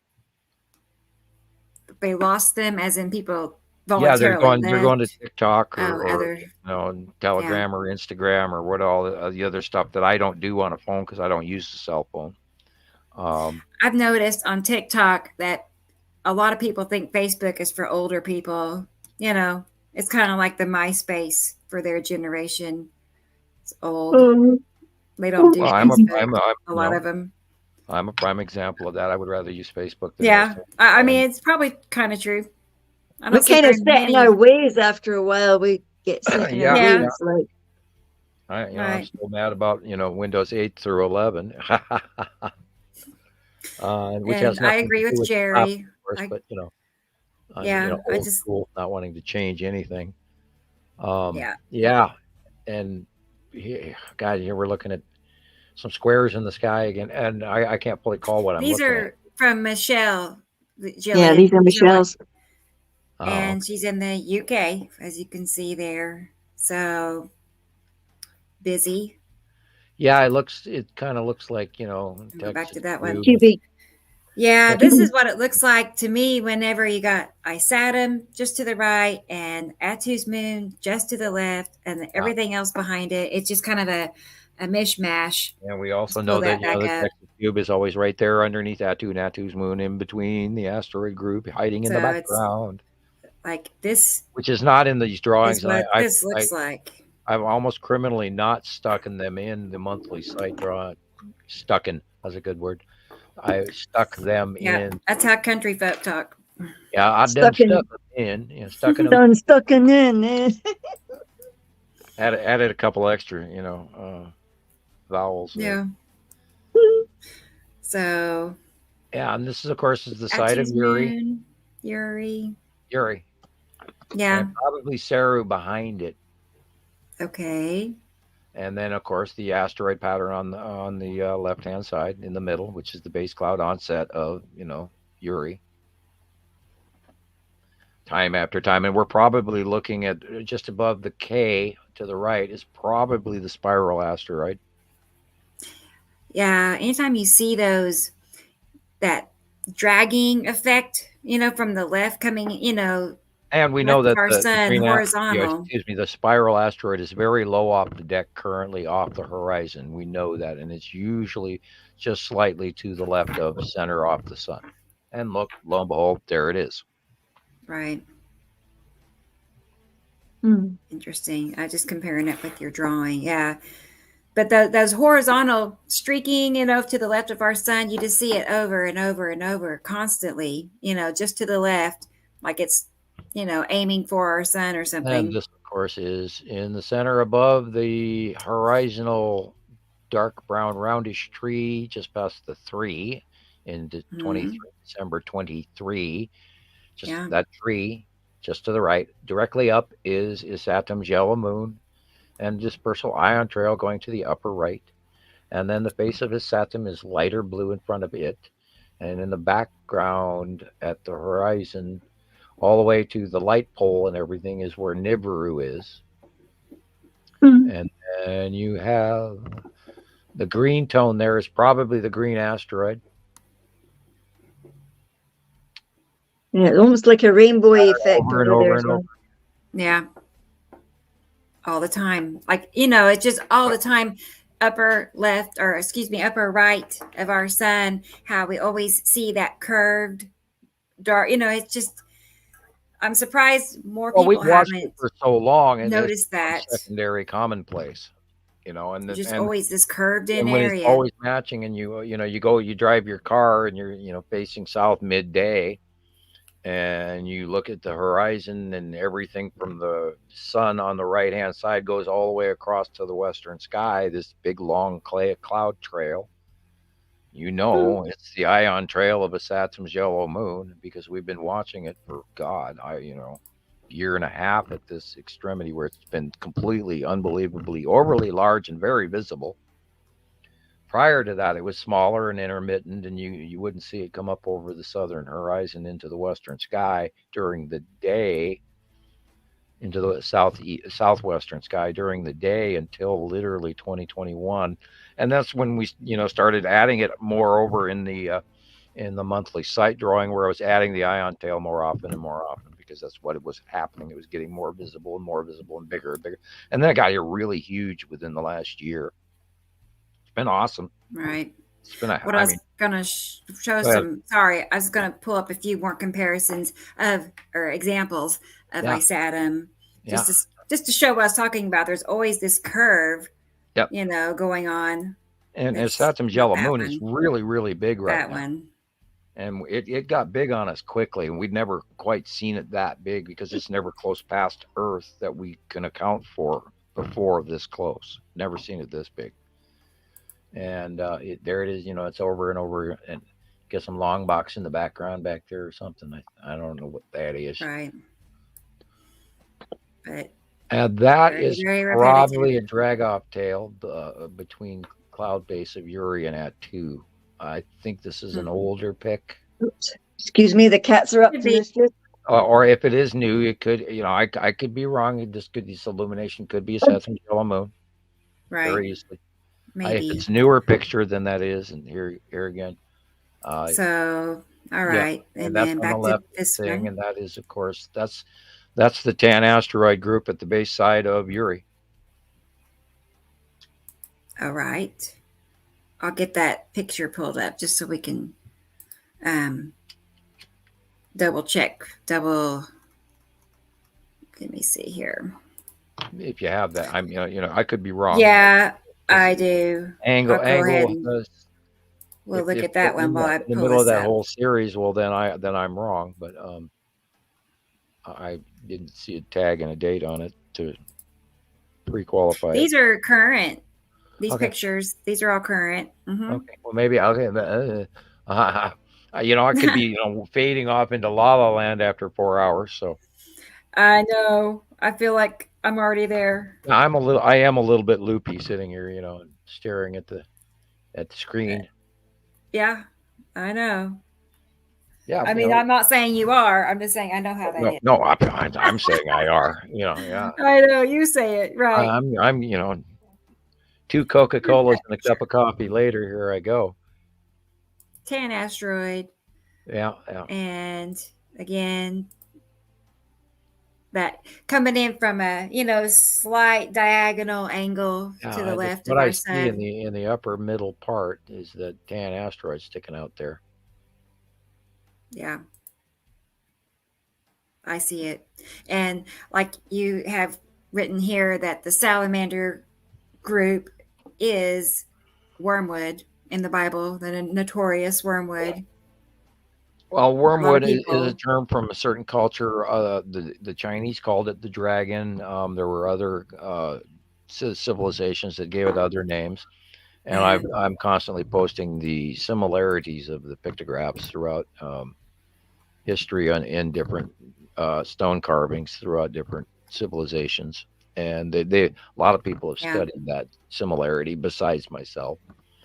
And we could even intermix that in Egyptian lore that Apophis was coming in all the time, and you go to the movie Gods of Egypt, and you watch the Ra scene where Ra is fighting Apophis from his ship, which is orbiting just outside of Earth's atmosphere up in Ra's heaven on his ship or whatever, however they term it.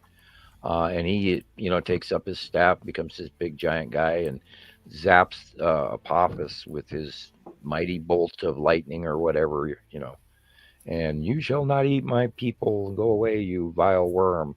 And that's the legend of Apophis. And if we look back at the object cluster group and the fact that we know that it orbits around the bottom of Uri and Atu with its own repetitive asteroid Kuiper belt, for lack of a better term. And we know that this is the illuminated group of asteroids as well in this picture that we're looking at, and how much it does look like a dragon. That I have pretty much termed that this is most likely wormwood, and anything else that that NASA is throwing out and other people are throwing out is lack of reference. And this picture goes back to about 2015. So, do you believe that this is where the idea of dragons come from, or do you think dragons are real in itself? The Chinese dragon, the legend of the Chinese dragon, discusses a period of time prior where they had sighted the dragon in the skies prior to the great floods of China. And you can look that up. They've had many great floods, but this was a very big one that they had. I believe probably around 1600 BC, depending on who you listen to. And I'm sure they've had many since and will in the future, because they just had another one for the last 2 years. Bye, Jerry. Had horrible floods. Talk to you soon. I believe that there's repetitive cave drawings and stone carvings and the Hopi Indians and this is actually, there you go. That's an example of ion trails and this is asteroids that are self-luminescent, and there's a reaction going on between the bodies and the rotating spiral trails of the rotating planets as they rotate, versus the connection of this electrical group of asteroids that orbit below them. This is why they self-illuminate, which is why we've had all these pictures over the years, going back all the way from 2014, 15, 16, etc. And early planet sightings also. We actually saw the lead asteroid predominantly bright right beside the star, and many dark side crescent sort of unknown illuminations in the early days, 2010 and 11.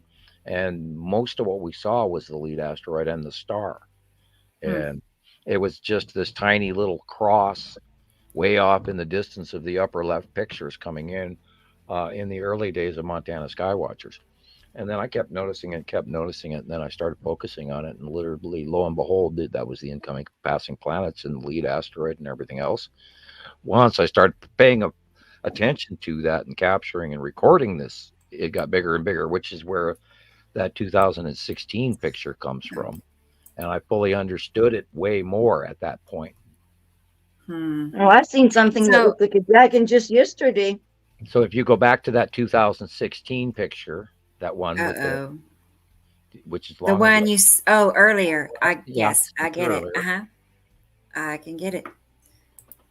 Right here. Right? Yep, Yeah, that's the picture. Once we started getting captures like this, I knew that the object cluster group was self-illuminating because of look at the bleed off patterns it's going through this electrical display, just like electron intensity illumination, which is like office tube lighting. And this is a direct interaction. It's sort of like aurora borealis between. Now, if you look above that, you see this big, huge ass dark purple At2. And this is the first time At2 got really big over the top of Earth. It came in 2014, 2015, and then it got big. And this is the interaction between the ion bleed off between At2's moon and Earth, where it's the self-luminescent material in between it, which is causing the electron reaction between space bodies, which is also discussed in Symbols of the Alien Sky. And the Thunderbolts Project and David Talbot and all of that. And which their science has a tendency to match my science as well. Speaking of once I saw that picture, I understood that they were, an attached electrical part of, what they were, not what we were. And I knew, and we started seeing them cyclically every day. And for the longest time, I couldn't identify, well, how do we see an asteroid orbit past us every day? Because I was automatically assuming they were in the standard, our solar system orbital rotation, which would mean they would come by once a year or once every 2 years or whatever, And no, they were coming by every day, and we'd see them over. There they are again. There they are again. A couple hours, variant each day because the time cycle is not 24 hours. But anyway, and we saw them over and over again. So I knew they had to be extra orbital on their orbit, and they were in place. And of course, that also goes back to the 2013 thing where I thought we were deep doom shit, scared, oh crap, in trouble. And then by 2016, I mellowed out a lot in that, going, okay, we are watching these go by every day. Therefore, they have to be attached to the gas giants, not in our orbit, but electrically. And then we had the examples of the electrical behavior, which added, as well as planet repulsion. And then I had also seen the Russian events where the ion bleed-offs between the planets and everything at night in space going on. And I saw those videos, and I can't even look those up anymore. So, it's just been a summation of learning experience that has taught us that there's this huge, immense electrical behavior going on in a luminescent space that you can't account for any other way, including these cutoff flares and like what's going on right here visibly matches the drawing versus what our sky is. Because something's right there in front. Right. And it's the light shining up its butt. Look at it. There's no other reason why the sunlight would just stop. Up like that, and then there's other ones going like that down. Angle that it's going around things. And and we've had so much proof over 13, almost 14 years now, and of course it's become it's a science all of its own that we've developed. And of course we're not single participants of it. There is a mass group of people that are involved in this, and they agree with it, and they see it every day, and this is why they send the stuff to us, and they keep sharing, and they keep learning and keep growing, and we keep learning and growing, and this is what we're doing. It's a journey of discovery. It really is. Now, who's just joined us? This is Emily. So, hi there, Emily. They're on Facebook watching us from Facebook. Hello, Emily. We're still obviously awake. It says Facebook user. I just now put that together. Okay. But I'm getting closer to it. I look like I'm half blind going, what the? I know. I'm like, okay, that's obvious. But this picture on the left was just a few days ago. JD found this one. And I love that. You can see one. two of them. Look there. There's like a wee one with eyes in the front. Then there's the big darker one, and then there's a silvery darker one. Yeah, and then that notorious, like it's just a constant curved darker blue to the right of our sun. Gotta look at the dark area in the photo first. Dark area first. Dark area first. Yep. Dark blue planet. And then you see it, and then you slowly grade up to your next blue or whatever, dark color, and then you find your next lighter color, and then you look at your next lighter color, and then you match it to the drawing, and I can't argue with that. It's always there. There's always a area, that's curved in like that and darker.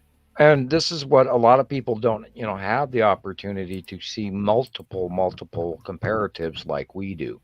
And this is how we have, of course, grown at a different rate than most everyone. And because they'll see one or two pictures, and go, gee, I don't see what you're telling me. But if you get enough up together, like here's a great example of there's that same curve, but different illuminations, and yet the same effect. There's two different colored things there. Right. Maybe 3, 4, like I think everybody immediately automatically looks at the sun. Oh, I don't see what you're talking about. And they may still be looking for the small planets. You're still looking for the dippy dot thing next to the sun. Say, when you don't think about them filling the whole sky, you don't consider that a possibility, then you're not going to see it. It took me years to figure everything out we've been how big they are. The planets are going to be small, and they're going to be way out there, and I'm going to grab my telescope, and then we'll watch them for a couple of nights, and then they won't be there. Right. That's and it's just automatically. And actually, who might in their right mind believes in planet Nibiru and some other binaries? Oh my God, that's so crazy. Who would ever believe in that? And yet, like there's two different going on 14 ones. years, we've been watching this go on and go on, including the strange phasing of the sun, which is what we're seeing here. And this, put it on hold for a minute. This illumination that we're looking at, which is where everybody starts. Let's start with just what the illumination that we're looking at, and then we'll reverse it. On the left-hand side, we're seeing this big, huge bell-shaped flaring. And that's not how our sun is supposed to look. Why would it be flaring? Why is it that huge? Why is it so big? Why can't I see it per se? I know that it's like sunset, so therefore it's probably past or at sunset. But it is flaring because it is being cut off, and the light is bursting out from the side edges of that which it is being cut off by, which is it's a flare. It's a cutoff flaring. Otherwise, we'd see it more defined and more brilliant. And then we look over at the big dark blue and the light greenish blue, and then the sort of pinkish orange on the right-hand side of everything we were just talking about. And you can see a Saturn yellow moon, and you can see behind it Nibiru in the facially orange on the right-hand side, farther back, but is actually at this time orange. And the green blue is the Saturn, and the dark blue is the size of the Saturn's yellow moon currently, also at a different angle from the light, and therefore it's going to demonstrate a deeper, darker blue. And this is over and over again how we diagnose this stuff, and we look at it, and then we ask ourselves, well, what is the sun doing? How does the sun look? Where's the flare angles? Is there a reflection of it in the water? And then you look at the water. And lo and behold, look at that. It's there. And when you can see it in the water and you can see it in the sky, it's very, very real. It's not a light illumination issue. It's actually what we see. It's crazy when you see it so little in the water and there's flare up there. Oh, Rebecca's gone again. Yep. I hope that's not the shape of things to come. But anyway. Bugger, isn't it? Well, I'm of the old school that says if it keeps working tomorrow, I'll be happy. Because I was on Skype for about almost a year and a half, and then all of a sudden it just stopped working. And I haven't. Yeah, because I remember at first when the girls were little, and you would Skype, and we'd see you with your. Yeah, it was quite cool. I do actually believe that my IP may be flagged, and there are certain things that just don't function for me. I hate to call a conspiracy theory and go, well, I know this to be true when I can't actually prove it. But there's been some really odd behavior, how I'll get things to work for a while and then they quit. And then I try to re-sign up for them, and I have troubles and issues, etc., including my show more that I tried to, get more of and never did. Never could. Yeah, and it's hard to not be kind of paranoid at times, when things just consistently happen well, over and over again. I'm still weeks later waiting for mail, so. Right. And I've had Really? I've received like a couple of months worth of bills all bundled in a rubber band, and it was like, and I had to actually call right. my billing people, telling them I don't have my bill for this month. Where is it? Can you send me a duplicate? And then I didn't even get that. And then all of a sudden, like a month and a half, 2 months on the first time. On the second time, it was a 3-month thing, and nobody could even tell me why I wasn't getting any mail. And then I ended up getting this big, huge bundle with all of these, rubber bands wrapped around it, but stuffed in my P.O. box. It's like weird. And then my packages get gone through, and the corners are always open for cameras and shit like that. So anyway, right. I'm not trying to say anybody's doing anything. No. Mention that, right? Because something you mailed Jerry, he's in the UK, and he mentioned that appeared to have been opened, like a corner of it had been, I don't know. He thought you maybe had done it, but you didn't. No. Right. It was all, I didn't tape. I usually, I tape things depending on how it's sealed. Yeah. If it looks good, I don't worry about it, but I may tape things moreover.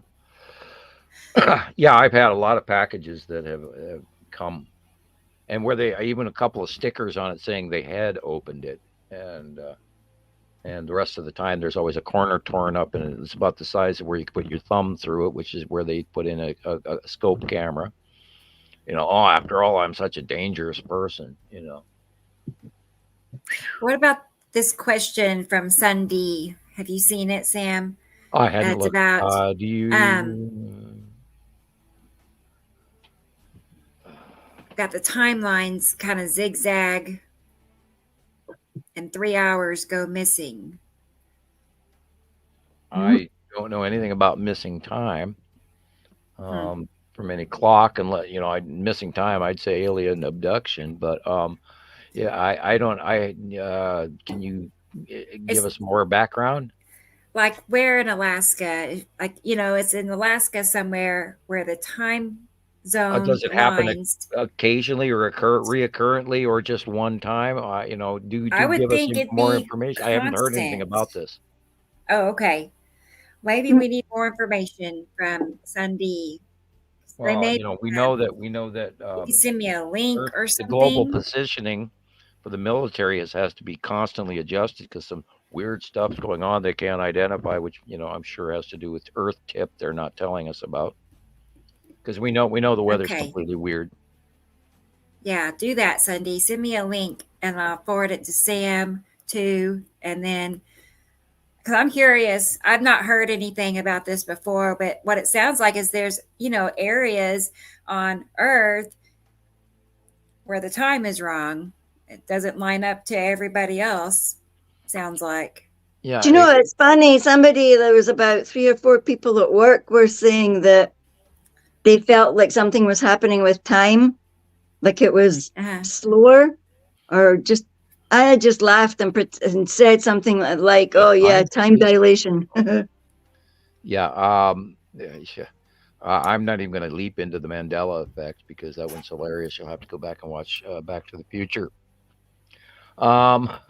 Which part? Which part? All of them. Which one? All of it. You have to watch the whole series a couple of times. Oh, okay. Get it, Doc Brown and all of that.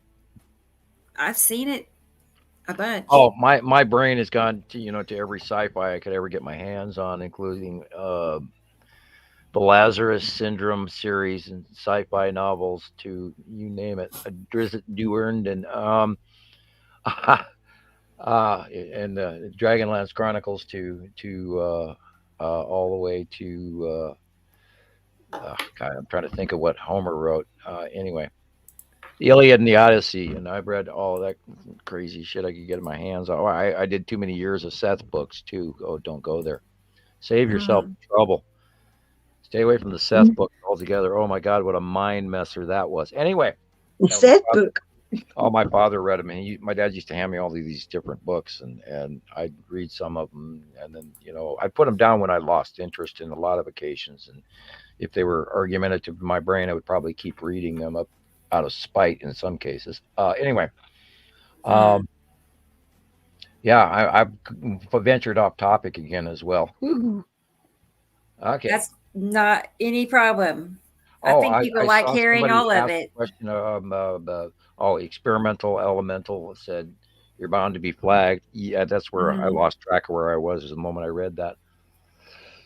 Yeah, I when I went to work at the airport, like security came to me and they were very, very surprised, and they asked me a whole bunch of questions and wanted to know who I was, because my government tarmac pass, and that's that story. I said, well, we'd have something. My government tarmac pass came back excruciatingly quick, as if they knew who I already was. So, and I do have a pretty high GS rating to this day. I don't know. I haven't had any contact with anyone to verify it or deny it or any of that group of people, because like I said, the last time I had any real contact was all the way at the beginning of the Reagan era.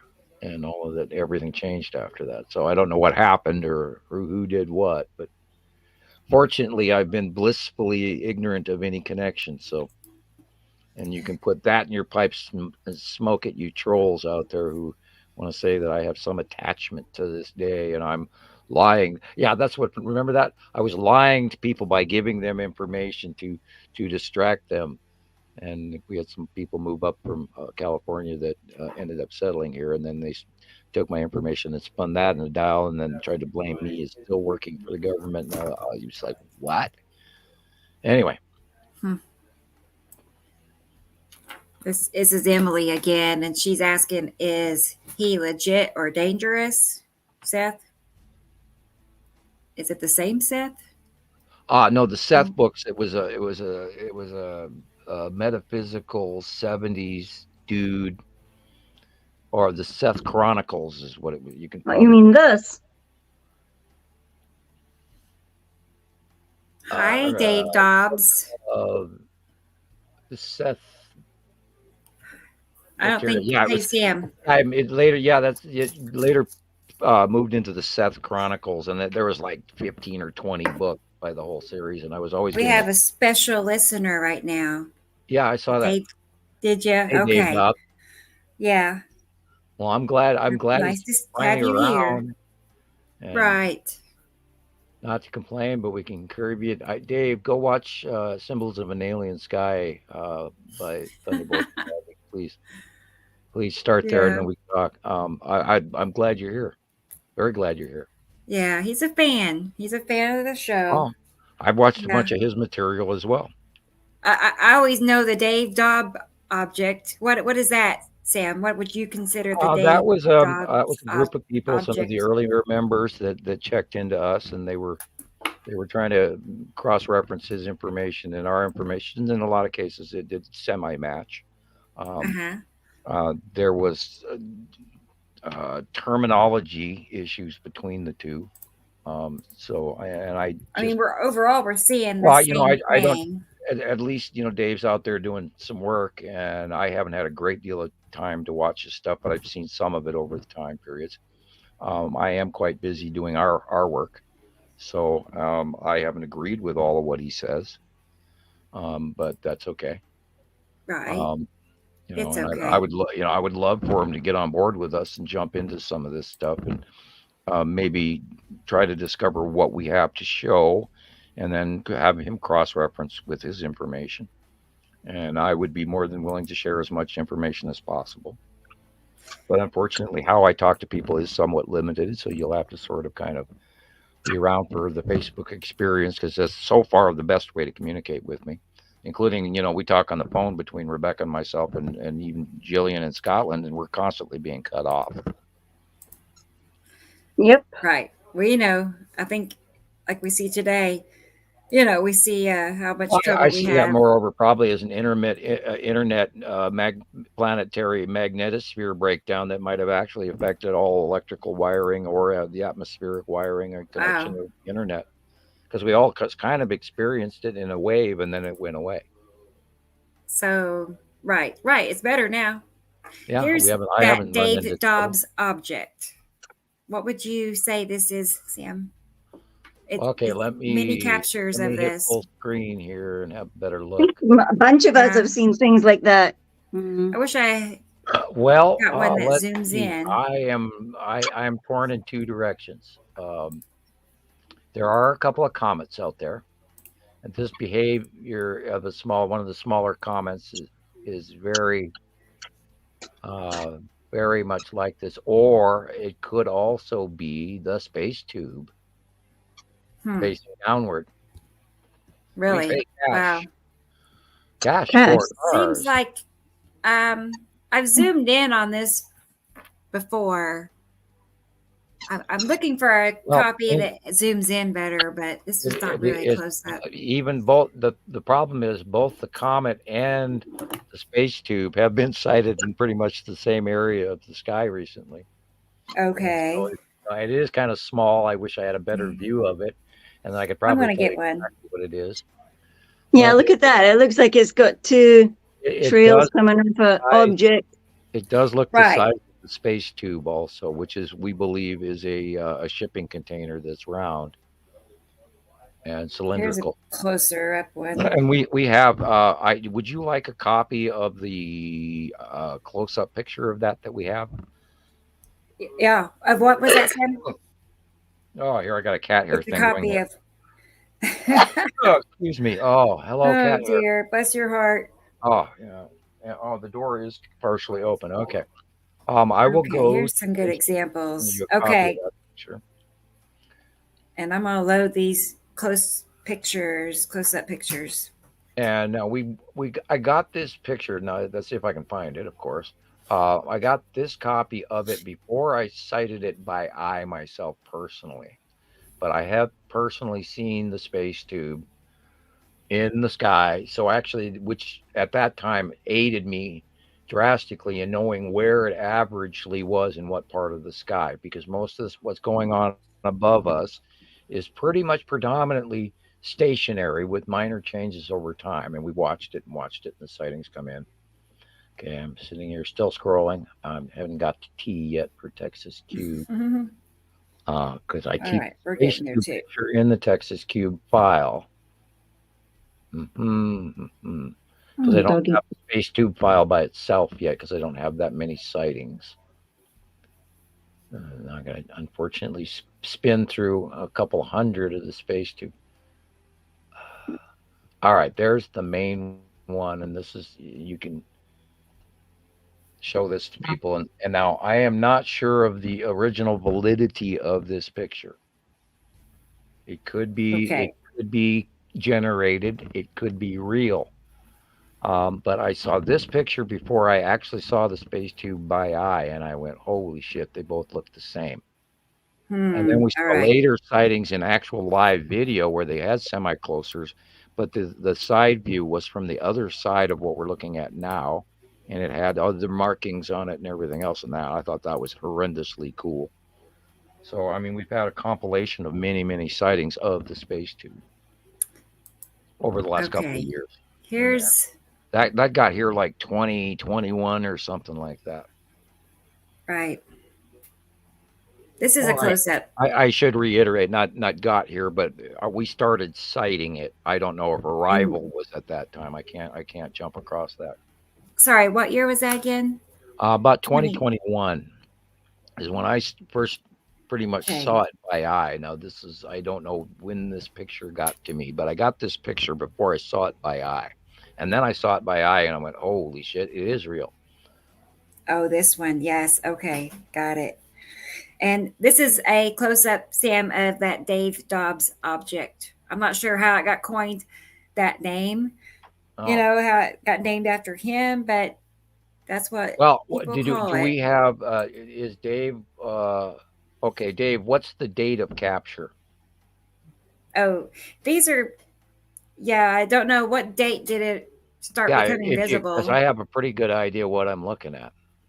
These are some I pulled off of Facebook. But it's been captured for many years, all over the place. I just got this name, the Dave Dobbs object. I don't know why again. Yeah.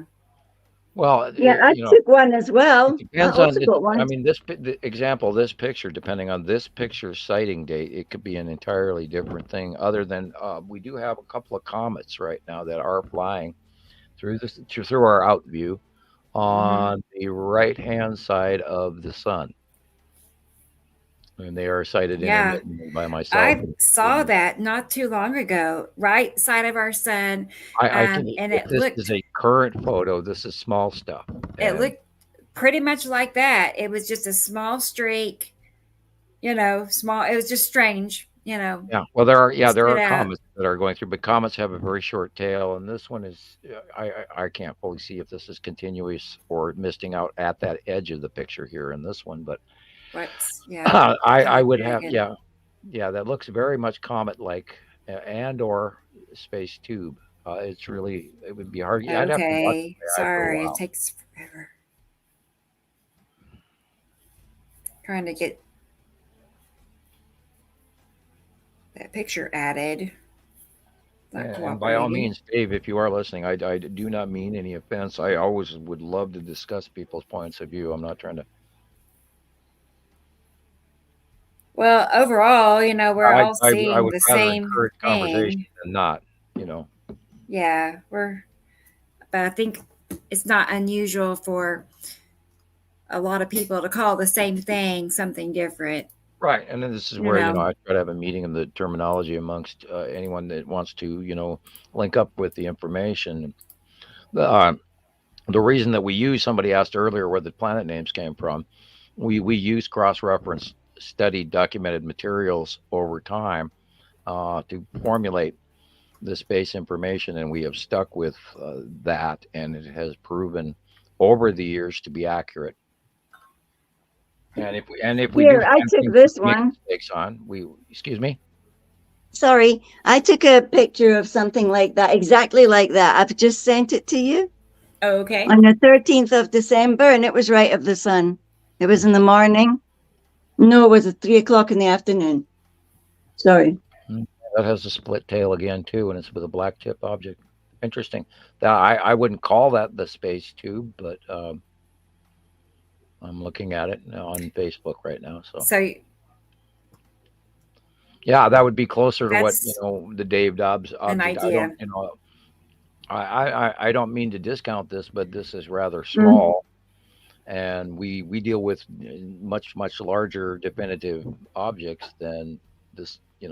This would be on the OCG list or something, or comet list. And Yeah, this is what I took. Yeah. It does look like it. I have it ready not in a seen second. that many sightings of it coming in, so that's very interesting. No, I You mean don't there's see something out there I haven't either. seen? Wow, that's and it is Right. downward. It is downward, almost vertical spiral. So And repetitive. You know what I mean? It doesn't just come and go for that. It's interesting. repetitive. I will have to start paying a little more attention. Apparently, there's a couple of things that and I'm always saying, there might be a whole bunch of stuff I miss. As I try to not choke on my cough drop here. I know. It's just It rolling takes across my skill. tongue while I was trying to talk at the same time. It here. takes skill. Yeah, Let's well, see. This I've might failed be a few times in a few shows, so bear with me as I choke to death. On a Ricola. I'll be fine. Don't worry about me. Yeah. So this is what Gillian just sent me. This is one of hers. And it does look very similar because it has that little black dot. It's like something is falling, a rock. I don't know. I don't know where it is in the sky because I have no reference points here. But yeah, that looks twin-tailed. It is heading vertically downward. I have not seen that object recently, and it could be the spiral asteroid heading away in a vertical orbit. It is small, so the only thing that we know of that is small is the spiral asteroid in comparison. It depends on how many degrees off the deck it is and where its cameo presence through the monthly site drawing, etc. is. I can't call this one. Cool. Yeah, I'm just trying to find because I So- took a picture of it really far away, and yeah, I was on my bike at the time, really. So Yeah, I just seen it far away. It was going so fast as well. maybe it's me that's discounting it as a comet because I haven't paid attention to the 2 new comets, or there was one comet in our view for a while, and then now we got a second one. And so, Well, this was 13th of December. And I sometimes automatically discount my out view of where the normal planets are, even though I do occasionally look them up to keep, as current as possible, but as long as I'm reminded by them. But they're so far away. And I don't really pay that much attention to the small stuff because we're busy dealing with these big, massive things that are passing us every day. Right. I know. I've gotten, like you were saying, I mean, I've gotten to where I don't pay a whole lot of attention to all the UFO videos people share. Right. It's well, like, yeah. I remember you saying that too. It was just kind of like, well, that's the little stuff, it's and it's I don't mean to discount it or belittle it in any manner. And this is why part I said, Dave, I'm not trying to, create any arguments here, but the other, just keeping track of the 7 spinning objects and all the asteroid cluster groups and sighted in Texas Cube and the Empire Orb and all the smaller, star destroyers and the space tube and all this shit all at the same time. We don't have a lot of time extra for even the smaller stuff. Nor, like we talked about earlier, naming Big Sister, this new asteroid that's along for the ride in the out view, but just behind the red asteroid, and Little Sister and the other 3 or 4 ones that are usually behind it as well, that are slightly smaller than what we would now call Big Sister. So, and it's an ever progressing documented scenario where over time, once everybody starts to get on board with certain items, then they become topic. Oh, this one. That's the bottom. That's pretty. That's the bottom of that too. Yeah. It seems like that happens more with that too than. Yeah, because it has time. Yeah. Not pretty much non-existent atmosphere. For a gas giant, it has a really weirdly thin outer atmosphere. And whereas Atu's moon does this completely different behavior thing with more bubbly than Atu itself. But when Atu comes in close, it's highly, highly momentous cloud bubbly as well. And that has to do with the atmospheric cold to minus 440 degrees, and all of that. Warm atmosphere versus cold atmosphere or gas atmosphere. Here's another. Okay. So that would be the same. Yeah, that's the same. Atu. Okay. The upside down rainbow. Right. Yeah. There's no such thing as, and we've seen that over the years. We've seen it numerous times. Always when Atu is at such and such a placement in the sky. Yeah, a few of them. I remember this one. This one's cool, and this was, I think, 2022 when Atu started first going over the top of us during the day, and I was just looking at it and going, "Wow!" You can see the little in the first picture on the left. You can see the little drop eddies of cold air that are dropping into the atmosphere, like as if you pulled a big block of dry ice out of the freezer and you hold on to it, and there's just little drop eddies of cold air. And that's a crescent illumination of an overhead passing planet. Are you saying the area just left of that building that's on the right, those little drop? Yeah, those little drop little fingers. That's that's that ice cold ass planet that's up in space, and then the sun embarks on the face of it, and then all of a sudden there's that cloudiest ice cold to warm drop fingering of a very cold object that is being instantly warmed up. Wow. Okay. Like dry ice, if you pull it out of the freezer, all of a sudden it starts dropping all these little wops onto the tabletop below it. And that shows you're looking at the color line between the 2 buildings corners, where that one little white line, and that has to do with the lighting, illumination of where the cloud creation comes from, that gets warm and it creates this bank of clouds. Man. Probably because it just came out of the shadow darkness behind Attu proper, or behind or if this may be Attu's moon, but I doubt it. So it was probably hidden behind Uri and completely cold, and then comes around and gets in the light. There you see the crescent illumination, or excuse me, the rainbow illumination of the crescent.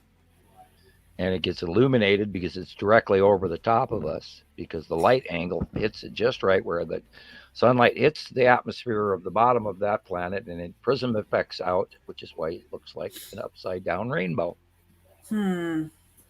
So is it punching in here? Is that what's... No, it's above. No. But there's like a 3,000 plus mile zone of our atmosphere, but then they have a very large atmosphere as well. But if a planet comes out from shadowing behind another larger planet, I would imagine there's a spatial gaseous facial reaction. We know there's space clouds. And you have examples of it, why it's dropping off there in fingers on the left picture. I've never noticed that. So you mentioned that, I'm always, trying to look at the details. Right. And that could be, in this older picture, it could be Attu's moon right there, or even lead asteroid just to that left light tan building. Right there next to the rainbow illumination, there's a dark circle right there. Yes, I do see that, yeah. That could be lead asteroid with Texas Cube behind it as well. Yeah. They like to hang out together. They're just depending on the date of capture of the picture, and I believe this is 2021 or 2021 probably. All right. Well, that was all I had of those. I just had a few I found over the last, little bit. For Ray Guy says the dragon of Revelation 12. I need more information than that. I don't have my Bible beside me to look it up real quick. Well, wouldn't that be like we were talking a few minutes ago? Wormwood. Gillian is our Google expert. So Google what? Which one? Revelation 12. Oh, we want Revelation 12. Let's see. Revelation 12. See, everybody has their little jobs. Right. And we all. I don't have a phone. She's in charge of Google. I could. What is the meaning of Revelation 12? Cat, get your butt out of the way. John saw a woman, the church, her child, the kingdom of God, and a great red dragon, Satan. He saw the war in heaven, Satan's continuation of that war against the church, established by Jesus Christ in the meridian of time, and Satan's war against all mortals who keep the commandments of God. Okay, well, first of all, Satan, Lucifer, is an invention of the Roman Catholic Church. Does not really exist in other civilization texts, although there are other demonic names for certain gods in the Hindus, in the Indian religion, in Egyptian religion as well, Anubis, etc., gods of death. So first of all, take that. Yeah, well, the red dragon. Yeah, well, we know that planet of Saturn is red, and we know that it is winged, and it does have a definite effect visually, especially in 2018. And then recently, when was that, Rebecca, that we were watching that winged effect over the top of the sun again? Was that last spring or something? Oh, it's been more recent than that. Was it this summer? Yeah. And I was surprised by that effect, and that's probably approach. I have some good pictures. Let me get those. Yeah, and we'd only seen that prior to this recently this summer. We'd only seen it back in 2018, and never in between. And that, of course, is highly documented going back. Are you saying that it doesn't happen very often? It's only happened in those two cycles, and this summer. And then back in 2018, when the sun when the Saturn went over the top of the sun as Nibiru backed up, so did Saturn and the Saturn yellow moon, and they went from 2017 to 18, they were on the left-hand side of the sun, and then they would cross slightly over the top of the sun, which caused that effect right there, the winged planet effect. See, I thought it was more common than that. I did not No, it was only realize those two. When we saw that happen again this summer, I questioned everybody that posted it because there was a lot of it going around. I said, "Is this current? Is this a?" Yeah, it's a current shot. I went, "Wow," because we had not seen this.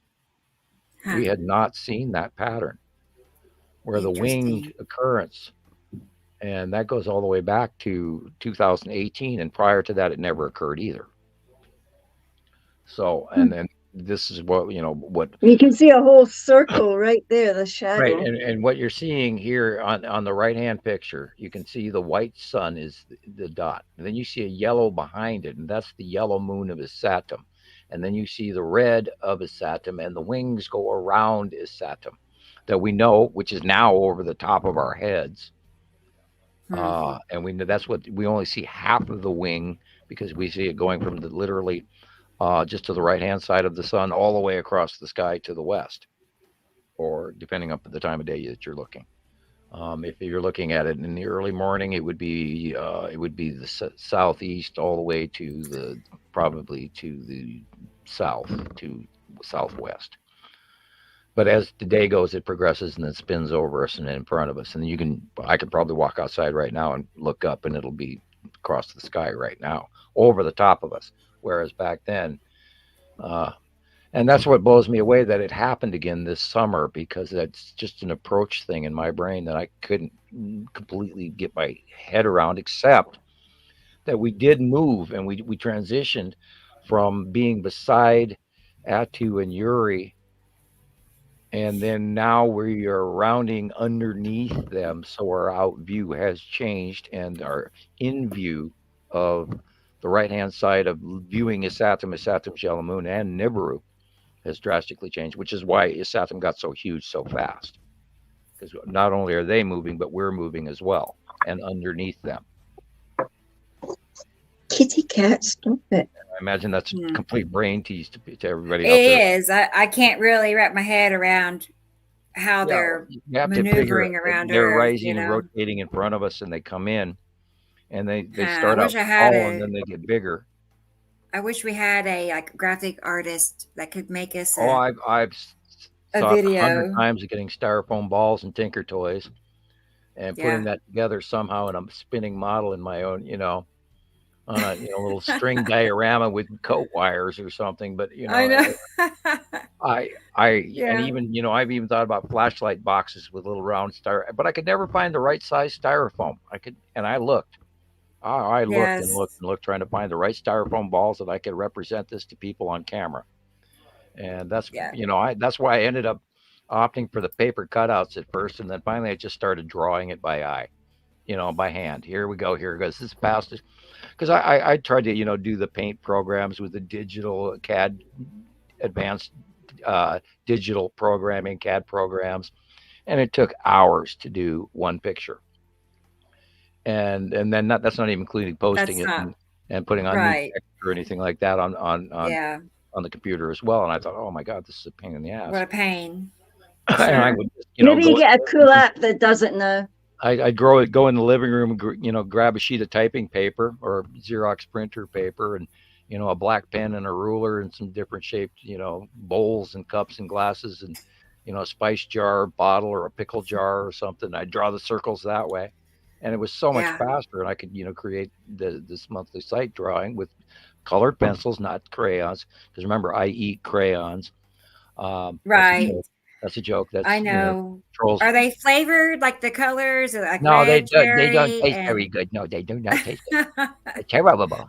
Okay. They're great floss for the teeth, but they taste terrible. Anyway, can't see the cat. That's Stella. So I use colored pencils, and I draw that within 15 or 20 minutes, and then I get a very good representation that's highly accurate and surprisingly accurate. And I mean, down to even some of the cloud puffings that I draw in. Even you are surprised. Oh yeah, I'll post the picture, and within a couple hours to a week, there's an exact copy of what I drew. That is And even true. though, and I'm not copying it off the computer, I'm going out in the living room and freehand drawing it before I even turn the computer on. So, and that's been my habit. And I still dread every 15th of the month.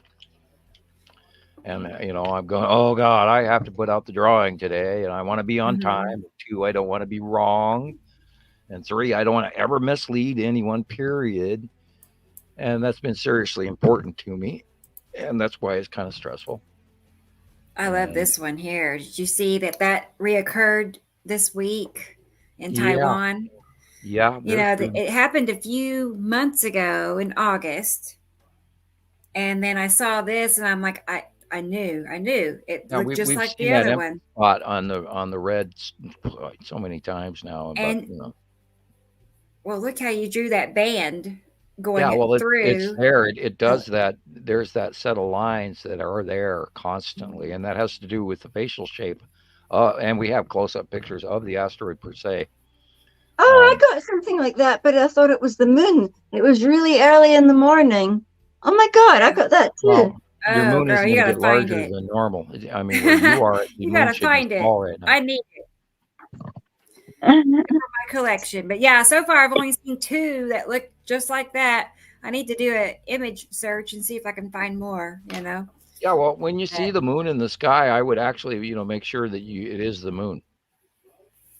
Because there's a lot of stuff where I'm watching. I saw something on YouTube earlier today, even where I went, I wonder if that is actually the moon. Well, and the same goes for the sun. I mean, sometimes what people think is our sun is not our sun. Yeah, don't take for granted what you're staring at. Always, and I dissect every picture I really look at, and of course, start on the dark side, which really actually it teaches your eye to gather far more.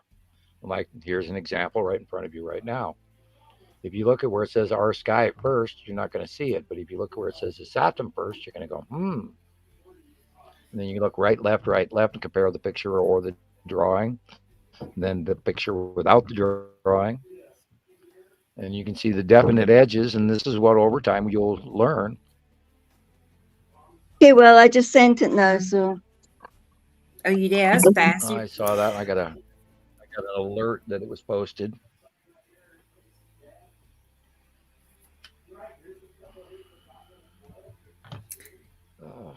And there's people the background talking. Don't. Oh, well, maybe. I don't know. This is a little different, but I'll show it to Sam and everybody else.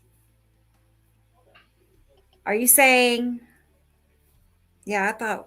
What time of day? I don't know what that was. That was in the early morning. It was still dark. It was about 7 a.m.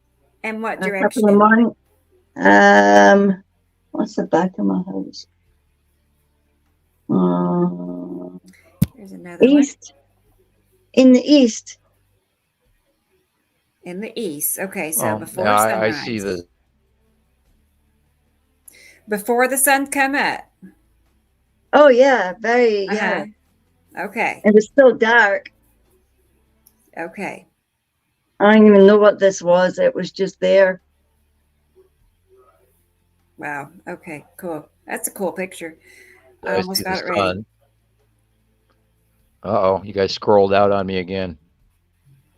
Can you hear me? I can hear you. Okay. Because everything went scroll black pictures for me again. Oh, yeah. You were doing that earlier. It could be going on. Yeah. Same was happening with you earlier. Okay. So here's Gillian's picture.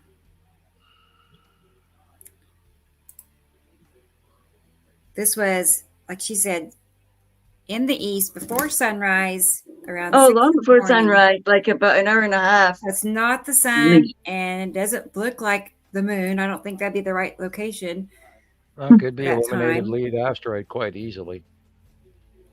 But with the stripes, have to watch it. Yeah. It could also be any number of other objects that we know are there. It's just the wrong color for our moon. It's the wrong color. I don't know. Well, there's a yellow object behind our moon. So if that is the moon, I don't know. I can't call unless I was actually there to watch it. All right. It is a little bit behind the clouds to actually, make a call. Those two streaks, those two lines, kind of resemble, that band that I was just talking about. That band, where'd it go? I lost the whole thing. Anyway. To me, it looked like, if I looked at it, there was an immense thing behind it, like a purpley dark object.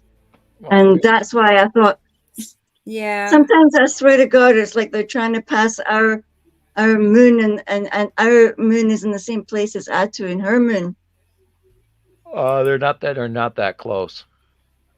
Which is weird. I mean, if your brain really we talk about close passes, and I don't know how many thousands or hundreds of thousands of miles they are distant, but they still affect us in certain odd ways, which I'm always trying to swim through.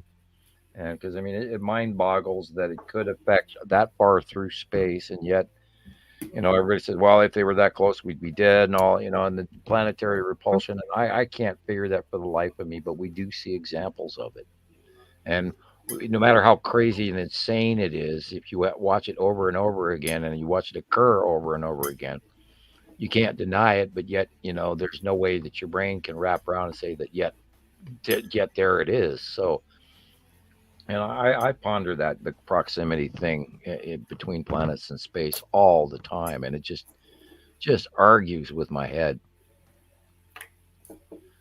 Another example of the onset of Uri and the debris field and asteroids and all of the shit underneath Uri. And she onsets and affects our weather, and we see very close passes and lightning discharges, and we watched that in 2021 and then in 2020 in San Francisco, and then in 2021 the South Dakota storm, and then there was 2022 Canadian and Ohio storms and all of these mega superstorms that we watched happen through the end of the 180-day cycle, etc., which we're also seeing part of right now, except we're seeing superstorms in weather rather than... Lindsay told me that the last time it snowed really bad here, it got to be in minus 18 degrees like Celsius here, and that they couldn't get out for almost 2 months. The ice and everything was so thick and so hard. It was just awful. That sounds like a normal Montana winter. He said that was in 2011 or 2012 or something like that. I keep wondering when Oklahoma will get its turn again, every so often, every few years. We haven't really had a big snow since like 2010. Oh, we should be hearing more about that. It's been a while. Well, we have a cold front coming in right now off the Pacific, and it is going to affect Colorado, and what affects Colorado does dump into your area. So be careful. Okay. We're watching out for it, man. The jet stream moisture is coming up from the Pacific Ocean off of Baja and side of Mexico over the Mexican Rockies into the Gulf Stream, and that's where all that moisture is coming up from. And the border between that is going to be literally over Texas, Louisiana, Arkansas, and Oklahoma. And so, you'll probably get some really interesting weather this coming January. Yeah. There you go. Get your oilskins out. Yeah, they're predicting a rather interesting change in the weather come January. And if you look where I noticed that the setting sun has really, really dipped into the southwest quickly. From what I'm used to, noticing the winter solstice change, and the sun is now setting way deep southwest, in my opinion. So this should be an interesting winter, because Russia and China are getting their asses whooped right now, and we've also documented that what happens there, like 2 or 3 weeks later, happens over here. So, and we saw that earlier in the beginning of this podcast, we were looking at the northern jet stream and this weird oval that is existing currently over the top of us, and that could shift sides here any given day. So we might be January blasted into a really mega odd Arctic jet. So we'll see what's coming. That was it on that. I think that's all the new comparisons I have on those. Yeah, well, I'm getting a bit sleepy So- now because it's like 1:30. Oh, we can wind it up anytime. Yeah, we can. Sure. Let me go ahead and close this out. Oh, look at that square thing. Yeah, I was gonna say. I mean, I'm Yeah. starting to run out of new things to cover. So that kept us going like 5 hours. That's Yeah, pretty we've been good. doing good, eh? Stayed right to the Yeah, end again. right. Everybody. Only because I'm celebrating because it's nearly going to be my What- birthday as well. So, Happy Oh, sorry. when's your birthday? No, not as like you can start singing in a couple of days. Okay. Well, In a early. couple of days. Okay. In a couple All of days. right. I'm working Yeah. myself up to it because I don't want to go into that next phase of 5 years. But can you Are you believe? New Year's baby? Well, I think it was because of New Year's I decided to be an early baby because I wasn't meant to be born then. I was Well, meant to be born. Yeah, well, and come to think of it, we won't be back until after New Year's. So everybody out there, Happy New Year Right. in advance. Happy New Year. Yeah, We'll Happy see you New Year's, next everybody. year, kind of thing. Have Right. Merry Christmas, and everyone who still, word of warning, everyone who sent me a Christmas card that is still coming, you will get a Christmas card back, unless you want a Happy New Year card, which I don't have one of. I might actually. Yeah. Yeah, I want a Happy New Year card, Sam. Okay, well, Yeah. I'm gonna order yours I am not today. sure I have your address. It's somewhere. I stopped keeping notebooks. I kept thinking, oh my God, what if I kept people's names and address and then they used it against me? You guys are my cohorts, known accomplices. And so I stopped recording as many addresses as I used to. Yeah. And, I will leave, first names and, stuff like that. But I worry about writing too much crap down. Kick in my door and say, what did I do? What did I do? I'm not doing Right. They take just your for my notebooks opinion. and use it against you. Yeah. Yeah. Oh, I contemplate that all the time. Like, don't go over the edge. Don't go over the edge, and share opinion, as long, freedom of speech and all of that. And wow, it's like, where do you Right. begin? Where do you draw the line though? Yeah. Yeah. Or because, it's like we come off all the time, like we're talking, friends over the phone, and that's what we do. And we've done so many of these shows that, we've all slipped into that habit and sometimes forget that we're here doing a podcast. Right. It's easy to do. Myself, I've asked different people, to be on the show with us, and they have all, responded pretty similarly, saying, they don't know what to say or how to act, or, they're just nervous about being on camera. But honestly, you kind of forget about it once you get to talking, because it feels like we're just talking to each other. Yeah, and our premise question with new people is, how did you find the information? Can you, share to us what your opinion of it is? And that way we can learn better ways to share better with other people and the new folks, because we're always trying to learn how to do that, how to, approach this topic from step A, and then, you have, alphabet letter ZZZR, and there's just so much information that we have to get out, but we need to, a way to figure out where to start with most people. And I'm very glad that we got all these new folks online here, and I'm very glad that they're listening every week. And I thank you, and I'm glad you're along for the voyage of discovery and the Citizen Science podcast. I know they're here every show, Sam, Gillian. They're here every show, pretty much. Some great people all out of these there, people and here, really. I love you all, and thank you, and share. And it's lovely.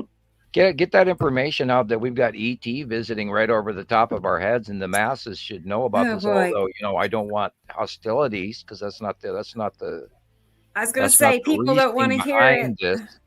I told my neighbor, she never talked to me after that. Yeah, we cannot fight these people. So let's not go to hostility towards the visitors.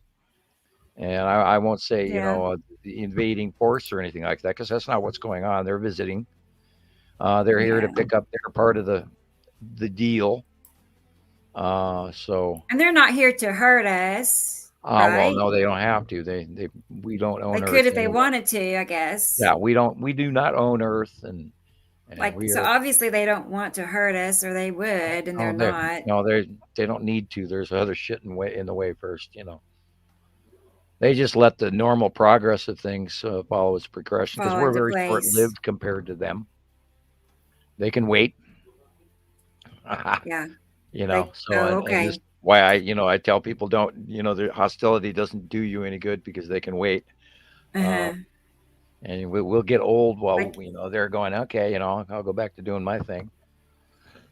So anyway, we'll well, wind it up, and I'm glad everyone's here, and we'll talk to you as soon as and hopefully I'll get this microphone thing fixed, and we'll have better yeah, watch a sound. YouTube. Find a YouTube video. Yeah, how do I They'll hook help this you. up?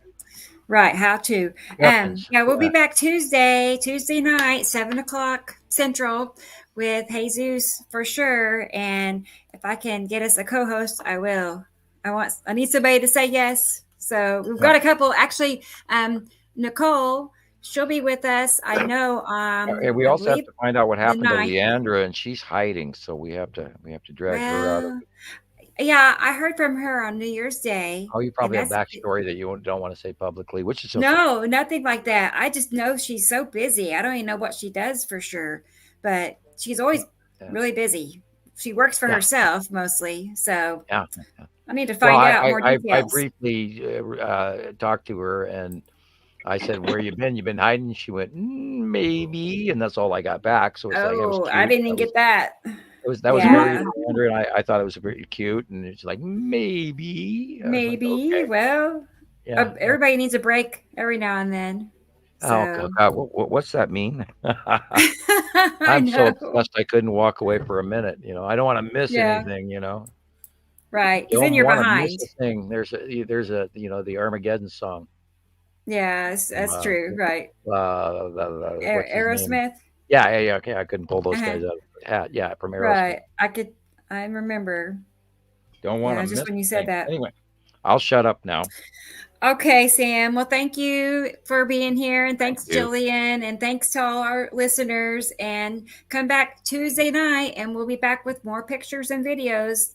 And sorry, I was just over in the corner. The cat knocked something over. Uh-oh, you're fine. You're Say fine. Good night, Ethel. Dragon. Good night. Good night, Gillian. Night, everybody. Bye, guys. Night, Ethel. Bye.